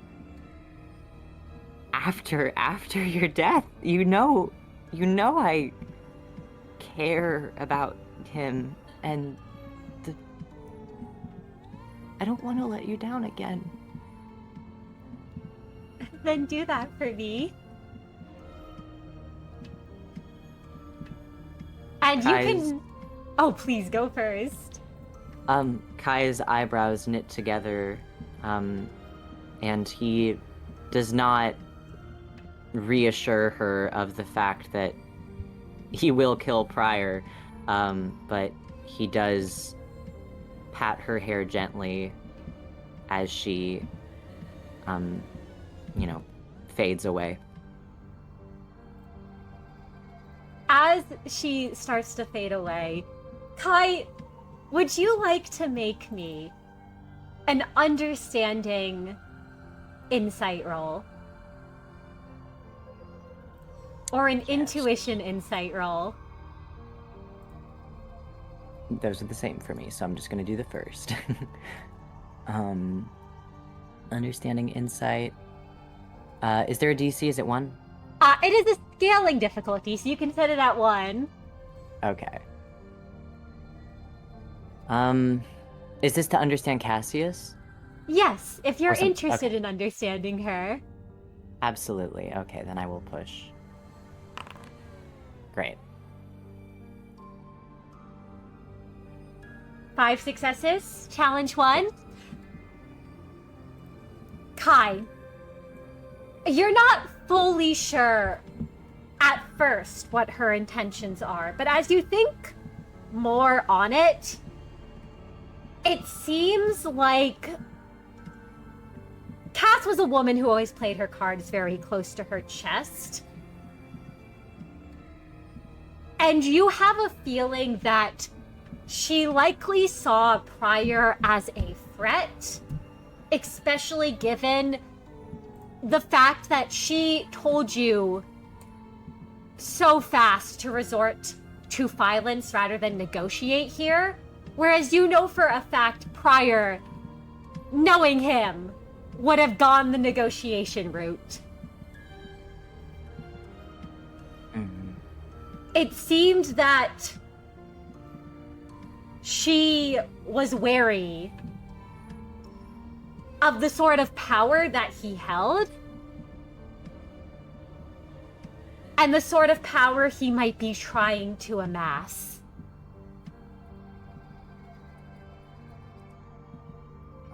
I don't think she's entirely wrong for that.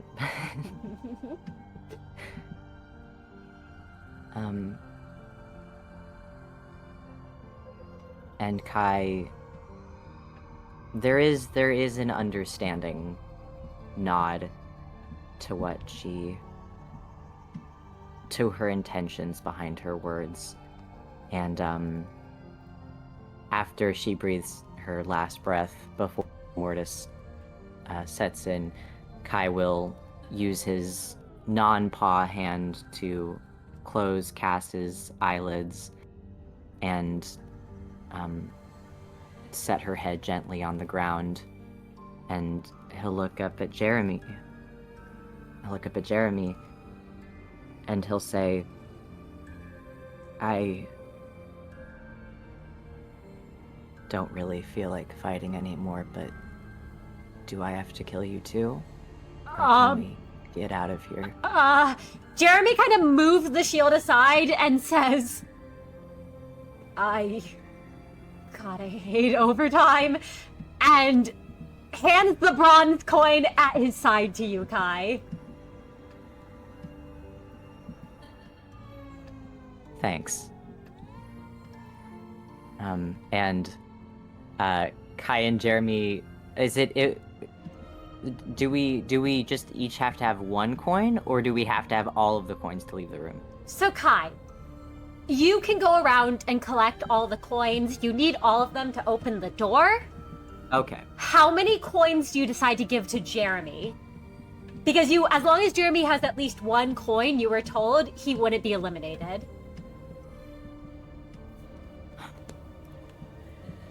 For all that Kai is in terms of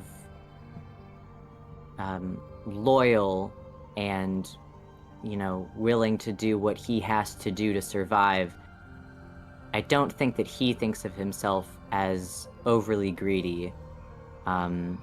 If he's being measured on his performance, then that will speak for himself, as he splits the coins evenly with Jeremy and gives him 5. Absolutely. There are, among the bunch, there is 1 gold and there are 4 silver coins. Do you give him any of the silver or gold, or do you keep those for yourself? Kai would keep his own gold and Cassius's silver. I don't think that he cares to have the other ones. Cool. So Jeremy has 3 silver and 2 bronze. All right. And the 2 of you exit the room, leaving the bodies behind.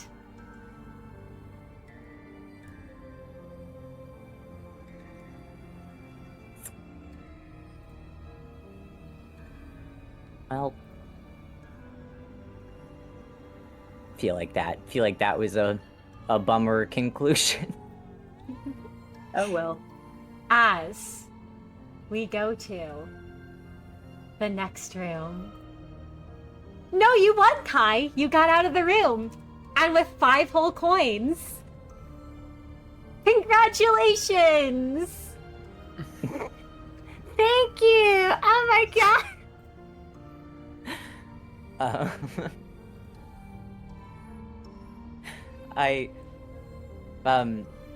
If there's like a waiting room or something, I think Kai will just quietly sit down and look at him and Cassius's coins if they're not collected. There's a waiting room. All right. And prior. All right. Shake myself out and put myself in Prior's headspace, other than whatever the hell I was just in. All right.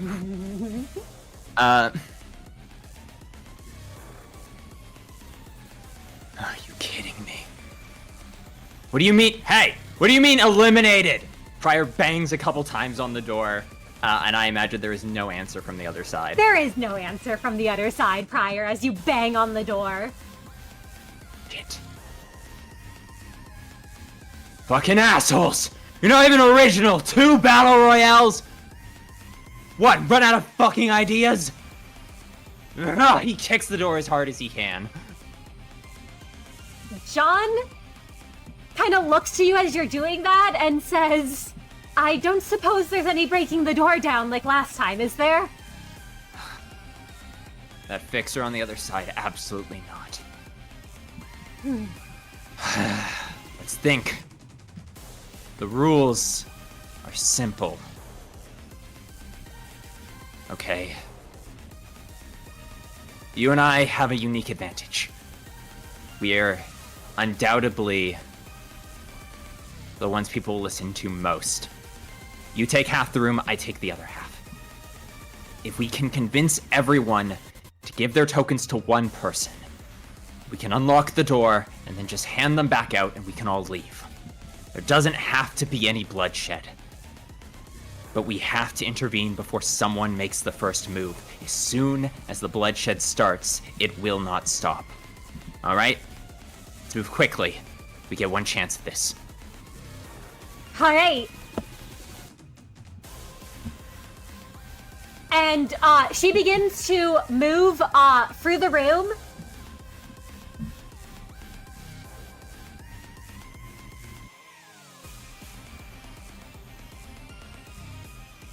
And towards the other fixers.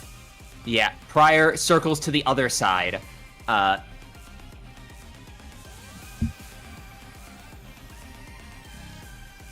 And at this point in time, the other fixers, everyone is very much on edge.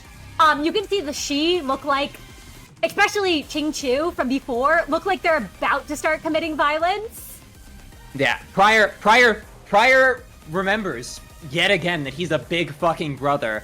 His foot finds the floor with an echoing smash, and drawing as many eyes from him as possible, he points a finger. His hand is not on his weapon. He is unarmed, and yet his aura is that of a man who could tear people apart with his bare hands as he says, "Don't even fucking think of it! Are you willing to draw blood before you listen? There'll be plenty of time to tear each other apart. But first and foremost, let's consider our options. You only get one chance to take any path other than this one." And can I make a roll to try and see how many people Prior can potentially convince that violence and bloodshed is not going to get them out of this room any faster? Absolutely. Prior, you can make me, I imagine it would be a presence, leadership. I think you can use rally here. Thank you. And it'll be a scaling difficulty. At 1, the higher you roll, the more people will be willing to listen to you. Yeah, obviously Prior's pushing. Oh yeah, go for it. 6 successes. You know what? No, I want to see if I can get any of the really tough customers on my side. Okay, 7 successes. 7 successes? Prior's words are driven as he speaks. He goes, "I understand. Your first instinct is to believe everyone in this room will turn on you. But a drop of blood spilled right now is the end of everything. Your coin is already valued at your performance so far. You don't need any more than that. Killing each other is only putting your own life at risk. You all wish to consume more, but none of you can do anything with more if you're dead. Let us think logically. Your points are already assured. We can all walk out of here as fixers."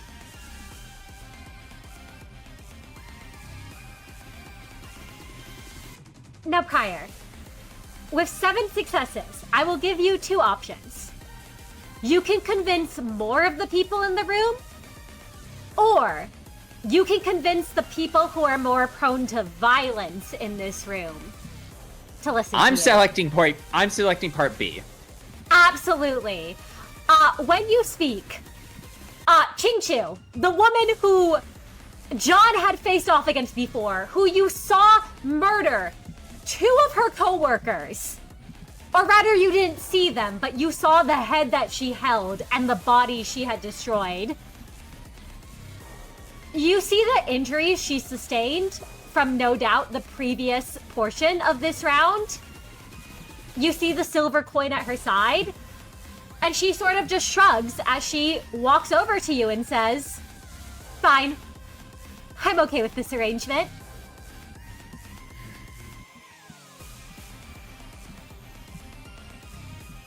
Prior is happy with that. He nods his head, and as soon as he can get her on his side, thank God, he does turn to the rest, and now he has perhaps more the threat of violence on his side as he says, "Aligning with me is aligning yourself with getting out of here alive. Or do you want those who gather together to be the force you fight against? Strength is in unity, and unity comes from a shared vision.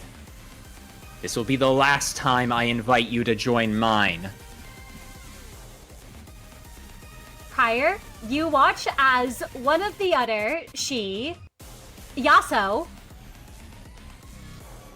also walks on over.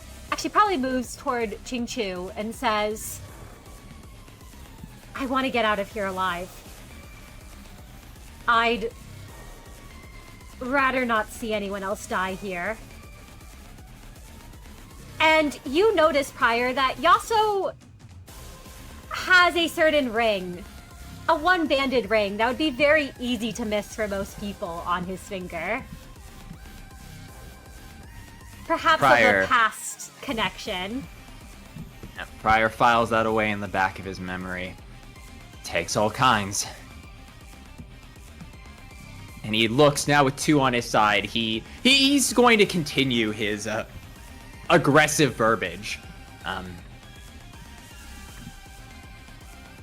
We're close to a critical mass. I understand it's difficult to make the choice right now. But again, it is a choice. And you know making it is the correct thing to do. You know violence isn't going to get you what you want right now. Prior, Dobzu, moves over to your side, and there's a stern look on her face, as she turns and she says, I don't want to have to hurt anyone else here. I agree, there's been enough bloodshed for one day and one night. And as Avelina starts to look as if they want to go over, Naru kind of holds out a hand to them and says, wait, I think we should just watch a little first. As he's shaking a bit, and Avelina looks hesitant, still observing. As Prior, this familiar she, who's been wavering for a bit, kind of lets out an annoyed noise and just says, well, you've already beat me once, so... As that she assassin, who had been after you throughout J Corp, goes to the corner, however, on your side of the room.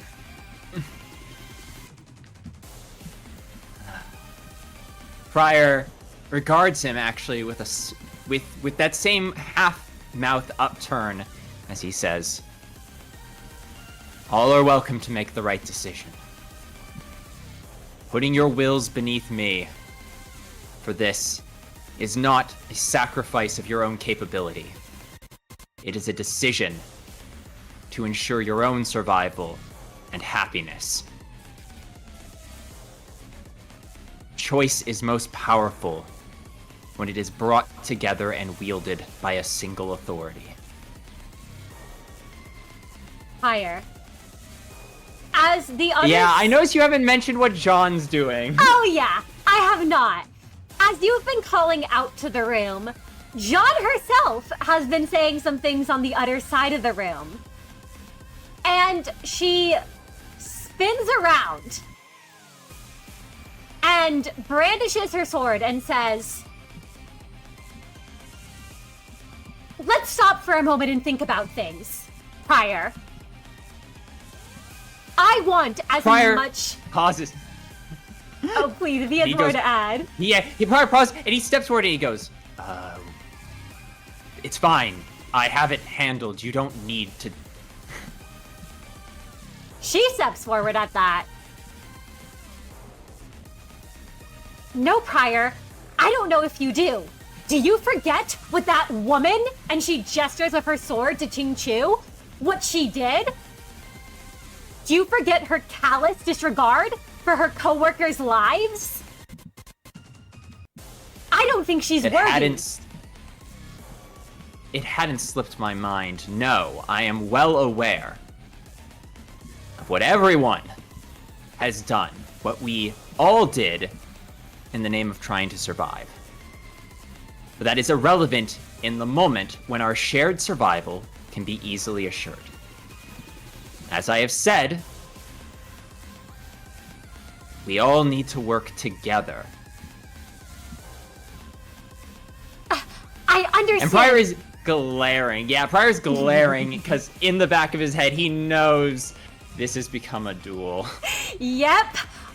Jeanne is shorter than you, Prior. But she's clearly trying to make herself taller as she kind of straightens up.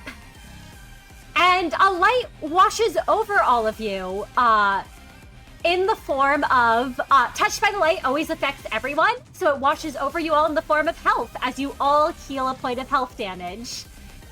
And Jeanne says, I don't think I can stand by this and allow someone like her to leave this room. I don't think fixers who turn on each other and hurt each other should be allowed to leave this room.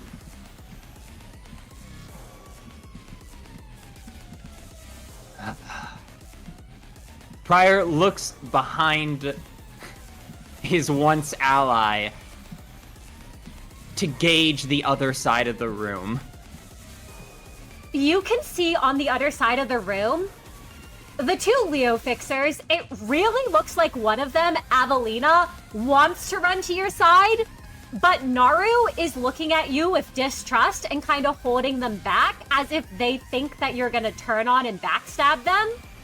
You can see that Ratio is kind of glaring at Qiong too and looks a little bit hurt at what Yaso has done. And you have a feeling that he might not agree with the fact that you remember the fact that Winra and Ashira, not that you knew their names prior, but that those two she-fixers, that their lives matter to him. And that he might not be okay with the fact that that woman is being forgiven so easily. And this last Y fixer in the room, she is glaring at you, Prior, and you remember the amount of SWY that particularly Miix and Merru had dealt with in that horde that had come at you all. People forget so easily who our enemies are. So short-sighted in both memory and ambition. You think that death will bring life? Which one of us is the big sibling when you think vengeance is going to make this right?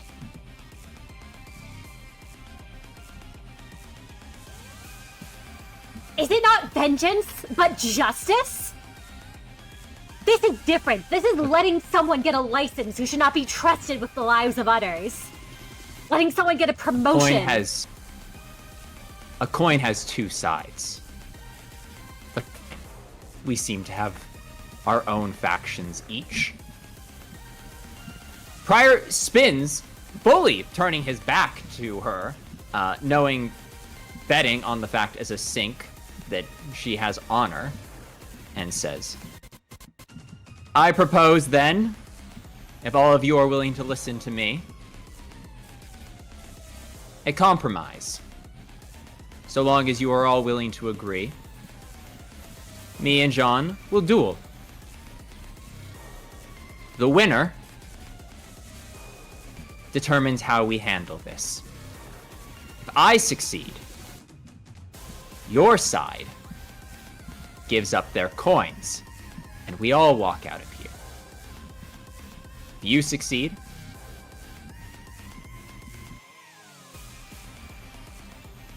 well, you can work however you wish to remove those you find unfit, knowing fully well that they and anyone else with a grudge will fight back. Is that agreeable to your side of the room? Avelina looks like they are not okay with this, as Jeanne says, we agree to that. And they're just kind of whispering, like, Naru, let me go to the other side of the room. Prior gestures for his side to step back, and all of his eyes have this determination in them.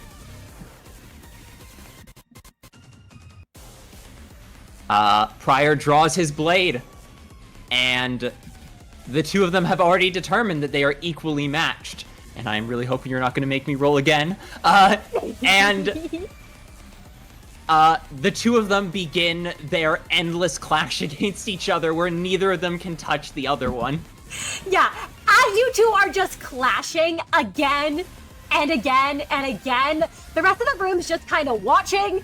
Jingchu looks like she's debating throwing a weapon at Jeanne, and then Yato and Dabzu both grab either of her arms and are like, don't even try it.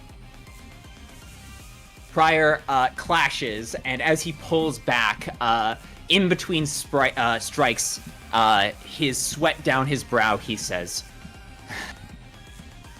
I understand where you're coming from. It's an easy decision, you think, to make. That you, and you alone, have determined who has and hasn't the right to live and die. That your choice and your strength means that you, and you alone, understand the weight and value of a single life in this city. But let me ask you, are you willing to make that choice again? Tell me, have you ever heard of the trolley problem? That's the problem about the trolley and those tied to the tracks, is it? The answer's simple. I duel the trolley. See, that's always the thing. The trolley problem. He switches his stance and moves behind her as they clash again and again. It's actually a cleaner version of an older philosophical dilemma. In the original version, it was whether you would push someone onto the tracks to stop the trolley or not. I always thought that was a more interesting one because it shows the problem for what it really is. Can you stomach taking a life with your own two hands if it means saving others? And you think that you do that as a fixer, but you don't. You take contracts, you take jobs, you listen to the association, you finish your work by the moral framework someone else put in place. Well, in this place, there is no moral framework. This is what freedom looks like. Whether these people live and die, there is no outside force. There is no outside morality. You, and by your choice alone, get to choose what kind of human you are. Whether you are like the beasts who take their vengeance without ambition or purpose, or whether you are something else. Tell me, by what right do you think you can choose these people's death? She spins around Prior as she attacks with her sword, once again clashing off of you, and says, I think we have a right to defend those who cannot defend themselves. And that includes not letting monsters and murderers walk free. Prior is put on the back foot and goes, to your defense is that the meek shall inherit the earth, then. Is it not that we should protect those who aren't strong enough to protect themselves? If you see someone going around killing others, are you just gonna let them go free and let them kill again? Prior spins around again and says, your argument isn't without morals, and it isn't without ideals behind it. I can sense your ambition, and it is true. Born of anger, I see your path. You think that there is a righteous way. When I was younger, I thought it too. But tell me, if you're strong enough to kill them, are you not already stronger than them? If your strength exceeds them, where you can take them down, then are you not punching down at those beneath you? Is their violence alone the justification you need? I agree. Those who walk the path of hell must be removed. But is anyone killing anyone in this room right now? You see in peace the chance to cull the garden so that the worms may not infest the soil. I understand, but such thinking will poison you. You must have the strength to put the rules in place before you think you have the right to command others. What do you think will happen if you kill those who are unworthy, but not everyone follows you? Tell me, do you want everyone in this room to fall upon each other? Do you think that you have the strength and support behind you that if you kill one person, that will be the end of it? Can you go to sleep tonight with everyone's blood on your hands if you do not have absolute control of everyone's choices? The road you walk is one of the tyrant. And unless you think you have absolute control of everyone here, walking that path will lead you to a road where you are alone, surrounded by the wounded dogs who put their lives in your hands and that you failed.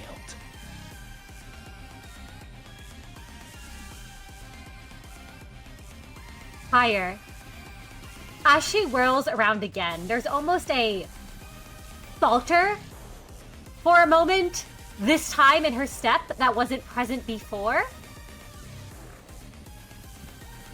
As Prior capitalizes on it. There is a moment where he is upon her, and the edge of his blade is under her chin.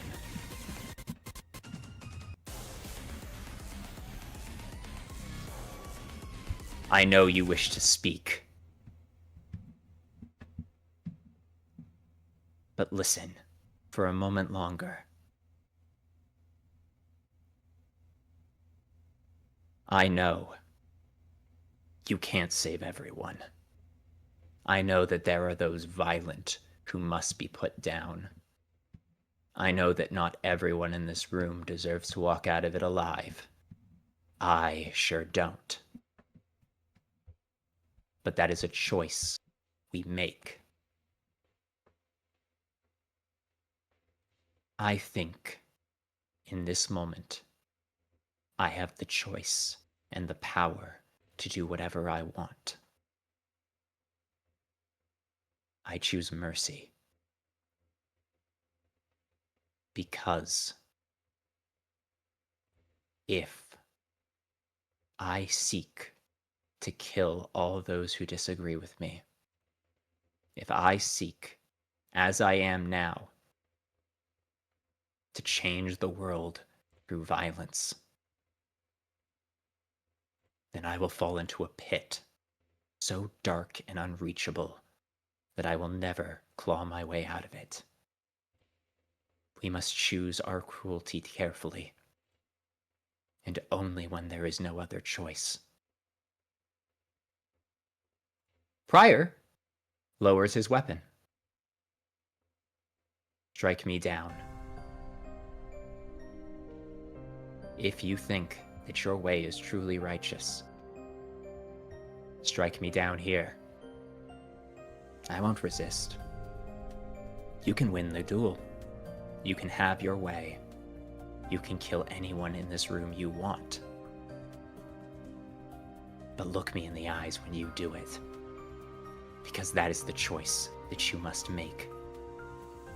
Others along good paths will always stand in the way of the road you walk. Are you strong enough to make it to the end of that road? I wasn't. I blinked. I looked those in the eyes who came to dismantle my empire, and I killed them time and time again, over and over again, until one day, on the final steps of that road, I fell off the path and lost everything. And all my cruelty was for nothing. The city did not change. But maybe you think you can be different. Maybe you think that by the sin of killing me, everything can be made better. I don't think that's true. But that's why it's your choice to make. Because I will always work for the good of this city, to build something better and greater than the human cruelty that infests it. I will gather all the wills of those around me onto myself so that I may make the only choice that ever matters. To bring them happiness and to bear their misery so that they do not have to bear it upon themselves. And I will save them. If the road you walk is righteous, then you will have to put an end to mine. Make your choice. John has the sword pointed at you for a moment longer before she sheaves it and steps back.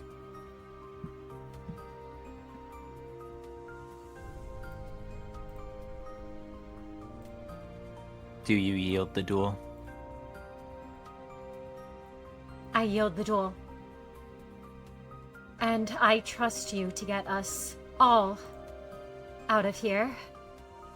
Even if there are some I don't trust on the paths they walk. And her eyes drift Prior to that turns. she-woman, but Prior approaches her. You won't change. You walk a road to hell. But I've been wrong before. Today you have seen, and you will see, that there are more roads before you. Maybe you'll change. I did. But either way, the city claims everyone eventually. What is your ambition? What drives you to such cruelty? she sort of tilts her head at you, as if she didn't expect you to ask that. And she We all just... have a story.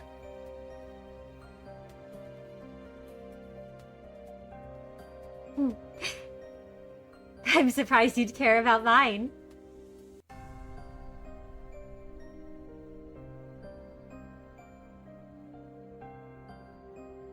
You have no reason to seek me out when this is all over. But I'd like to chat before you go.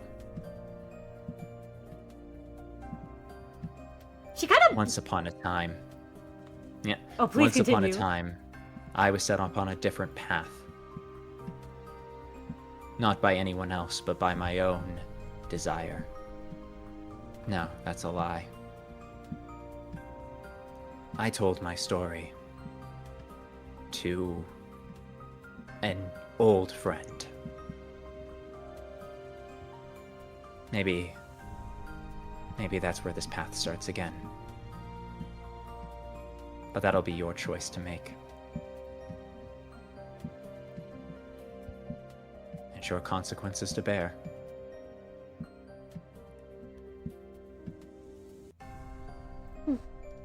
I'm going to take everyone's tokens now. And as soon as I present them to the door, I will hand them back. I will be the last one out of the room. You've all chosen to live. You've all chosen to make the right choice. I only ask that in moments of weakness, when violence surrounds you, when death is the only option, you remember whatever you feel right now, and consider if maybe, just maybe, the city needs more of whatever this feeling inside of us is. And Prior will gather the tokens upon him. Everyone hands over their token without issue. A couple of them look very nervous to do so, Naru in particular. Chingchu does not hesitate, however, when she gives hers over to you. Nor does she reach for her weapon. Prior will head to the door, open it up, and one by one, make sure everyone's tokens are back to them, and watch them leave. You watch as the Liu fixers leave together. Avelina giving you a very thankful look as they file out, and kind of giving Naru a very annoyed look as he kind of sheepishly looks at you. Davzu grins at you, Prior, and kind of fist bumps her head in the air as she leaves. You watch as the she exit together. Qingchu, the last among them to leave. She doesn't look back at you, Prior, but she just says, I assume we'll all be in the same place at the end, as she leaves the room. The SWI files out, and it's just you and John for a moment. You're not wrong, John. He gets close to her, and he puts a hand on her shoulder. It's a long road to be a leader. It's a dark one, too. It's bearing infinite sins upon your shoulder. You're not wrong for believing that the weak need to be protected. And it is not a sin to kill those who threaten them.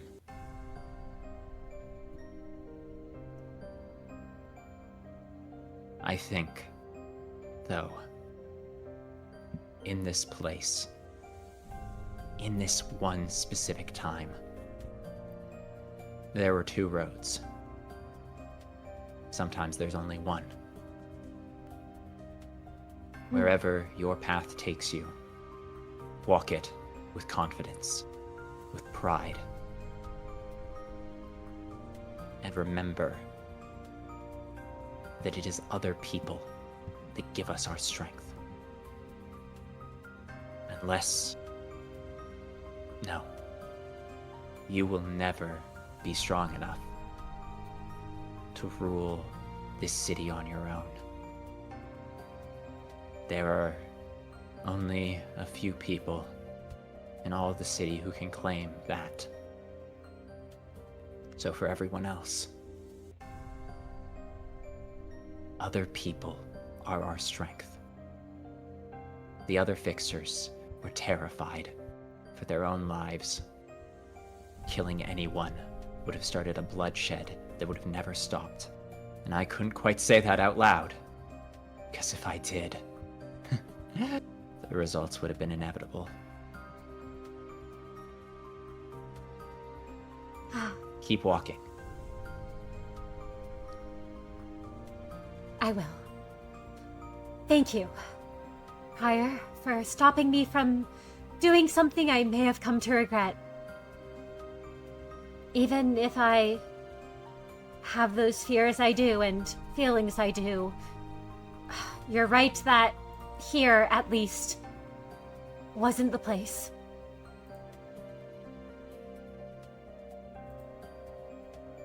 You have a bright future. I hope our paths cross again in the future. And in that future, we'll see which one of our paths took us further in this city. We shall. And if you're ever looking for some extra work, not the middle, but, I'm sure you're quite happy being a fixer. Oh, I am. And you can't recruit me for any syndicate, Prior, as persuasive as you may be at times. Well, I am quite persuasive. And he smiles and chuckles and pats her shoulder twice as he drops his hand to his side. She laughs and I at wish that. you all the luck in the world. And you as well, Prior.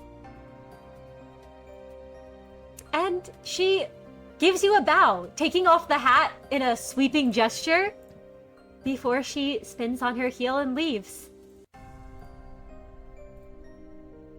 May our paths cross again. May they cross again. Prior is alone in an empty room.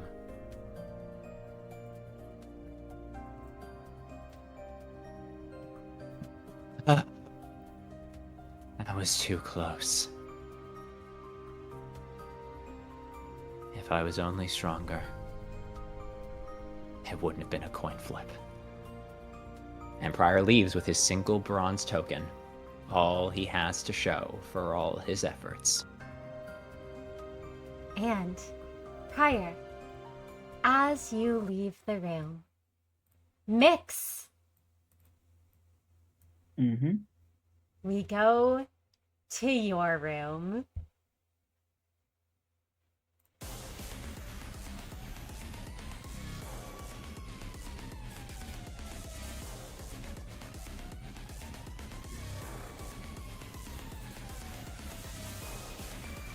Miix, as you enter the room, Faye looks around nervously, and he says, I'm not sure what we should do. Fuck. Okay, alright, everyone. We need to figure something out. Okay. There's gotta be a way to get through this without... It's a puzzle. It's a puzzle. That's what it is. So, let's put our heads together. I'm Miix. I know I'm who you Miix. are. And Miix, as you start to speak, one of the Swy runs at you with her sword drawn. Wait, what the hell are you doing? You're the one who killed Tosca. Yeah, I did, and I'm sorry, but Do you think sorry will just bring her back? No, I don't. But I've got...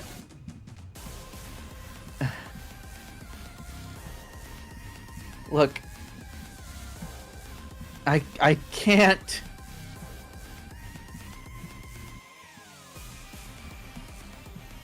We need to focus on getting out of here, and then if you feel the same, then we can... They told us how to get up. And one of the Liu fixers, who you don't recognize, speaks up. This woman over here, and she says, they told us, in order to get out, you need 10 of those tokens. I don't think I trust anyone in this room with 10 of those tokens. And this Liu fixer over here, Wetterby, it looks like this woman has been raring for a fight for a while. You recognize her as the one who almost started fighting her teammate last round? And she goes, so we fighting? No, and looks like no, she's about no. to start throwing a punch at the nearest person. No, we're not fighting. If we fight, I kill you all. Alright? I'm that much stronger. So you're threatening All right. us. And the it'll swine get you start moving in closer. It'll get you to back down. But we would do this on my rules. And Mick starts to raise a hand towards their cheek, nervously, but they look back at Faye and then look back at everybody else. Look, I understand that we're all scared. We don't know what's going on, but we don't have to kill each other to get out of here. I'm sure of it. Look, I have an idea of maybe how we could get out, or I something like that. understand that you killed my friend. And this Swy here also moves forward and says, you killed her, and you didn't even seem to care at all. And Faye starts to try to step forward, Miix, kind of putting his hands up as he says to the others, listen, let's calm down, okay? We can talk about things.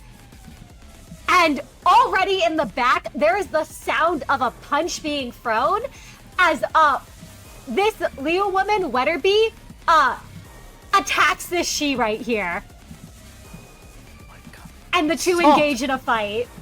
Oh, we don't... Stop it! Wait.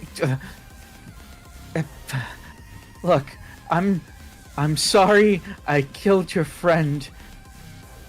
I know that won't fix anything. I'm not asking you to forgive me. I'm just asking you to use your head. There's no need for you to die. I'm telling you, if you try to kill me, I'm not gonna let you do that. I'll have to kill you. So you just kill us like you killed her. Why'd you even kill her then? Huh?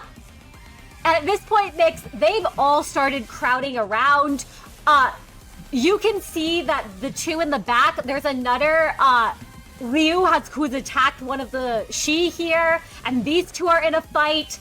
You notice that Wetterby has just, like, absolutely thrown the she across the room and is wailing on him. Hey, look, just...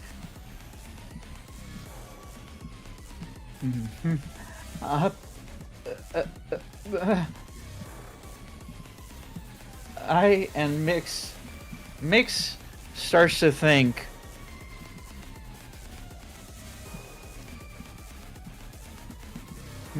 oh God, well, let me think. I'm like, I will say, Miix, as Miix tries to think, there is not much of a chance to, as Fritz sort of shoves Azzy, who's been talking to you, out of the way and says, stop asking them questions when you know that they have no good reason for what they did. And Miix, can you roll initiative along with everyone else in this room? oh gosh, sure thing.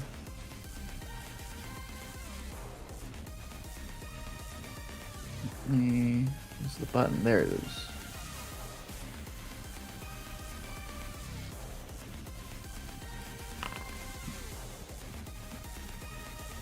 Whoa. I'll roll for all these fixers here as I pull up the initiative over here. And I pop out. Yep, the screen is already popped out. Perfect. So, beginning combat. Eri and Mia are currently locked in combat, and I'm just gonna roll a d10. If it's a failure, then Eri ends up killing Mia. If it's a success, Mia ends up killing Eri. So let me just roll a single d10 real quick.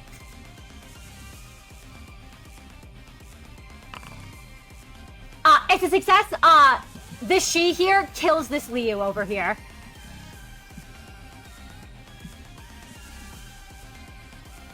It's Faye's turn. Faye looks to you, Miix, and he looks incredibly panicked, and he's gonna try to appeal to the rest of the fixers here. And you know what he's gonna do? Miix, he's gonna give you a bonus dice, on your, if you try to make any persuasion rolls. Now, I will say, Miix, okay, cool. you can either try to fight your way out of this situation, or you can get 10 cumulative successes. So if you are able to get a total of 10 successes, you will be able to stop the fighting. However, during the round, they are going to be attacking either each other or you. Or Faye. They're attacking Faye. Ooh, shoot. Yes, so you can either try to persuade, or you can choose to fully fight. I can persuade. The risk is that Faye gets overwhelmed, and or I can fight. But then, yeah, all right. You're evil, Mr. DM. You're an evil man. Gotcha. All right. Well, is it my turn? It is God. your turn. All right.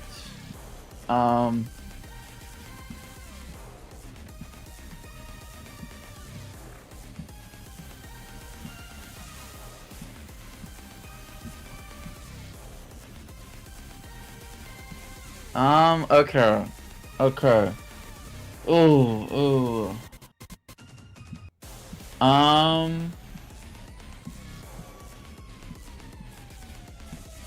Yeah.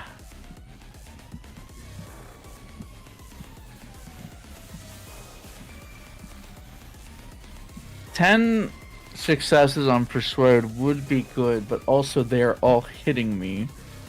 Yes. Okay. I think more than anything, Miix has to...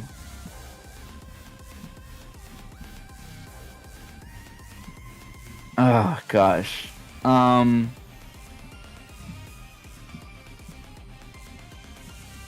is the first one charging at Miix? The first one charging, Azzy seemed to be trying to talk to you, but charged at you. Fritz and Guy are the two that immediately started charging at you. Alright.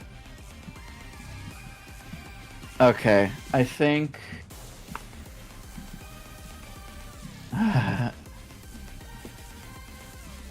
You know what? I think Miix will try to persuade first. I think if that doesn't go as well as they think, they will have to make the hard choice, but they will try to do a persuasion. Would that be persuasion plus... That would be persuasion, conviction. Conviction, gotcha. However, I don't believe... Oh, no, it is a speech. You can add your speech specialty, and you get an extra dice from Faye. Cool. How much does this specialty give? Just 1 dice? Yes, an extra one. It should automatically apply. Okay, cool. In that case, I will...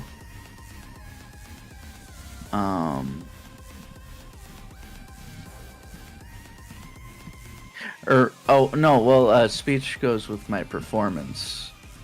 Oh, my bad. That is persuasion. performance, not persuasion. Yes, so you do not have a specialty then for persuasion. Gotcha. I will go ahead and roll. One success so far, and you're gonna need That's 10. I think, okay. Oh, gosh. I think Miix... I think this is actually an honest effort from Miix, if I may be so bold. I think it's not necessarily that Miix gives a poor, reasoning, right? I think Miix, to sort of summarize it, Miix is like,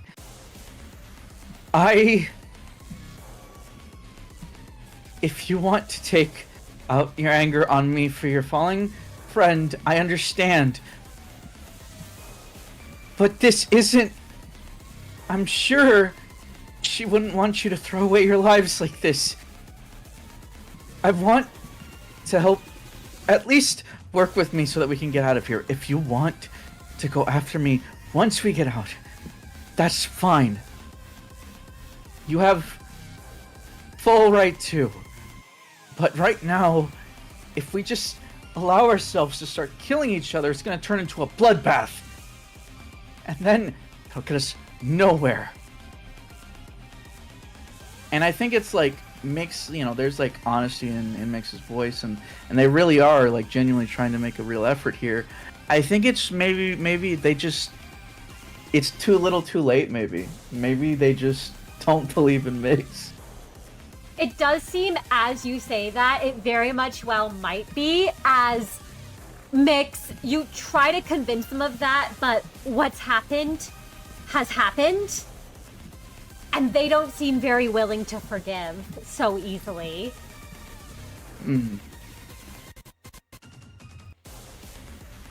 It is this she's over here's turns. So once again, I'm gonna roll that d10. On a failure, the she dies. On a success, on a failure, the she beats Wetterbee. On a success, Wetterbee beats the she. Oh, it's a failure. This she, Wetterbee's gone on the aggressive against the she here, and the she suddenly sneaks behind her. And as her back is turned, you see as this aggressive Liu fixer says, I'm gonna be the strongest. I'm not going down here. And the she tears through her back and she collapses to the ground. The katana having sliced right through her with a precise strike.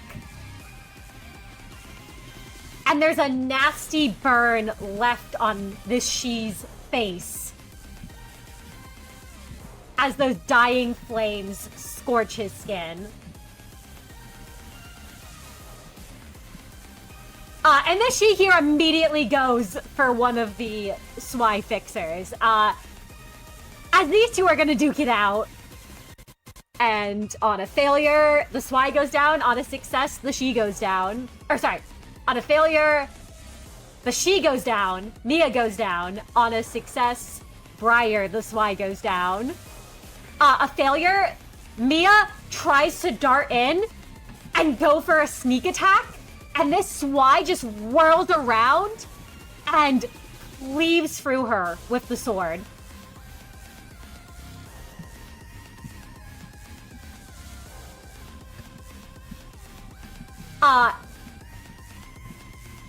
And next up in the order is... Oh, I think it skipped someone. Yes, you moved, I believe. So, yeah, Akira.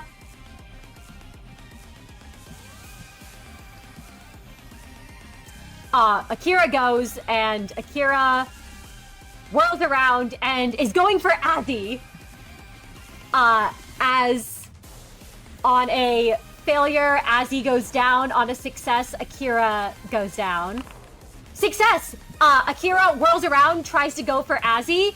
And Azzy, once again, just like Briar did, deflects the she's attack.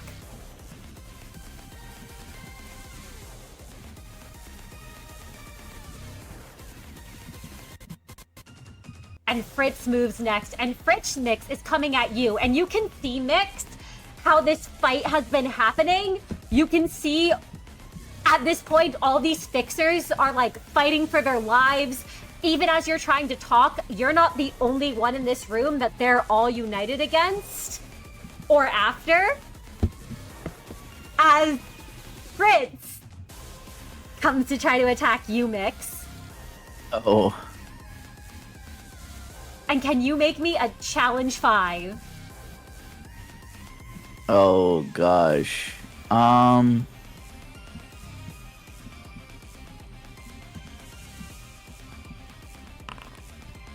Yes, I can. 5 successes, challenge 5. Would you like to describe how you dodge as this Swy comes in like, I'm going to get revenge for what you did to her? Miix, at this point, is just, I imagine, yeah, Fritz is just like charging wildly, swinging their weapon, and Miix is just jumping back, you know, shooting like warning shots just to like get Fritz to back off, backflips, you know, the whole shebang, just to avoid Fritz, and constantly just saying, "Stop! I don't want to hurt you."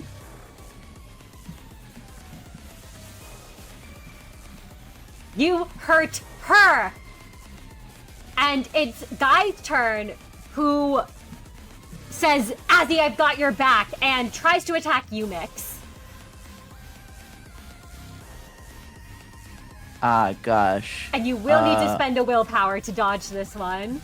I will. Oh, goodness me.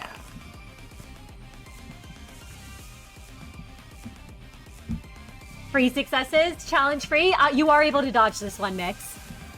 Yeah, once again, Miix is, I think it's like in the middle of Miix dodging Fritz, and they both try to pincer Miix, and Miix just ducks, and their swords clash into each other, and Miix takes advantage of that opening to jump back again.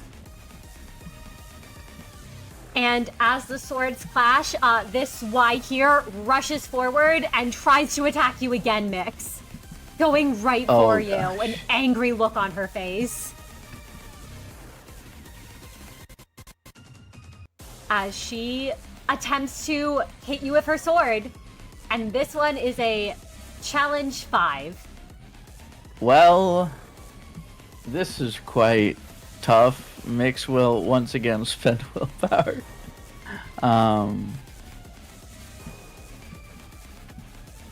And try to dodge. Oh,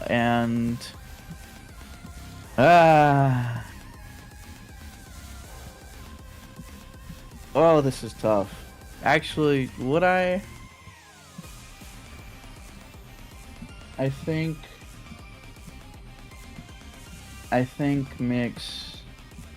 You know what? Actually, maybe I think Miix will take it. I have to save my willpower. I think Miix will. There's a light that washes over you as you can heal a point of sanity, Miix. All right, then Miix will spend it immediately. And should I push? Maybe. This is kind of 50-50. I think Miix will. I think Miix will push. Absolutely. You do not have to spend a point of willpower when you push. You can just do it. Yes. Ooh, forgot to put the difficulty, but You're yes, good. I do. 7 successes, you're able to dodge. If you'd like to describe as this horde of swine comes swinging at you. Once again, like as soon as the swords clash, there's like almost like sparks, and then as Miix's jump back, Briar like immediately low to the ground, dashes forward, and Miix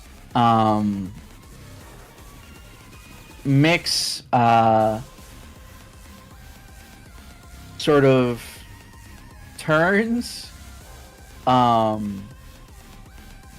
and jumps up in the air, like twirling, and like slams their tail down in front of them, to sort of like get Briar to immediately back off before they're hit. And with that sort of like time bot, Miix again jumps back, just desperately trying to get some ground. Miix, on Faye's turn, Faye's gonna try to take a defensive stance in front of you, and is gonna say, Miix, we need to stop this, they're killing each other! As Faye looks around nervously and is going to give you this time +2 dice to your persuasion roll, as is the second turn. Miix feels their cheek, the ice calls to them, and Miix thinks about the trial that they were given, the boon that they were given, and if now is the time to use it. But seeing Faye,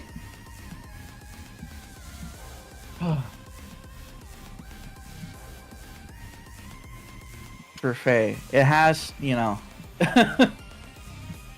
I can't not persuade. Oh my gosh. Persuasion conviction, you said with a +2 this time. Yes, and also originally it was a cumulative 10 successes. We are now down to 4 hostile forces in this room. So I will say instead of a cumulative of 10, it'll be a cumulative of 4 for each of the hostile forces still around. Gotcha. Miix will go ahead. Okay. Okay, please. I'm begging. I don't know if Miix has more dodges left in them. Oh gosh. You got this. Alright.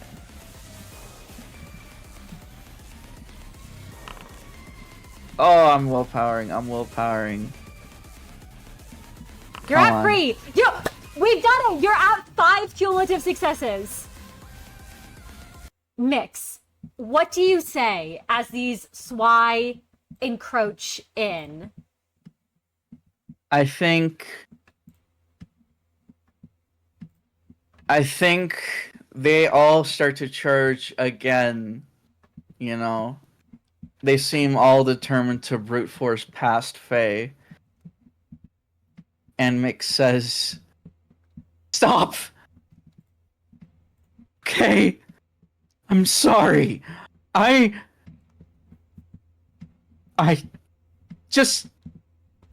sorry, okay? I'm sorry I killed your friend. I'm sorry that I caused so much pain and suffering. I know you're angry. I know you're in pain. I know what it feels like to lose someone you love. I'm not asking you to forgive me. I'm not asking you to turn the other cheek. All right, I know you're human. There's only so much I can ask of you.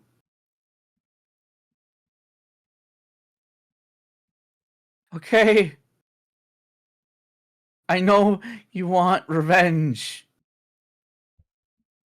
If I had a life to give away, I'd give it to you. But my life isn't my own. And because of that,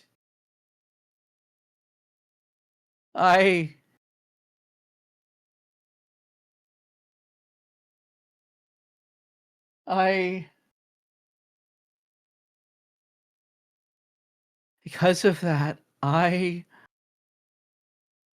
want to find a different way.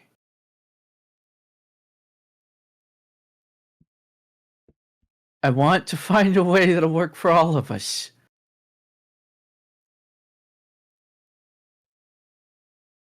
If, like I said, if you want to pursue vengeance after this, I'm not stopping you. But there are 4 dead people behind you. There are 4 dead people behind you. They're gone. Lumps of meat.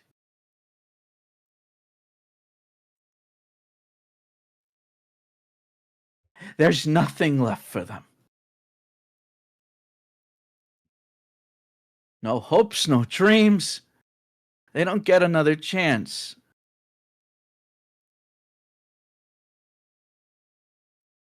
Is that what you want? For yourselves, for each other? You don't want another chance?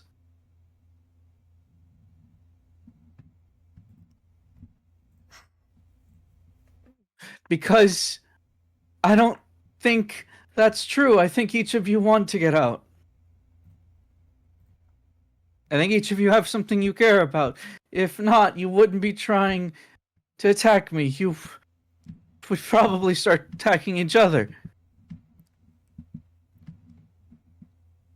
There are reasons each of us have to get out of here.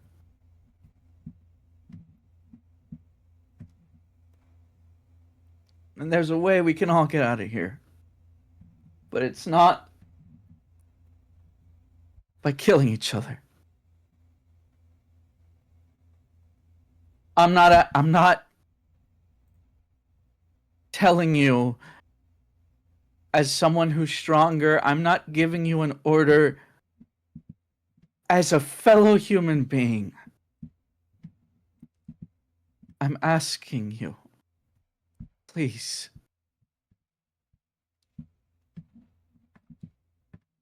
Let's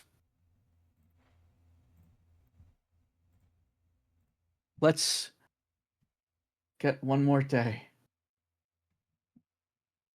One more day. All of us. It's the least we deserve in this world. It's one more day.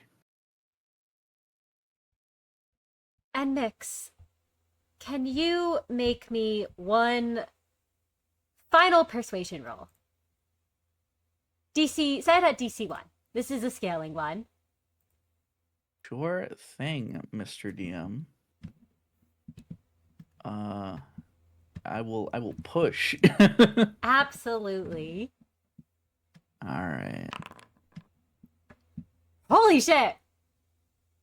Wow. 7 success crit. Miix. Azzy is the first to lower her weapon. She takes her coin, the silver coin hung by her side.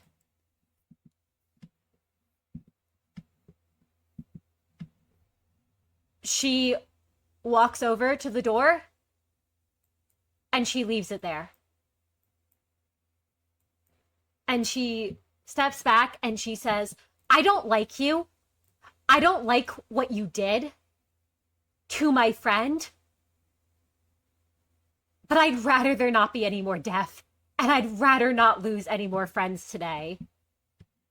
And she looks to Guy and she says, you should also. As Guy shoots you a look, Miix, and there is anger in his eyes, but he does as she says and steps back also. Briar and Fritz still look very upset at you, but both of them sort of sigh as they just put their coins in the indents and step back. And Faye looks to you with a smile, Miix, and says, I know it's not ideal, but 6 of us are getting out of here. And Faye will go over and put his own coin into the indent. Miix will go to collect, I guess. Is it necessary for us to collect the other coins? Yes, you do need all 10, Okay. so you will have to Miix go will and go collect. collect those. As I think, like, they walk over to the little, like, shelf monument thing. And actually, maybe if Faye's still there, Miix will, like, in private, say a few things. But I think Miix, like, putting them there. Yeah, Faye's still there for a moment. You can catch Faye as he's starting to walk away from it.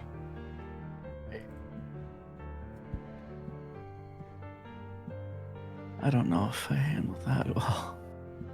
I'm not much of a speeches person. I just thought that if for a moment, and I think, Miix is just saying this to Faye, it's only Faye can hear. Miix says, for a moment, I thought that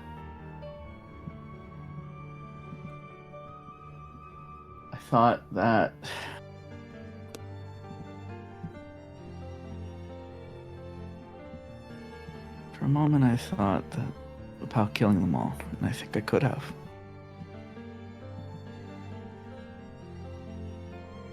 Faye... But- Oh, sorry, if you have more to say first, Miix. But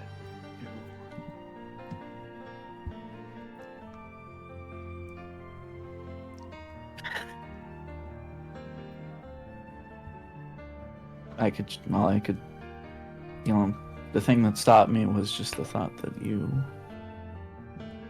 told me we should try, right?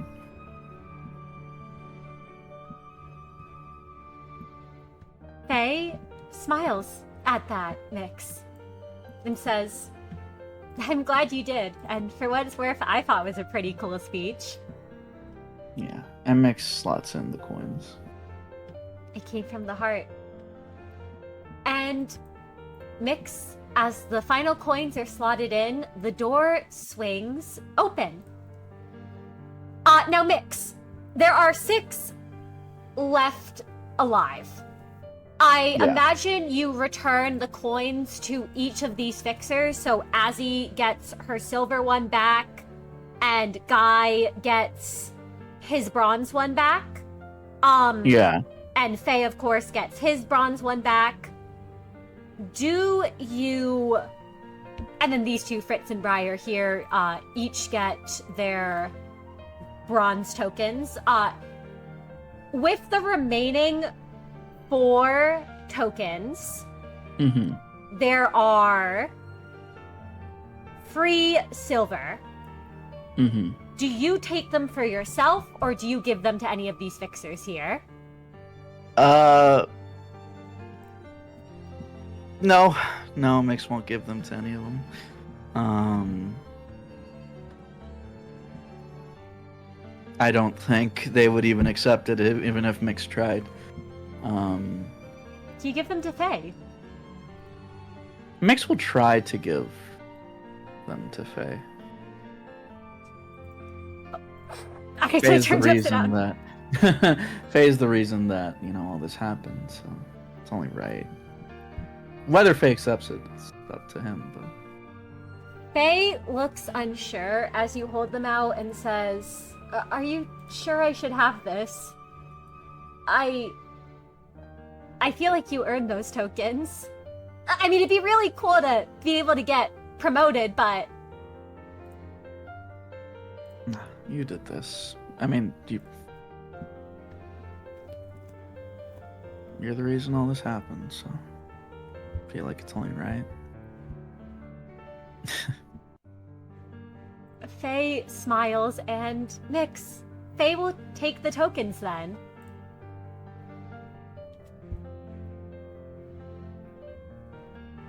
And all the Swai have left the room, leaving you and Faye, Miix.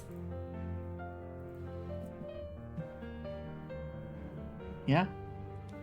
I think Miix will start walking out. I guess while they start to walk out, Miix says as they cross the room, I know you're part of the Leo and all that. If you ever wanted other work, I have a company, sort of. It's just 2 employees. Me and my secretary. But if you wanted to join, Miix. Oh, yeah. There is the sound of a blade stabbing into flesh.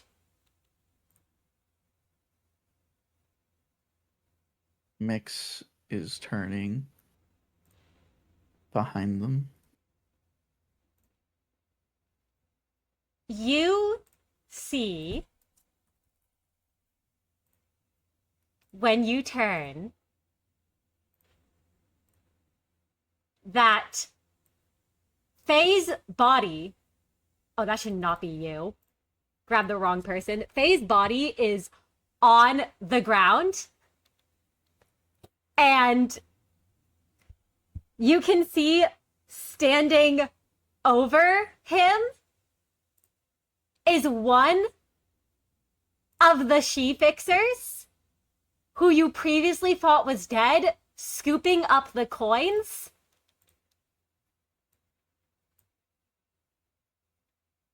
And he just exits the door behind you.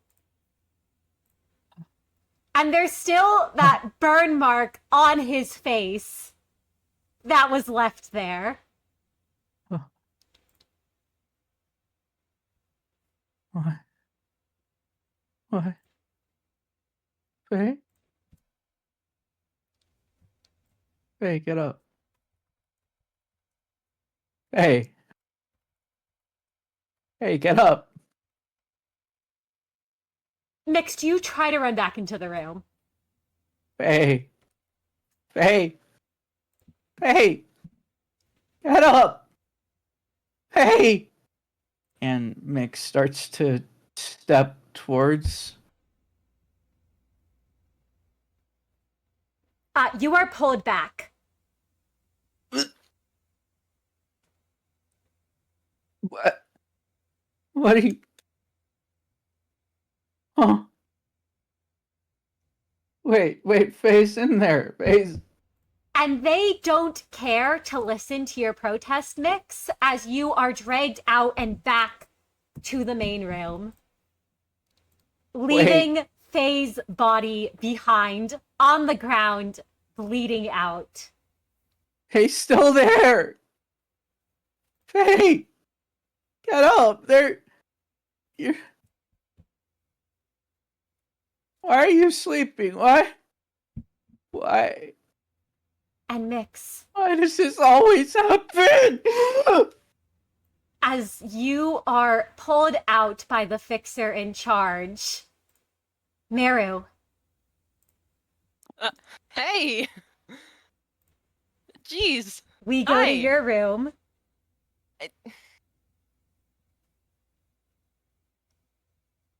Okay. Oh. Okay.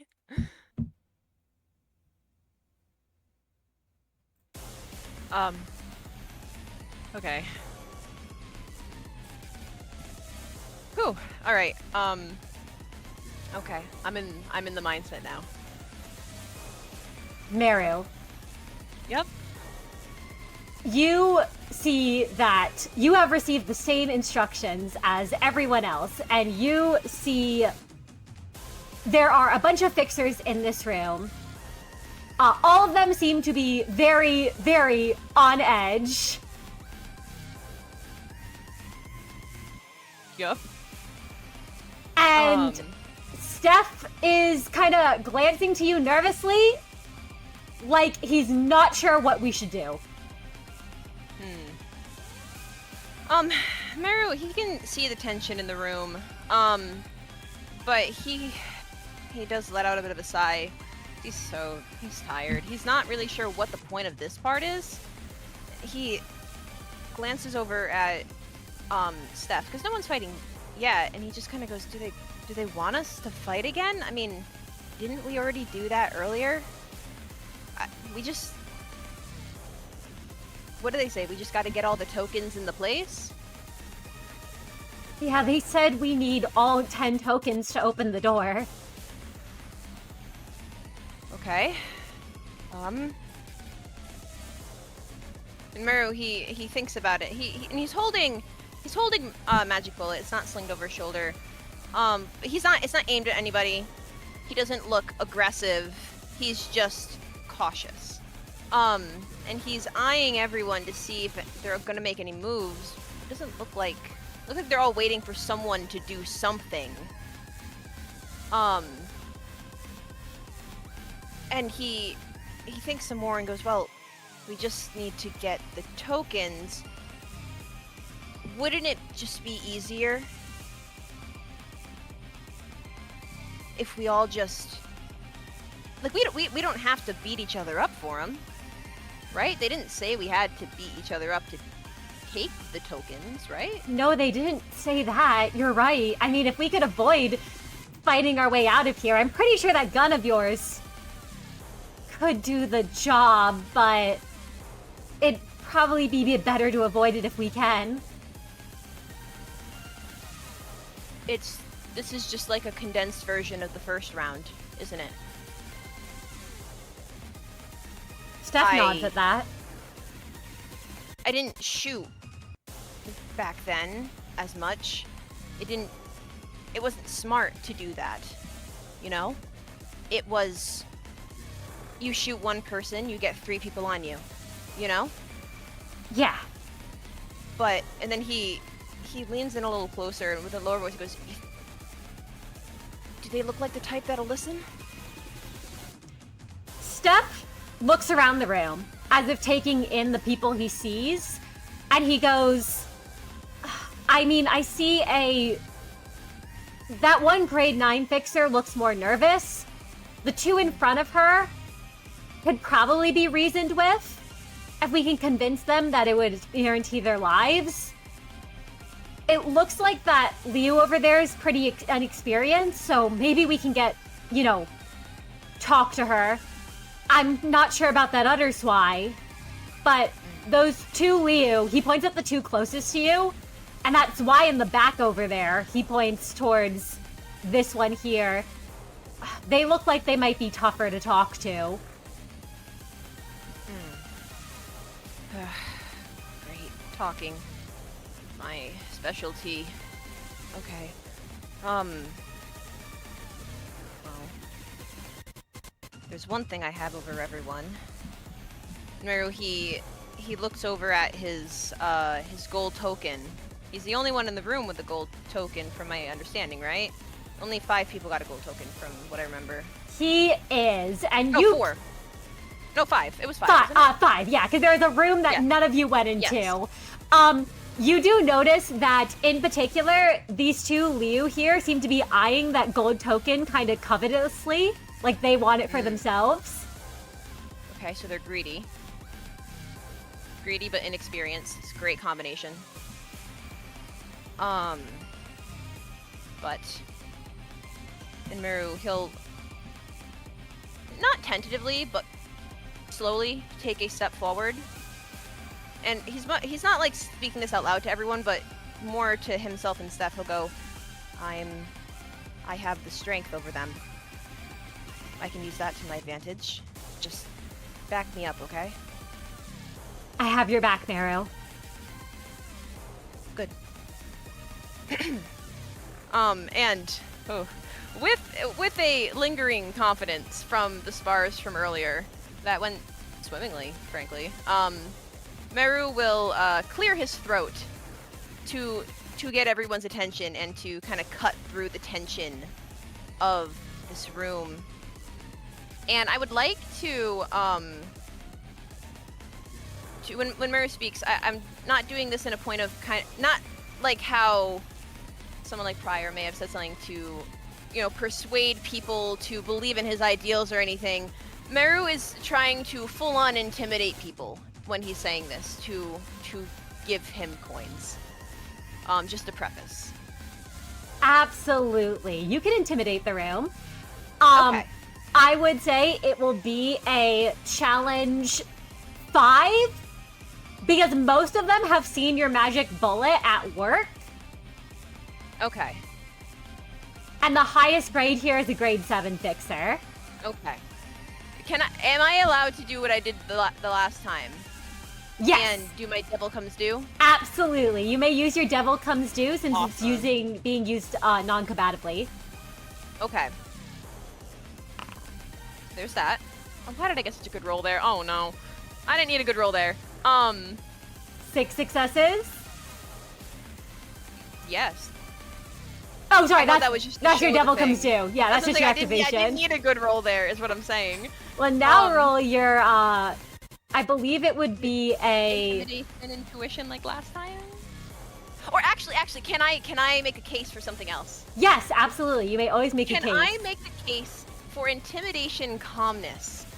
Ooh. Because I remember calmness was not just about being able to calm other people down, it's also about being able to hold yourself in a very, I guess, calm way. Like you are, I remember the wording was like either helping someone feel better or acting like an ice cold killer. Yes, you may. So, yeah, to kind of keep up his, his act of being, well, he's not even an act, he believes it. Of he is better, he's the best in the room, he is the strongest, and he can hurt them if he wants to, but he's giving them an opportunity. So, will that work? Absolutely. That worked. And you get to add your 2 dice from Devil Comes Due and 1 dice for Steph. Oh, awesome. I was gonna ask if I could get another one because I'm gluttonous. No, absolutely.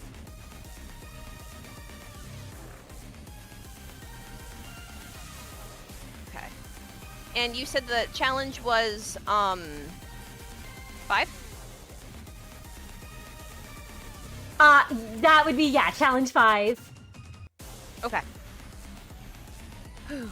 Okay. Let me ask one more question. Does Merru's desperation thing apply here? You can use Does it? I don't desperation know. here, Okay. I imagine, because it can be used anytime. Okay, just making sure. Cool. So I'll have that. I'm pulling out all the stops here. I need this to work.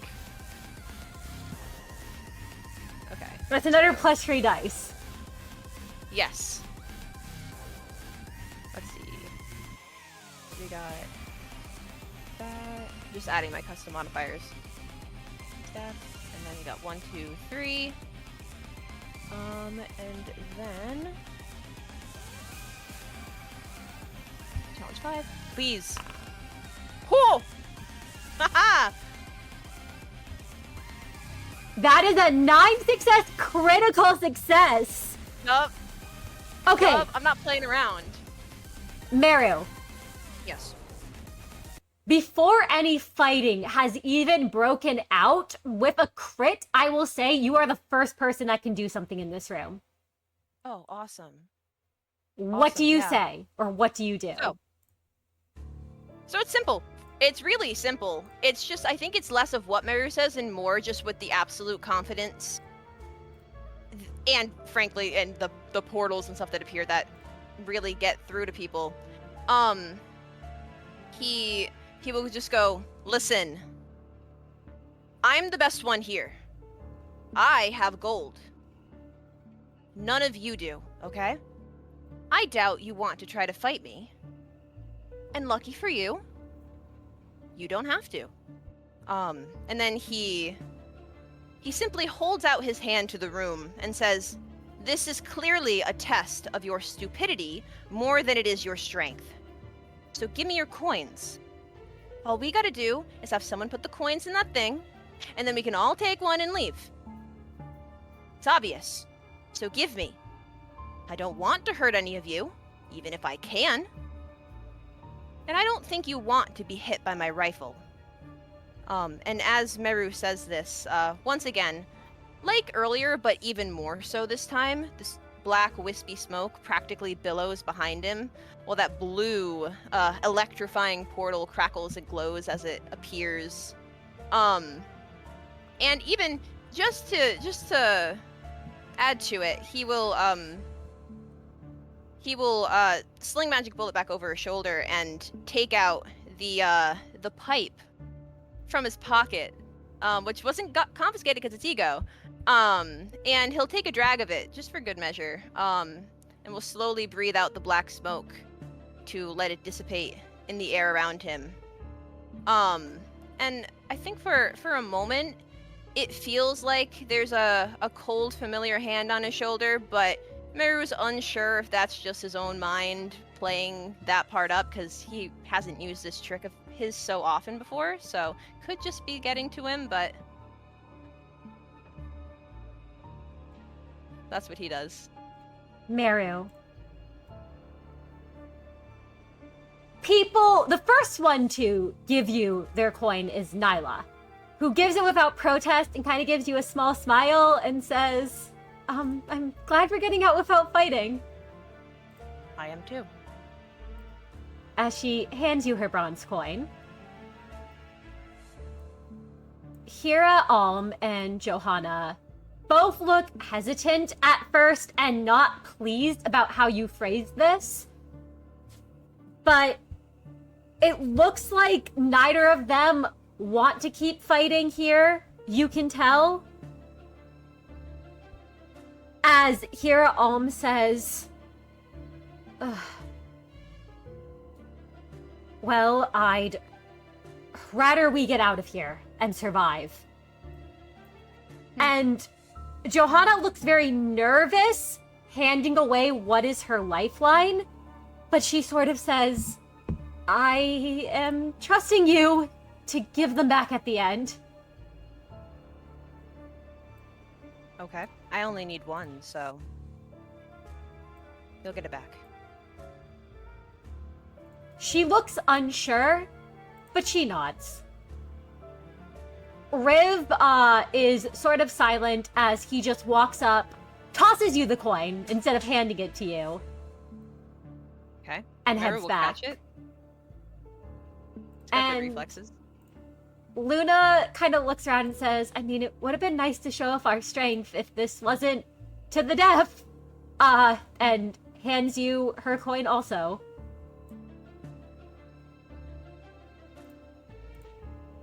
The last three in the room look much more unsure and unhappy about handing their coins over. Agatha's the first two, kind of gives you it, but you can tell she's displeased. Ray does the same.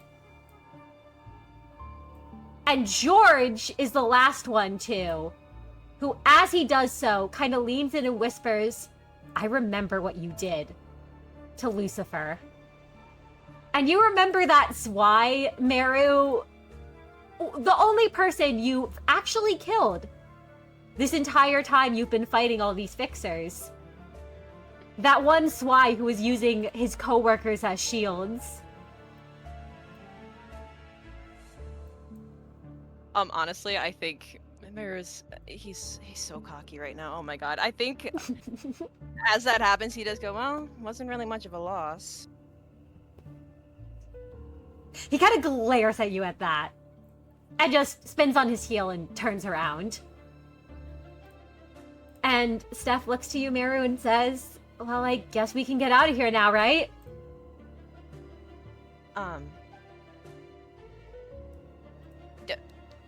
Yeah, I guess so. And honestly, Merru did not think it was gonna be that easy. It's, but, I mean, hey, they just need to take the tokens, put them in the thing. Simple. So, yeah. Merru, do you start to head towards the door? Yeah. I mean, why wouldn't he? What's the holdup? He got the coins. Let's go to the door. He'll turn around.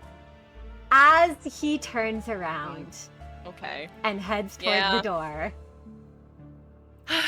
I knew it was too easy. I was like, I got the crit. Everyone gave it to me. Who's fighting? Who's hitting me? Meru, as Was you it because I made fun of Lucifer? as you start heading towards the door, Yeah. there is the sound of two blades connecting with each other, Oh. and then the sound of a gunshot rings out. As George Guns? tried to bring his blade down on your back as you were turned, and Steph immediately intervened, pressed a button on his chainsaw, and a bullet shot out and lodged itself in George's chest. His chainsaw has bullets? It does. What the But I think you have a bigger issue at the moment. No, sorry. I'm just so... Okay. I think Merru, that's a bit shocking. Meru's go, what? And he'll turn around, because this was supposed to be an easy task. He thought he made himself pretty clear. I mean, why are people fighting? He trusts that Steph didn't pull the first move, but was everyone else stupid? This was easy. It was simple. He doesn't understand. And he'll just go, why are you all fighting? We were about to win. I was about to make you all win. Are you all idiots? Stop. As you say that, the gunshot and the weapon being drawn has caused the room to descend into chaos. You can see there is panic on a lot of the fixers' faces as this Leo fixer here sort of points at Steph and shouts, it was all a trick, they're actually gonna kill everyone here, and throws herself at Steph, basically causing him to like stumble back as she throws her fist towards him and hits at first the chainsaw, causing one of the bullets to fire again as the mechanism is punched, and I'm gonna roll a quick 1, 2, 3, 4, 5, 6, 7, 8, 9, or how many of you are left? A 1d8. A free? 2 free? The bullet is fired and it hits into... Let's see. We're counting across the room, going from the top back. 1, 2, 3. The bullet's fired and hits Johanna.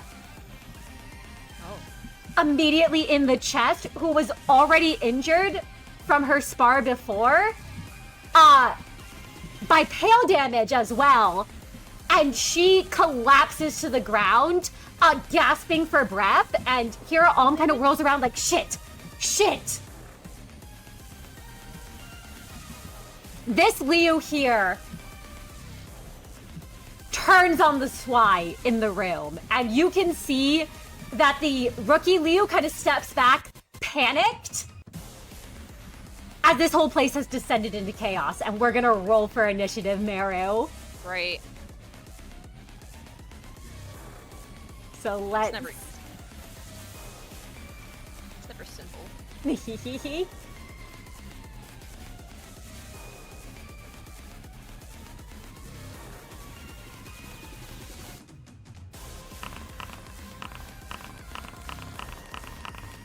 Alright, popping out the initiative order. Merru, you are first up in the order. What would you like to do? Everyone is now fighting. I think... Or trying to defend themselves. Let's see, what is the biggest... What is the easiest thing to stop? Actually, can I ask you, a quick question? Yes, absolutely. Now, can I ask how loud that gunshot was? It sounded across the whole room. All of you could hear the sound of the gun. It was Yes. quite loud. Yes, quite loud. Okay. I mentioned before Merru's quite fatigued. His prosthetics and his augmentations have been working overtime. I don't want to say this, but I'm only saying this because I think it actually would have happened. Just... Merru's, he was holding a bunch of coins in his hand. Yes, you have all the coins in your hand. That a gunshot randomly sounding from pretty close to him, out of the blue, might shock him enough to not drop all of them, but maybe drop a couple of them. Yes, you absolutely. I could see a couple coins drop from your hand. Yeah. Because I was going to ask if Merru would... He'd probably try to gather them, but would any of the fixers see that happen and go to grab their own coin? If they think that this is all fake, would they do that? Because I'm just trying to figure out what the room... how they're acting towards him, you know? I think you can see, especially the more paranoid among them, look like they want to go for their coins when they hear them drop to the ground or see them drop to the ground. Okay. But they stay where they are? It looks like some of them might start diving for their coins. You're not sure at the moment, though. It's kind of too, I imagine, much of a panic state to really tell. Okay. So I guess if he can, then I'm just trying to figure out who if he would. Well, he doesn't want to shoot someone right now, but I guess. Well, actually, you know what? He does have a second attack. Yes. He could try to break apart some of the fighting, using the blunt end of Magic Bullet. I guess I'll have him go over here, maybe? Yeah, absolutely. Oh, sorry. Didn't mean to move him back. Oh. You move him forward. Oh, yeah, I was just trying to get him over here. And so who remind me, who is fighting who in this group of 3? It looks like Ray and Riv are fighting at the moment. Okay. So Merru will try to I guess we'll go for Ray. With his second skill, which is not, it's not horrible, but it's not amazing. Which I'll show in a moment. And he's hitting them, not necessarily to try and hurt them, but he's just, like I said before, he's just trying to stop the fighting, like trying to break them apart. So what would the challenge level be there? To try to break them apart, I would say that the fighting here is pretty chaotic. It would be a challenge 5 to stop them from fighting. That's fine. Okay.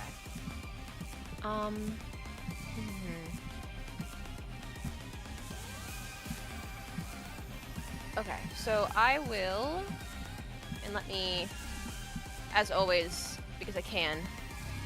Merru's desperate. He wants us to stop. He's so pissed off right now.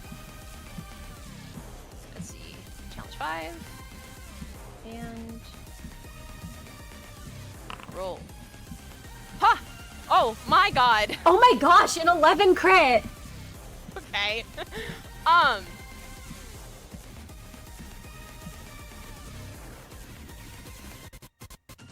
Yeah. Yeah, he's using the blunt end of magic bullet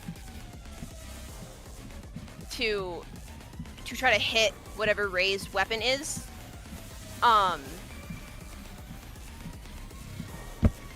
Absolutely. You are able to hit Ray's... Well, okay, Ray is a Liu fixer, so you can't really hit Ray's weapon because it is Ray's own fists, I will say. I also will say that there is a light that washes over you, and you all can heal a point of health damage. And Merru, you resolve yourself, and you have defense against the next red attack you take. So you will be having that attack and that damage. Okay.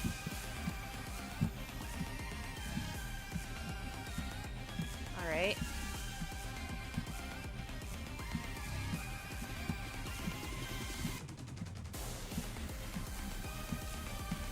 So that attack is doing, let's see, that was a 11 success crit on challenge 5. That's 6, and it's going to be +2 on half blunt, so that's going to be 8 damage. So this fixer is still standing, but doesn't look to be in good shape. Okay. So I guess Merru, he'll put a hand out and he goes, "Listen, just stop being an idiot, okay? Can everyone just stop being an idiot right now?" As you try to say that, Merru, Steph is going to act,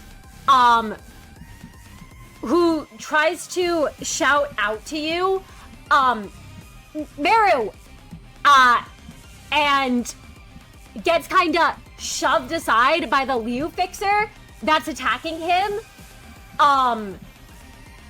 as she punches him with her fists, kind of knocking him actually into the other Leo fixer. And there isn't much Steph can do on his turn, as he is kind of, you know,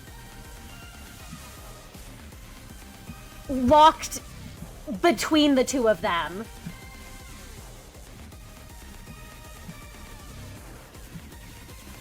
All right.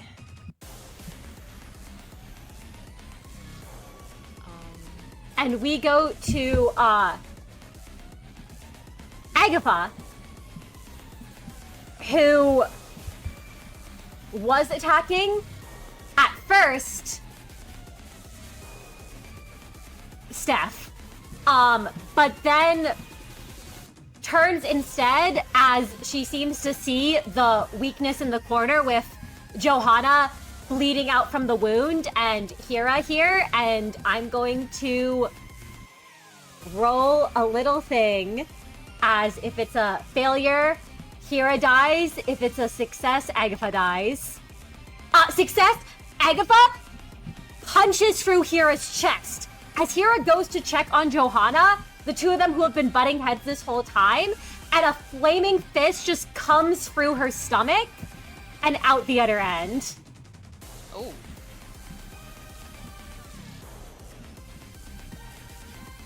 On her turn, Nyla just kind of puts up the shield and kind of looks panicked. She starts to go to raise the shield, and then she sees Agatha by Johanna and runs over to that side of the room to try to protect Johanna. And Riv, meanwhile,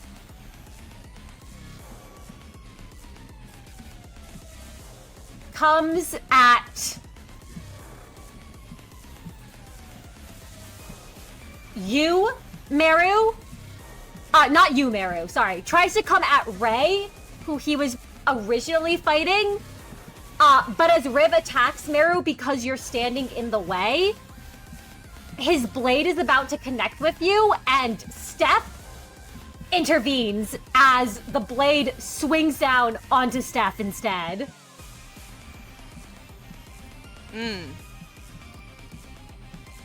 And Riv is a grade 7 fixer to Steph's grade 8.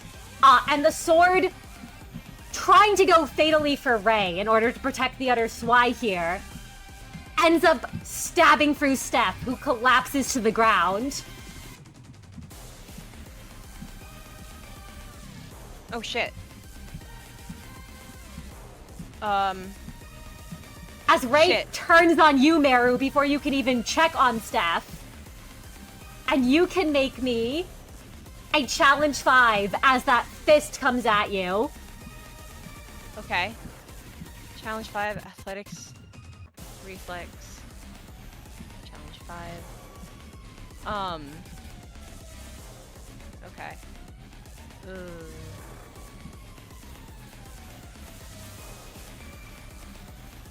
Let's see. I will. Sorry, I'm just getting my stuff up.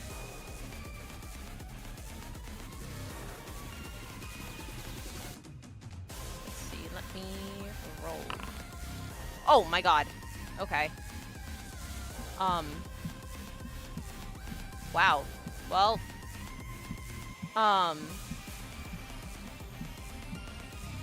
Oh.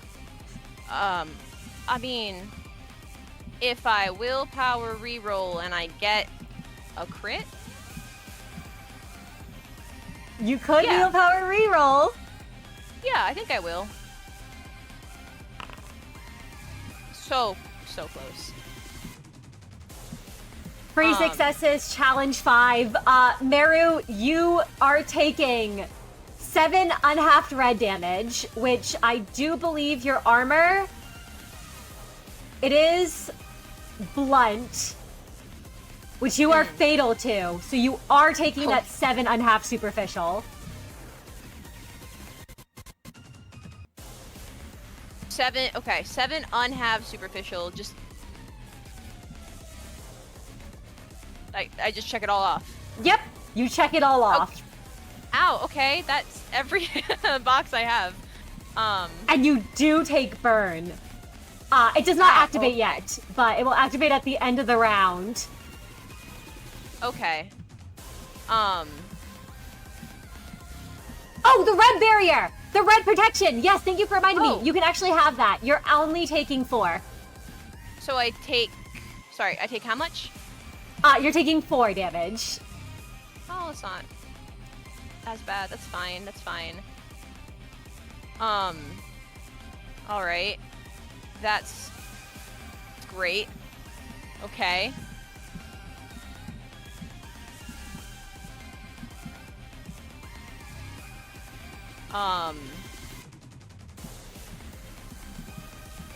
Sorry, I'm just...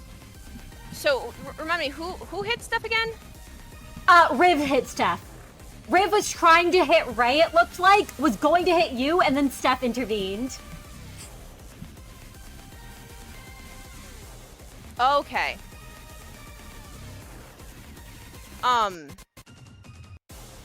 Okay. That changes things, I think.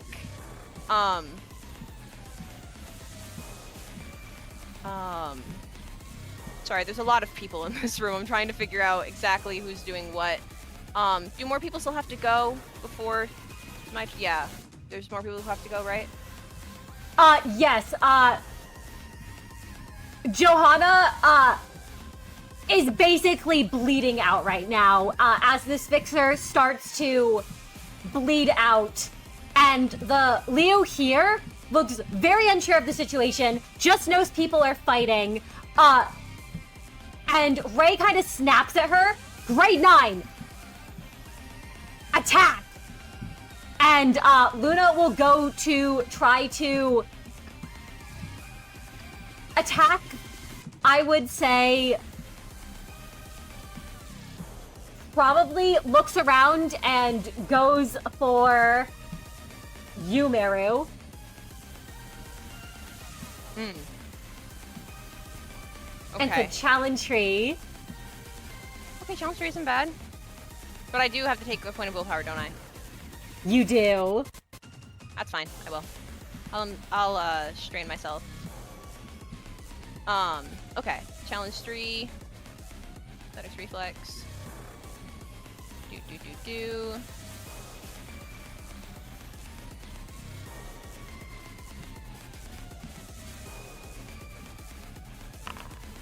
There we go. I'll take it. That's a dodge. You're able to dodge as she swings her fist at you. Eight. That's good. And Merru, we go back to your turn. You can see Agatha is wailing on this weaker fixer back there. Nyla trying to hold up a shield. Ray is still standing in front of you, raring for a fight. Steph has Riv's blade sticking out of his chest and is basically on his knees, looking on the verge of bleeding out. Luna looks panicked, but is following the orders of the other Swai. Or not the other Swai, the other Liu. What would you like to do? Well. Clearly nobody is listening. I think Merru, he was so focused on the initial fighting that was happening that it takes him a second to realize what happened to Steph. But when it clicks, I think he momentarily freezes and stares from Steph to Riv. And he just goes, What did you do? You're the one I spared, aren't you? Because he remembers, Riv was from the first round, right? Riv was one of those Swai fixers who was in your way and you chose not to shoot Merru. Right, yeah. Yeah, Merru remembers this now, and he goes, I helped you before. You wouldn't have lasted through that round. I helped you. And he glances back at Steph and he goes, and this is what you do?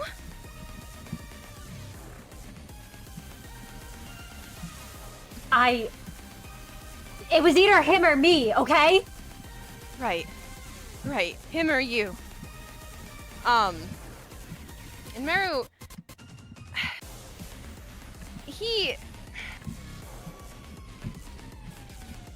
God. He's furious. It's like this, he can feel this like boiling anger start to bubble up inside of him that was not there a few seconds ago.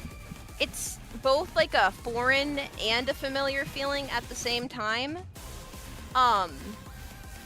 Because he's felt angry before, he's felt desperation before. I mean, he wanted to protect and defend Steph. He likes Steph, you know? Like, Steph is nice to him. Steph reminds him of someone. I mean, maybe of people from his past. Maybe himself. Something like that. He's not sure. But when he realized that Steph got hurt because of somebody who he had spared,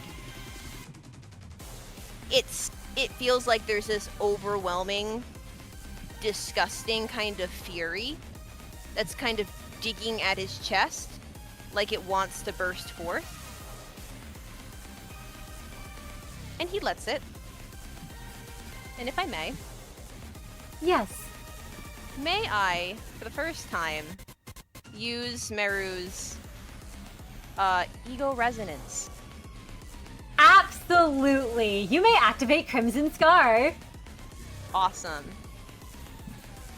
Now, before I do that, obviously, desperation's here. Merru is... It's too bad he's actually not both injured and strained. He's just strained. But he can have 4 desperation dice here. And let me see. What would the challenge level be here? Riv is a grade 7, so this is a challenge 5. Okay. Before then, may I Justitia? You may Justitia. Like, I'm not Justitia at all, Kanto. He is guilty for what he did to Steph in your eyes. Yes. Sorry, I'm just trying to figure out where I roll it.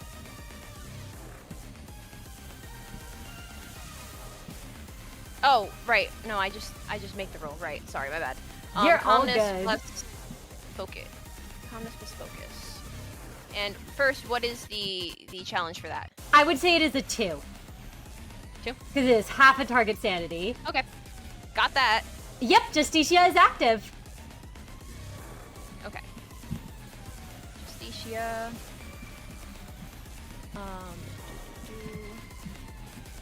And remind me one more time, does Justitia give me, we changed it recently. It doesn't give me an extra dice anymore, does it? You gain a It gives an extra. +1/+3 situational bonus. And you mark a target with verdict and you gain sworn duty. Yes. So I believe what that does is... Verdict is when taking damage from a target with sworn duty, you treat your pierce resistance as normal. If it is ineffective, you take +1 pale whenever you take damage from that target. So this Riv now has verdict. So Riv takes +1 pale damage. Okay. Cool. And Alright, so you have to include Riv in any attacks you make. And you gain a That's fine. +3 bonus dice on any awareness and stealth tests against Riv. Okay. And it was challenge. Remind me, one more time. Challenge 5. It is, yes, a challenge 5. And I will give you, because Riv killed Steph, how clear do you think the guilt is? Because it was in the midst of a chaotic battle. He doesn't care. He doesn't care? In that case, I would say a +3 because Steph is dead. Okay, so I get +3. Wait, Steph is... Or Steph is dying, rather. Okay, I was gonna say, wait, Steph is dead. I thought he was just dying. That scared me. No, Steph isn't dead. Yet. Okay. Okay, so I get a... Sorry. I get a +3, is that what you're saying? Yes, you have +3. Okay. You get a +3 dice bonus on your first attack roll. Yep. Thank you, Briar. Okay, let's roll. No. Give me a second. We'll probably reroll that.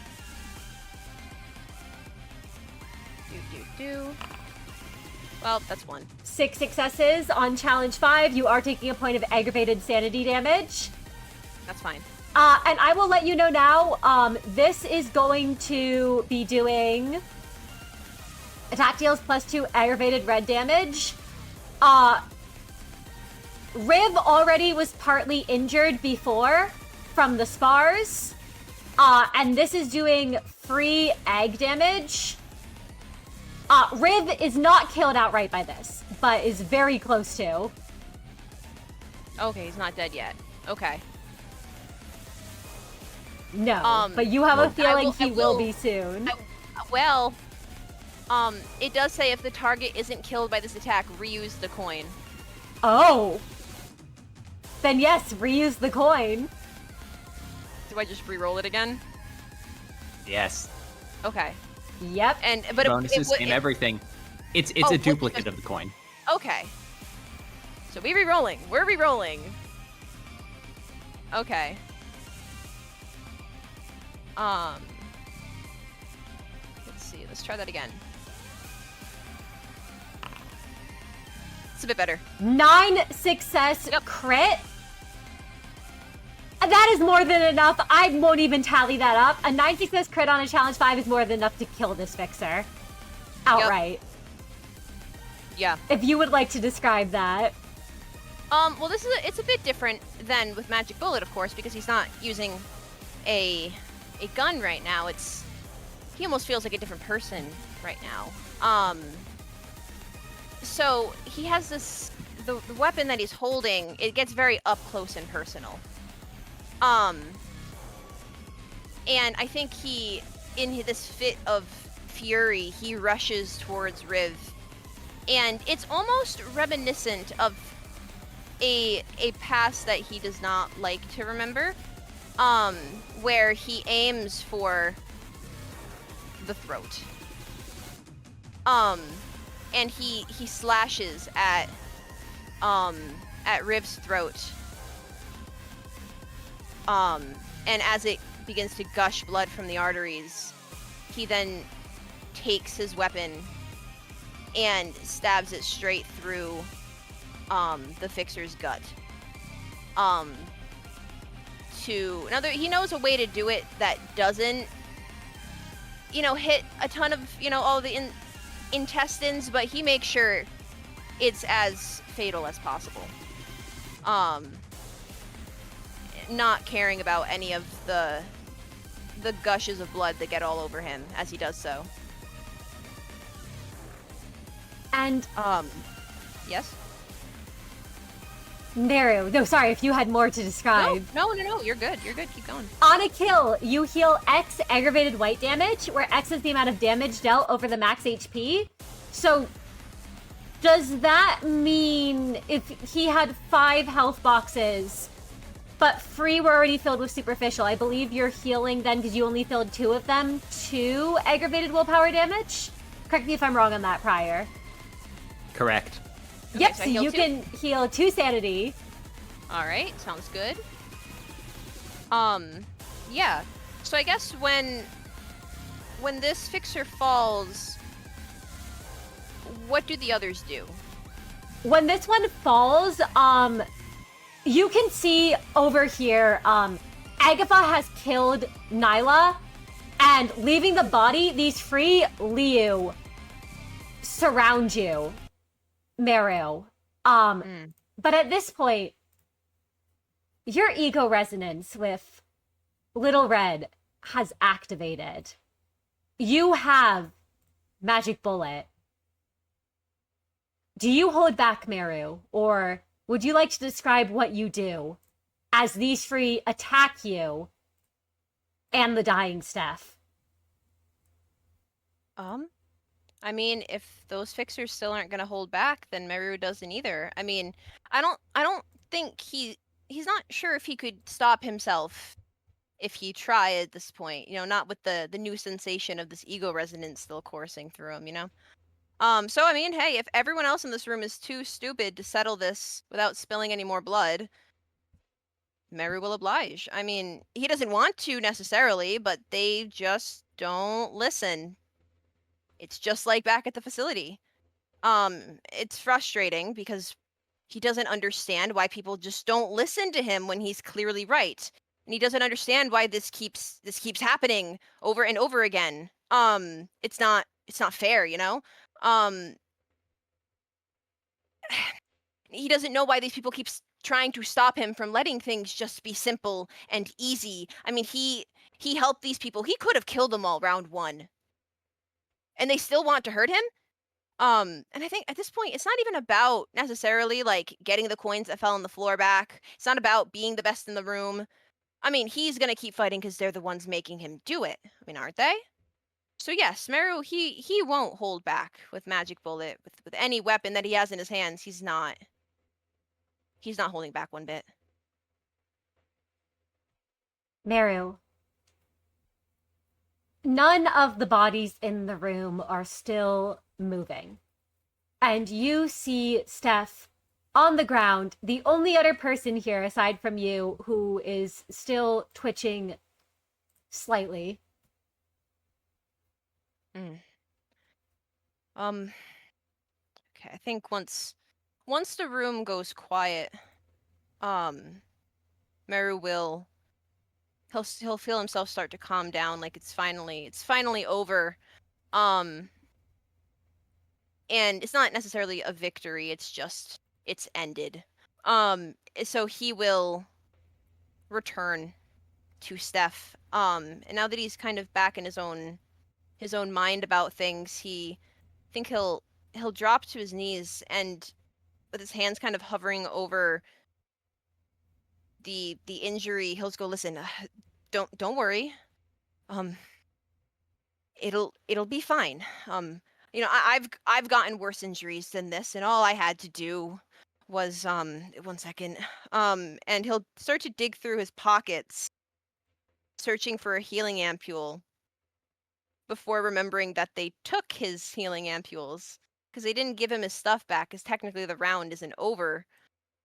And I think that makes him freeze for a moment as he tries to rack his brain to come up with something to say to keep Steph's focus on him, while also trying to not let his own thoughts get to him as he stares this injury, so it's so close up, because he's been in a position almost exactly like this before, and he really hoped that he wouldn't have to do this again, because it's really not fair that this keeps happening. But he'll try one last time, because maybe he can just patch him up, and Steph can hobble out of the room with half the coins, and Merru can bring him to Kai and Pryor or something. But the more he thinks, the more Steph is probably starting to fade. So he'll try to, as he tries to find something to. Is the weapon still in his body? It is. It is. Okay. And as you're looking for something to... Sorry, if you had something to say first. Oh yeah. No, I was gonna say, I think as he tries to kind of figure out how to get the weapon out, but then also wrap up the injury, because he knows it's bad to take the weapon out normally. He'll at some point lift up Justicia over, like, onto, like, where his, like, above his eyes, and lower his mask, so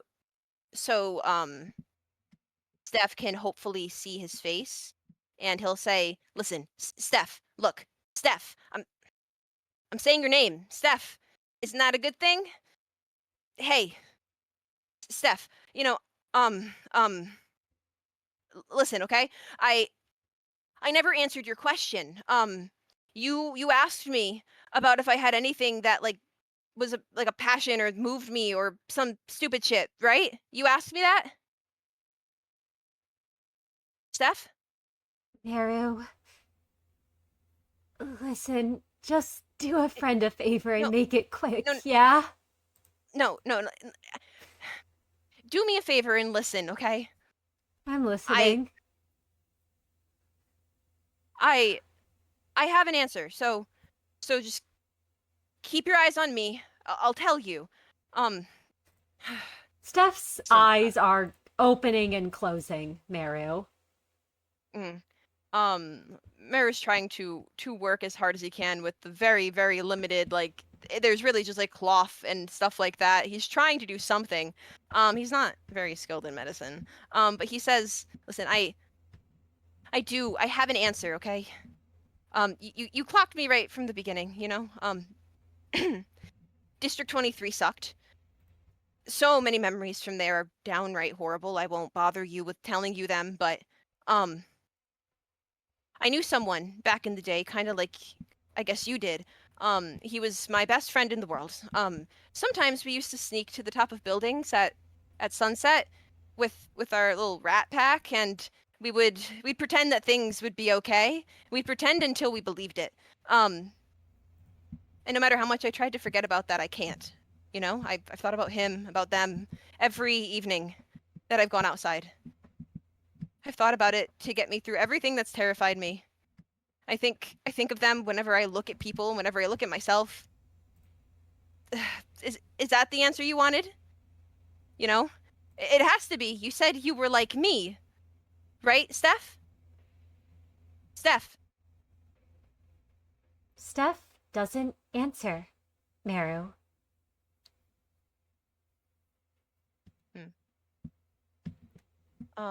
Merru will stare for a few long seconds until there's a bit of an understanding in his mind, and he sighs kind of shakily and goes, I see. Okay.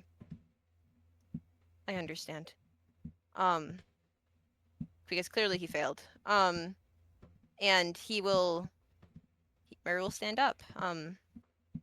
Because things really did always have to be this way, didn't they? Didn't they? He's not sure why things always end up like this, but, I mean, it was nice while it lasted. Steph asked him to do him a favor, so I guess, even if it's a bit late, he will. He can tell that Steph is not surviving this. He can see Steph is barely alive at this point. And he's no stranger to mercy kills. He's always understood Magic Bullet to be painful when someone lives, but relatively painless when they die from the shot. It's meant to be the cleanest kill one can get in his mind. And as he raises Magic Bullet, I think he can't help but think that he should have just let Steph die sooner. Maybe even all the way back in round 1. You know, Merru tried to make things better, but I guess it only ended up hurting Steph more. He suffered throughout this whole fight while Merru went and killed a bunch of people here. People who were fighting, but you know, he suffered longer than he should have, but at least now Merru can end the rest of it quickly. So, when he stands before Steph, he'll go, don't worry. I won't let this hurt you. I'm sorry to disappoint you. And as Merru pulls the trigger, for once, he can't watch. There's something different about this. He'll look away and squeeze his eyes shut as the familiar portals form, aimed right at Steph's chest. I think Justicia feels tighter than ever around his face, but his ego set practically feels alive now, and he hates it. Like, he hates feeling like this so much. But he doesn't want to hurt like this anymore, you know? But he doesn't know how to make that go away. So for now, he'll just do what he has to do and pull the trigger. As you hear the portal form, Merru, you hear a voice. You really are just like he said. And then the bullet fires. Do you look back? Merru's eyes will fly open at that, and he'll go, what? But, and I think when that happens, he looks just in time to see the bullet strike through Steph. Steph's eyes are still open, Merru. When you look. Oh. For a moment, Mary was just horrified. But it's not a calmness that washes over him after that. It's almost just like he's resigned to the fact that it happened now. It's over. And I think he'll lean back down and close Steph's eyes. They don't need to stay open for this. And then I'm sure by this, the coins have kind of scattered from his fighting because he wasn't really focused on that anymore. He'll slowly gather them all and bring them over to where they need to go.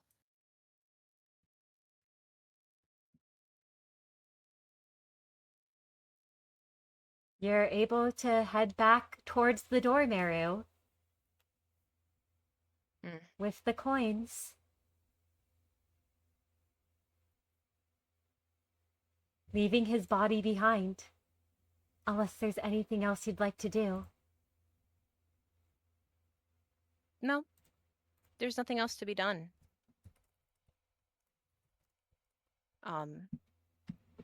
So.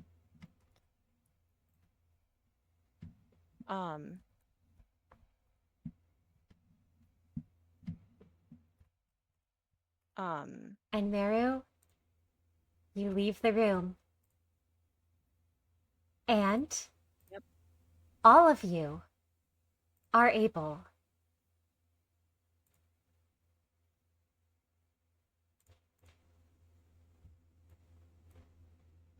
to meet back in the main room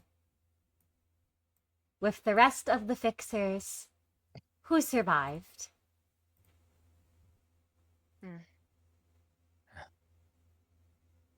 Prior has been waiting, and his worst fears are confirmed as the rooms open one by one. Something about this doesn't make sense for him. Everything about this. It's an itch that's been in the back of his skull since round 1. But he puts it aside for a little longer. He moves up towards the other managers as they stumble out of their waiting areas and I imagine back to the main room. Kai, Miix, Merru. Come, sit. It's all right. It's over now. I will go to sit wherever Prior gestures, but refuses to meet his eye, still clutching onto his gold and silver coins. I knew from the moment they separated us. Damn it. I swear it was rigged. I feel they put us with people thinking that we would fail. I'm sure we'll have time to talk about what exactly happened, but were there any survivors? Any at all? Miix, I saw a few. Kai, Merru.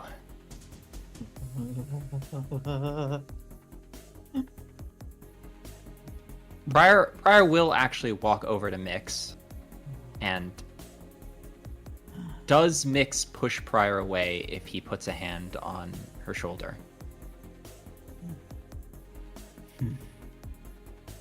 Miix.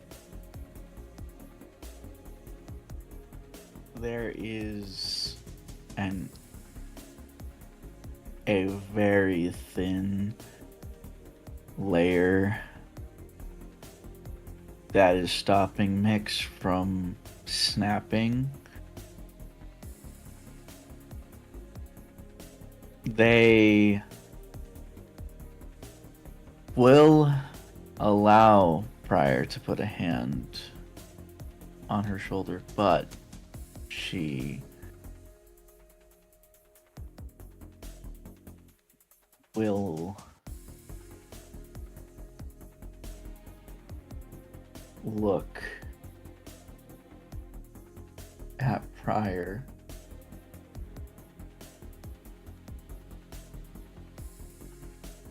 and then back towards the room.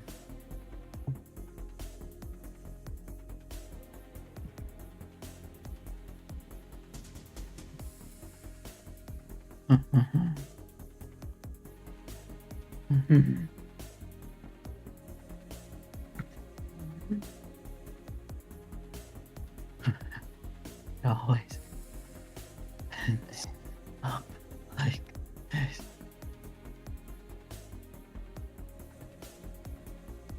For once, Pryor doesn't have any empty platitudes or heroic words, because there simply are none. He gives Miix's shoulder the tiniest squeeze, pretends not to see the blood.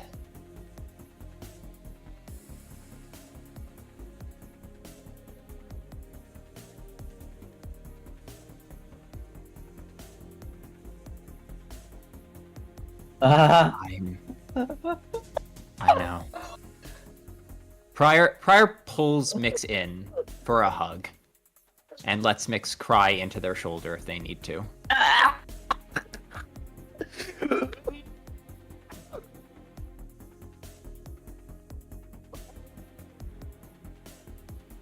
The world, the city is a cruel place. Cry. It's not a sign of weakness. It's a sign it hasn't broken you yet.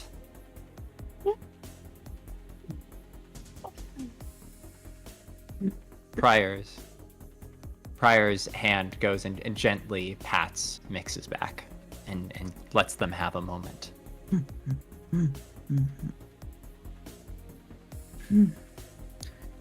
And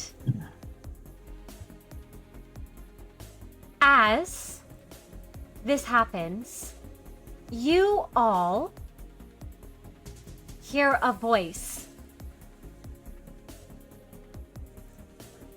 from the back of the room as a certain Hana fixer is on the phone. And you all notice that as the rooms came out, that fifth and final room, all of the people did walk out of that room. Wait, everyone survived in the final room? Yes. As you all see that final room open, all of the fixers walk out of that final room. Like how chill are they? Like, what are, like, was there a conversation and then they all, like, nonchalantly walked out, or, like... You're not sure. Great. But it looks like they all walked out of there.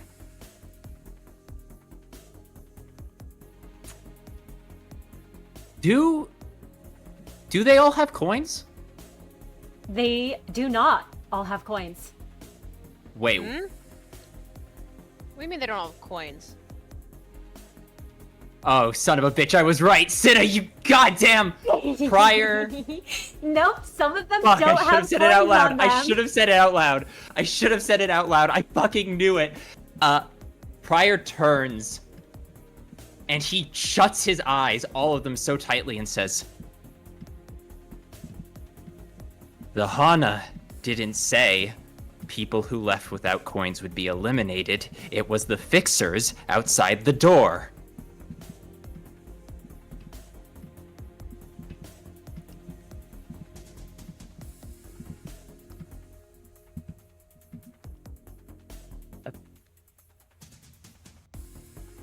But I mean,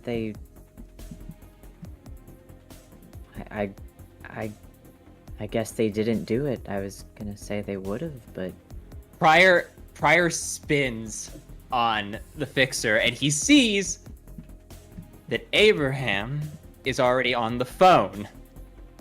And as he meets his eye, he says, "Did you know about this? That we were told we'd be killed if we didn't kill each other? Answer me!"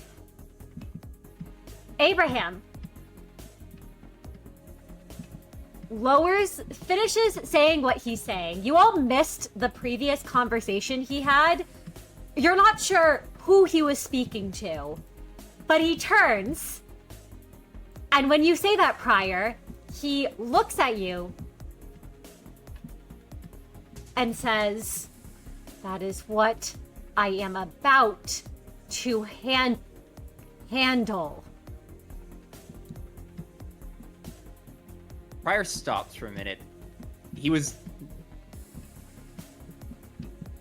They've spoken to each other now, and in a rare moment, Prior shuts his mouth and gives this fixer one chance.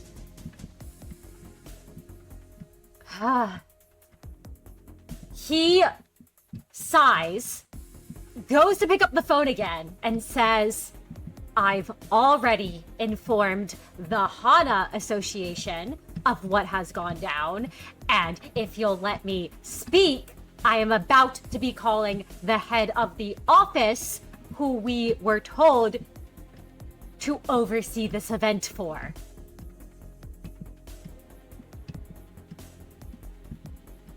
Prior keeps his mouth shut. Abraham dials a number, picks up the phone, and you all hear as he says, "I'd like to inform you of what your fixers did and of the rounds that they put these grade 7 to 9 fixers through." And you all can listen as he lists what you all went through. There is a moment of silence as you imagine the person on the other end is speaking. And any of you who are looking at him can see his eyes narrow as he says, "I would like to inform you that because of your antics, one of my co-workers' friends is dead, and I will personally be investigating your office. I promise to make sure that you will be canvassing the street for even a grade 9 willing to join by the time I am done with you. And I will bury you in paperwork." There's another silence. And then you hear him say, "Oh, you don't care? Well, that's all the evidence I and the Hana needed. I've concluded my investigation. We need to have a less civil discussion then regarding the loss of lives of several association members. Could you call your office to the back, please?"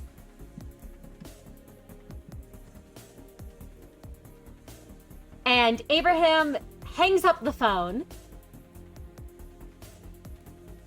turns to all the fixers still gathered in the room, and says, "I need to excuse myself for a moment. I will be back with an official statement from the Hana when I return, and we will proceed to the final rankings of this evaluation." The hell's... Well, it looks like the Hana gonna bury them in paperwork.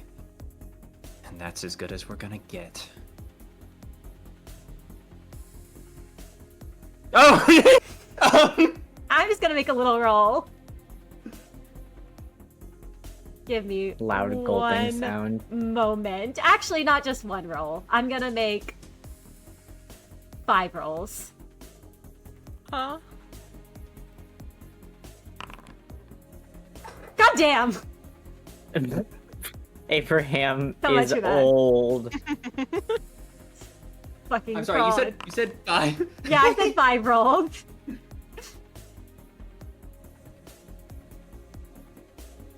Don't worry about it.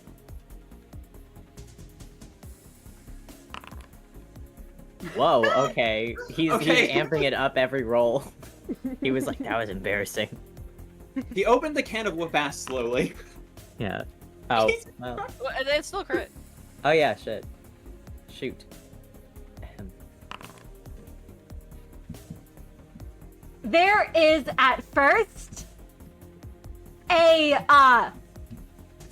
slow sound of combat. And then at once you all hear the sound of, you're not even sure what weapon is being used. You're not sure what is being done. But there is a loud sound, and then there is nothing but that of bodies falling to the ground. As Abraham re-enters the room,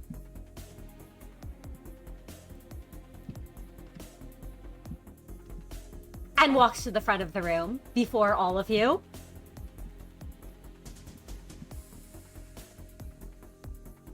Friar has his mouth shut this time, not out of frustration, but of sheer awe. His Hana uniform, which was completely white and pristine before, is covered in blood. And he looks to all of you and says, unfortunately, the office that was conducting this examination no longer has any members capable of continuing operations as a fixer. In the future, there will be no more checkups hosted like this. The Hana reached the conclusion that the syndicate had infiltrated V Corp's fixer associations. In private, I was told to come and investigate. I did not realize how far it had gone. I offer, on behalf of the Hana, my most sincere apologies for our inability to intervene until proper evidence has been gathered. The threat has now been dealt with. And Abraham looks so very tired. He looks like he wanted to intervene ages ago. And managers, you look back on how hesitant he was to invite you in the first place, as he says, "My work here is done. Let us proceed with the final rankings." And the lights shut off in the room.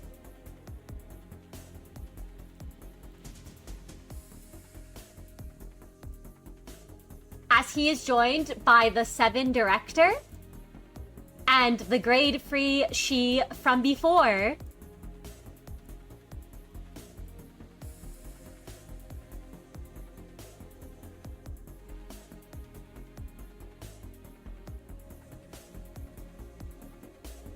He looks over all of you who are still alive.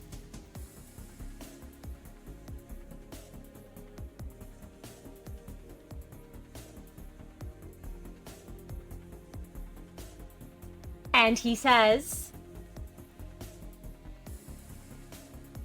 firstly ranked is Merru. And he looks kind of surprised at that, and his eyes kind of narrow. And Merru, of all the fixers in the room, everyone kind of looks to you as you are announced to be in the first position out of everyone here.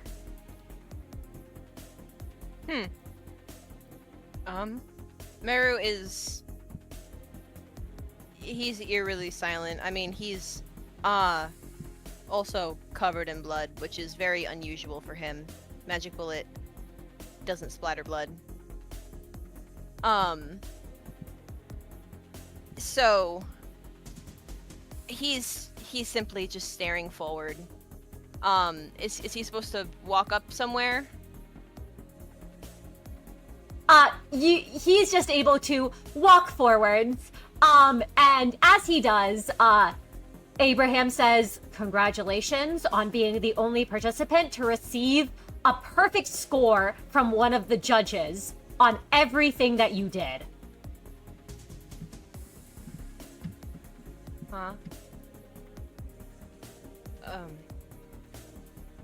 Merru's unsure what that means. I mean, the words make sense, but he's not exactly with it right now. he doesn't understand how he could have gotten a perfect score from anyone on everything. But he doesn't question it. There's no point in questioning that. So he'll just continue to stare forward, not really doing anything. You may now apply for your grade 9 fixer license if you so choose.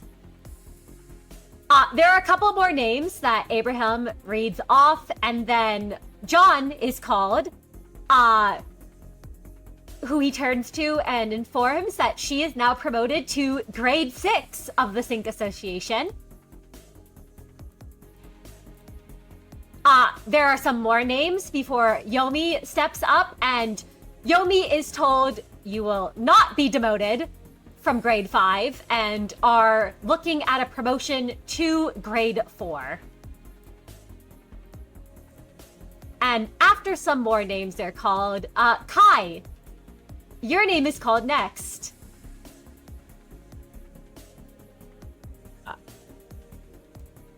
Like middle of the pack? I would say Kai's about middle of the pack, yeah. Okay. He's closer towards like the front of the pack. He's above the halfway cutoff. Okay, gotcha. I think. Well, I think had Cast not died, he would feel, honestly, kind of like yeah, that. Like, I'm happy about that, but unfortunately, Cass died and he kind of regrets his previous actions, so I think he will just quietly walk up and... Is there, like... Do they hand us anything, or is it just, like, a formality? It is a formality. You assume that any official stuff would be handed out afterwards, and that is officially in the records. I see. Then Kai will just walk to his place. Miix, you're called next. You are near the end of the pack as your name is called, and you are told you may apply for a grade 9 license, and it will be approved if you so choose. Miix. I think at this point they raise their head because they've been kind of looking at the ground. It is not... Their face is not stained with tears. In fact, they don't look like they've been crying. They look absolutely enraged. The anger in their face, if looks could kill.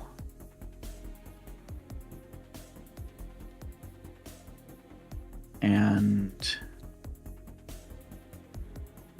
they step forward. They don't really stare at anyone in particular, mind you. There's no one they direct all this rage at, but it is very palpable on their face.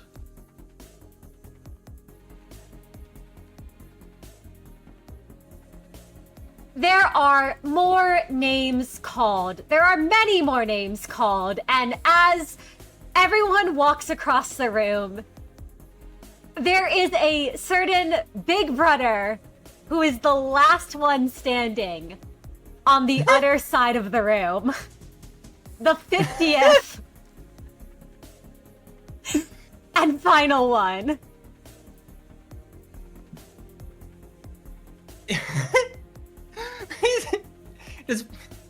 Does Pryor have to do the walk from one side of the line to the other? Pryor does have to do the walk of shame from one side to the other. Okay, well first Pryor's going to proudly approach Abraham and go, so grade 11 or... Technically, you can apply for grade 9 on behalf of the fact that you did pass. However, you have also been demoted. The demotion did take place before the awarding of the grade 9, but I think you can just take the certificate you get, and I hope that you will not apply to be a fixer. Thank you for the words of encouragement. I'm gonna go take my place at the end of the line. Prior looks a little sheepish, and it is unclear if it's because he realizes for the first time that this Honda could crush him in ways that he's not even sure he could ever recover from, or if it is out of a genuine respect that has been born from the Hana's response to the betrayal he witnessed. Perhaps it's a little bit of shame of the fact that he didn't catch it himself. And he will step by and he will give a thank you as he makes his way to the end of the line. She just kind of fixes you into luck. And, everyone, the lights turn back on. Everyone files out. And now, you all are left alone in the tent with Abraham.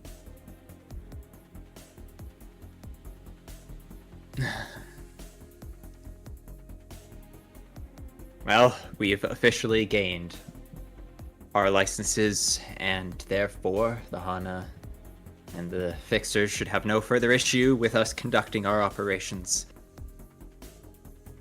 You can tell Pryor wants to say something like this mission was a success, but he cannot bring the words to leave his throat, and he knows they're not going to be well received even if he does, so he simply says,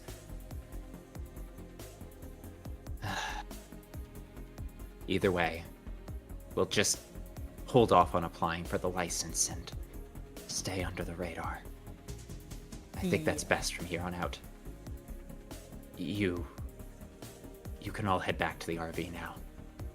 The sun's risen, and we do have to get back on the road.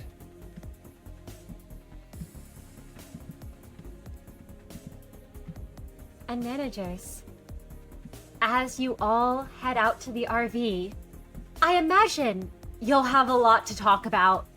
You'll have a lot to work through. But I think... Actually, before we end... Yes, I was going to say, I think Pryor that will does be have... for our next intervalo. And yes, please, go ahead. Pryor does have one conversation he wants to have, because I don't feel we're going to see this character again. Pryor does turn back as everyone leaves to go speak to Abraham. Absolutely. He is going to approach the grade 1 fixer and say, one last word, if I may. You're already speaking.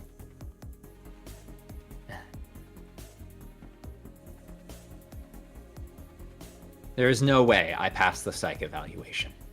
There was absolutely zero way, with the way I behaved, that I should have made the cutoff. I don't think I got the points in the first round. So it had to have come from you. Why'd you pass me? Abraham sighs, looks to you, Pryor, and speaks. You're psychologically unstable, mentally unwell, and frankly don't even want to be a fixer. But I remember all their names too, Pryor. And I thought I wouldn't have to remember a few more if you were there.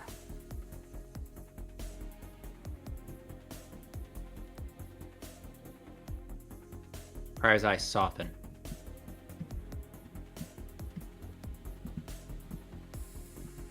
If we had walked different roads, maybe we would have been on the same side.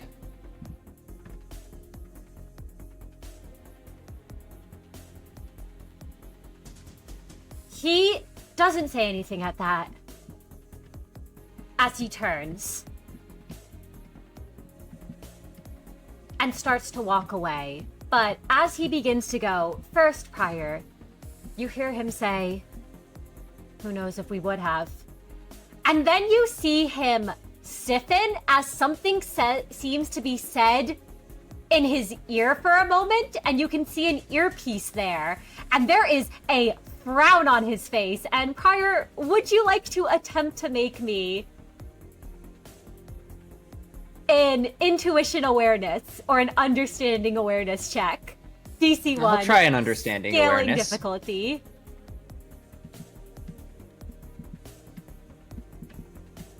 You know, it's the end. It's the end of the session. I'll push. Oh, 3 successes. Do you want to push any more? I'll try. I'll take the point of egg willpower, but 4 successes. 4 successes at challenge 1.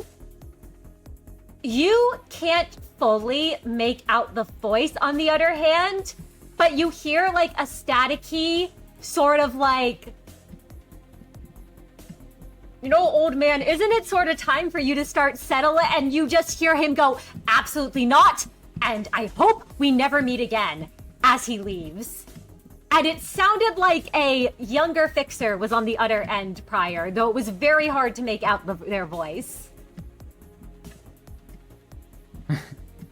Prior lets out a small chuckle.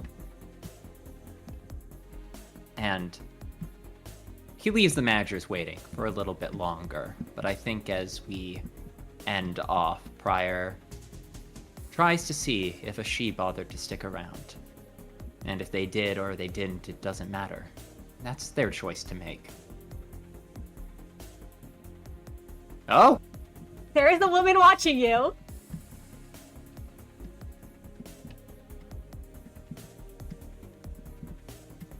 Prior gives her a small smile. Or at least, yet again, the closest he can come to it. She doesn't smile back, but she nods to you. Prior nods back.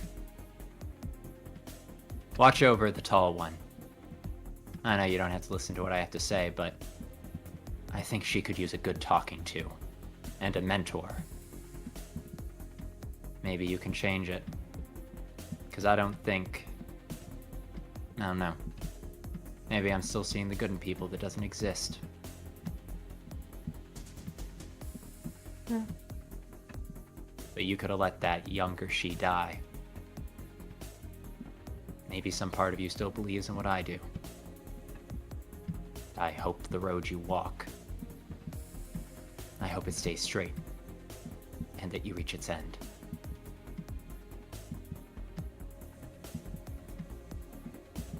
She is silent, Prior, but she does give you a nod.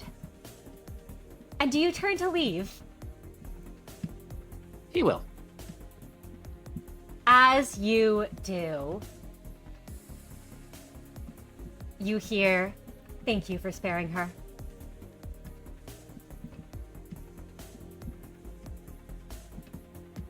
Prior chuckles.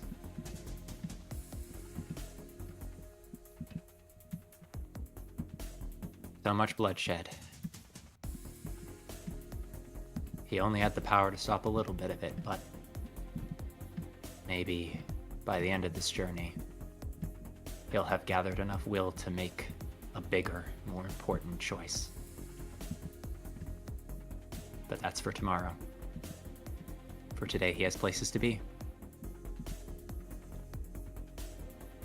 And Prior, as you join your fellow managers, there is one final scene. Oh, please, we can't take any more! Ooh.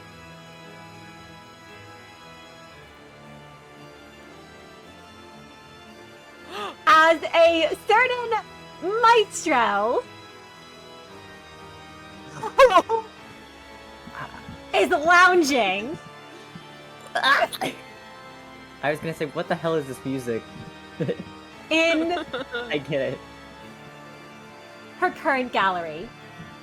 She is on the phone and she says, I lost all my students I brought with me to U Corp. Can you believe it? Every single one of them. You remember, right, how I provided you. I provided the FUM with all they need to handle their little Eurodevier problem. So make sure you get me those supplies I need from the middle. All right? And yes, no, I am now being sent off on a whole other quest. My patron really wants one of the intruders who came aboard my ship. So if you happen to see anyone with blonde hair, brown eyes, yay high, she makes a gesture, about 5'8". There's another pause as someone's speaking on the other end, and she says, "Oh, we'll figure out what gesture I was making." Don't cut your tongue out. I still need to talk to you. But if you do cut your tongue out, send me a video, all right? But at least wait till our conversation's over, okay? And if you see him, let me know. They really, really want me to turn him into something beautiful. Oh, but, right, it is important, but I've been told, prioritize the supplies first, alright? I'll really need them now that the Hana has finally rooted out the fixers I had on payroll to help me get what I needed for my art. Well, yes, I suppose it was a little petty of me to try and get back at those four when I saw them wander into my reach. I did sacrifice my office on the inside, but, well, I did manage to make them my student. And make them create works of art in those tiny little rooms.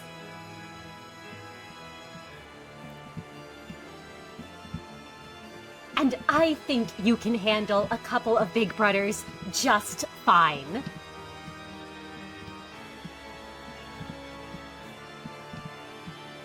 You're a capo, aren't you? As she hangs up the phone.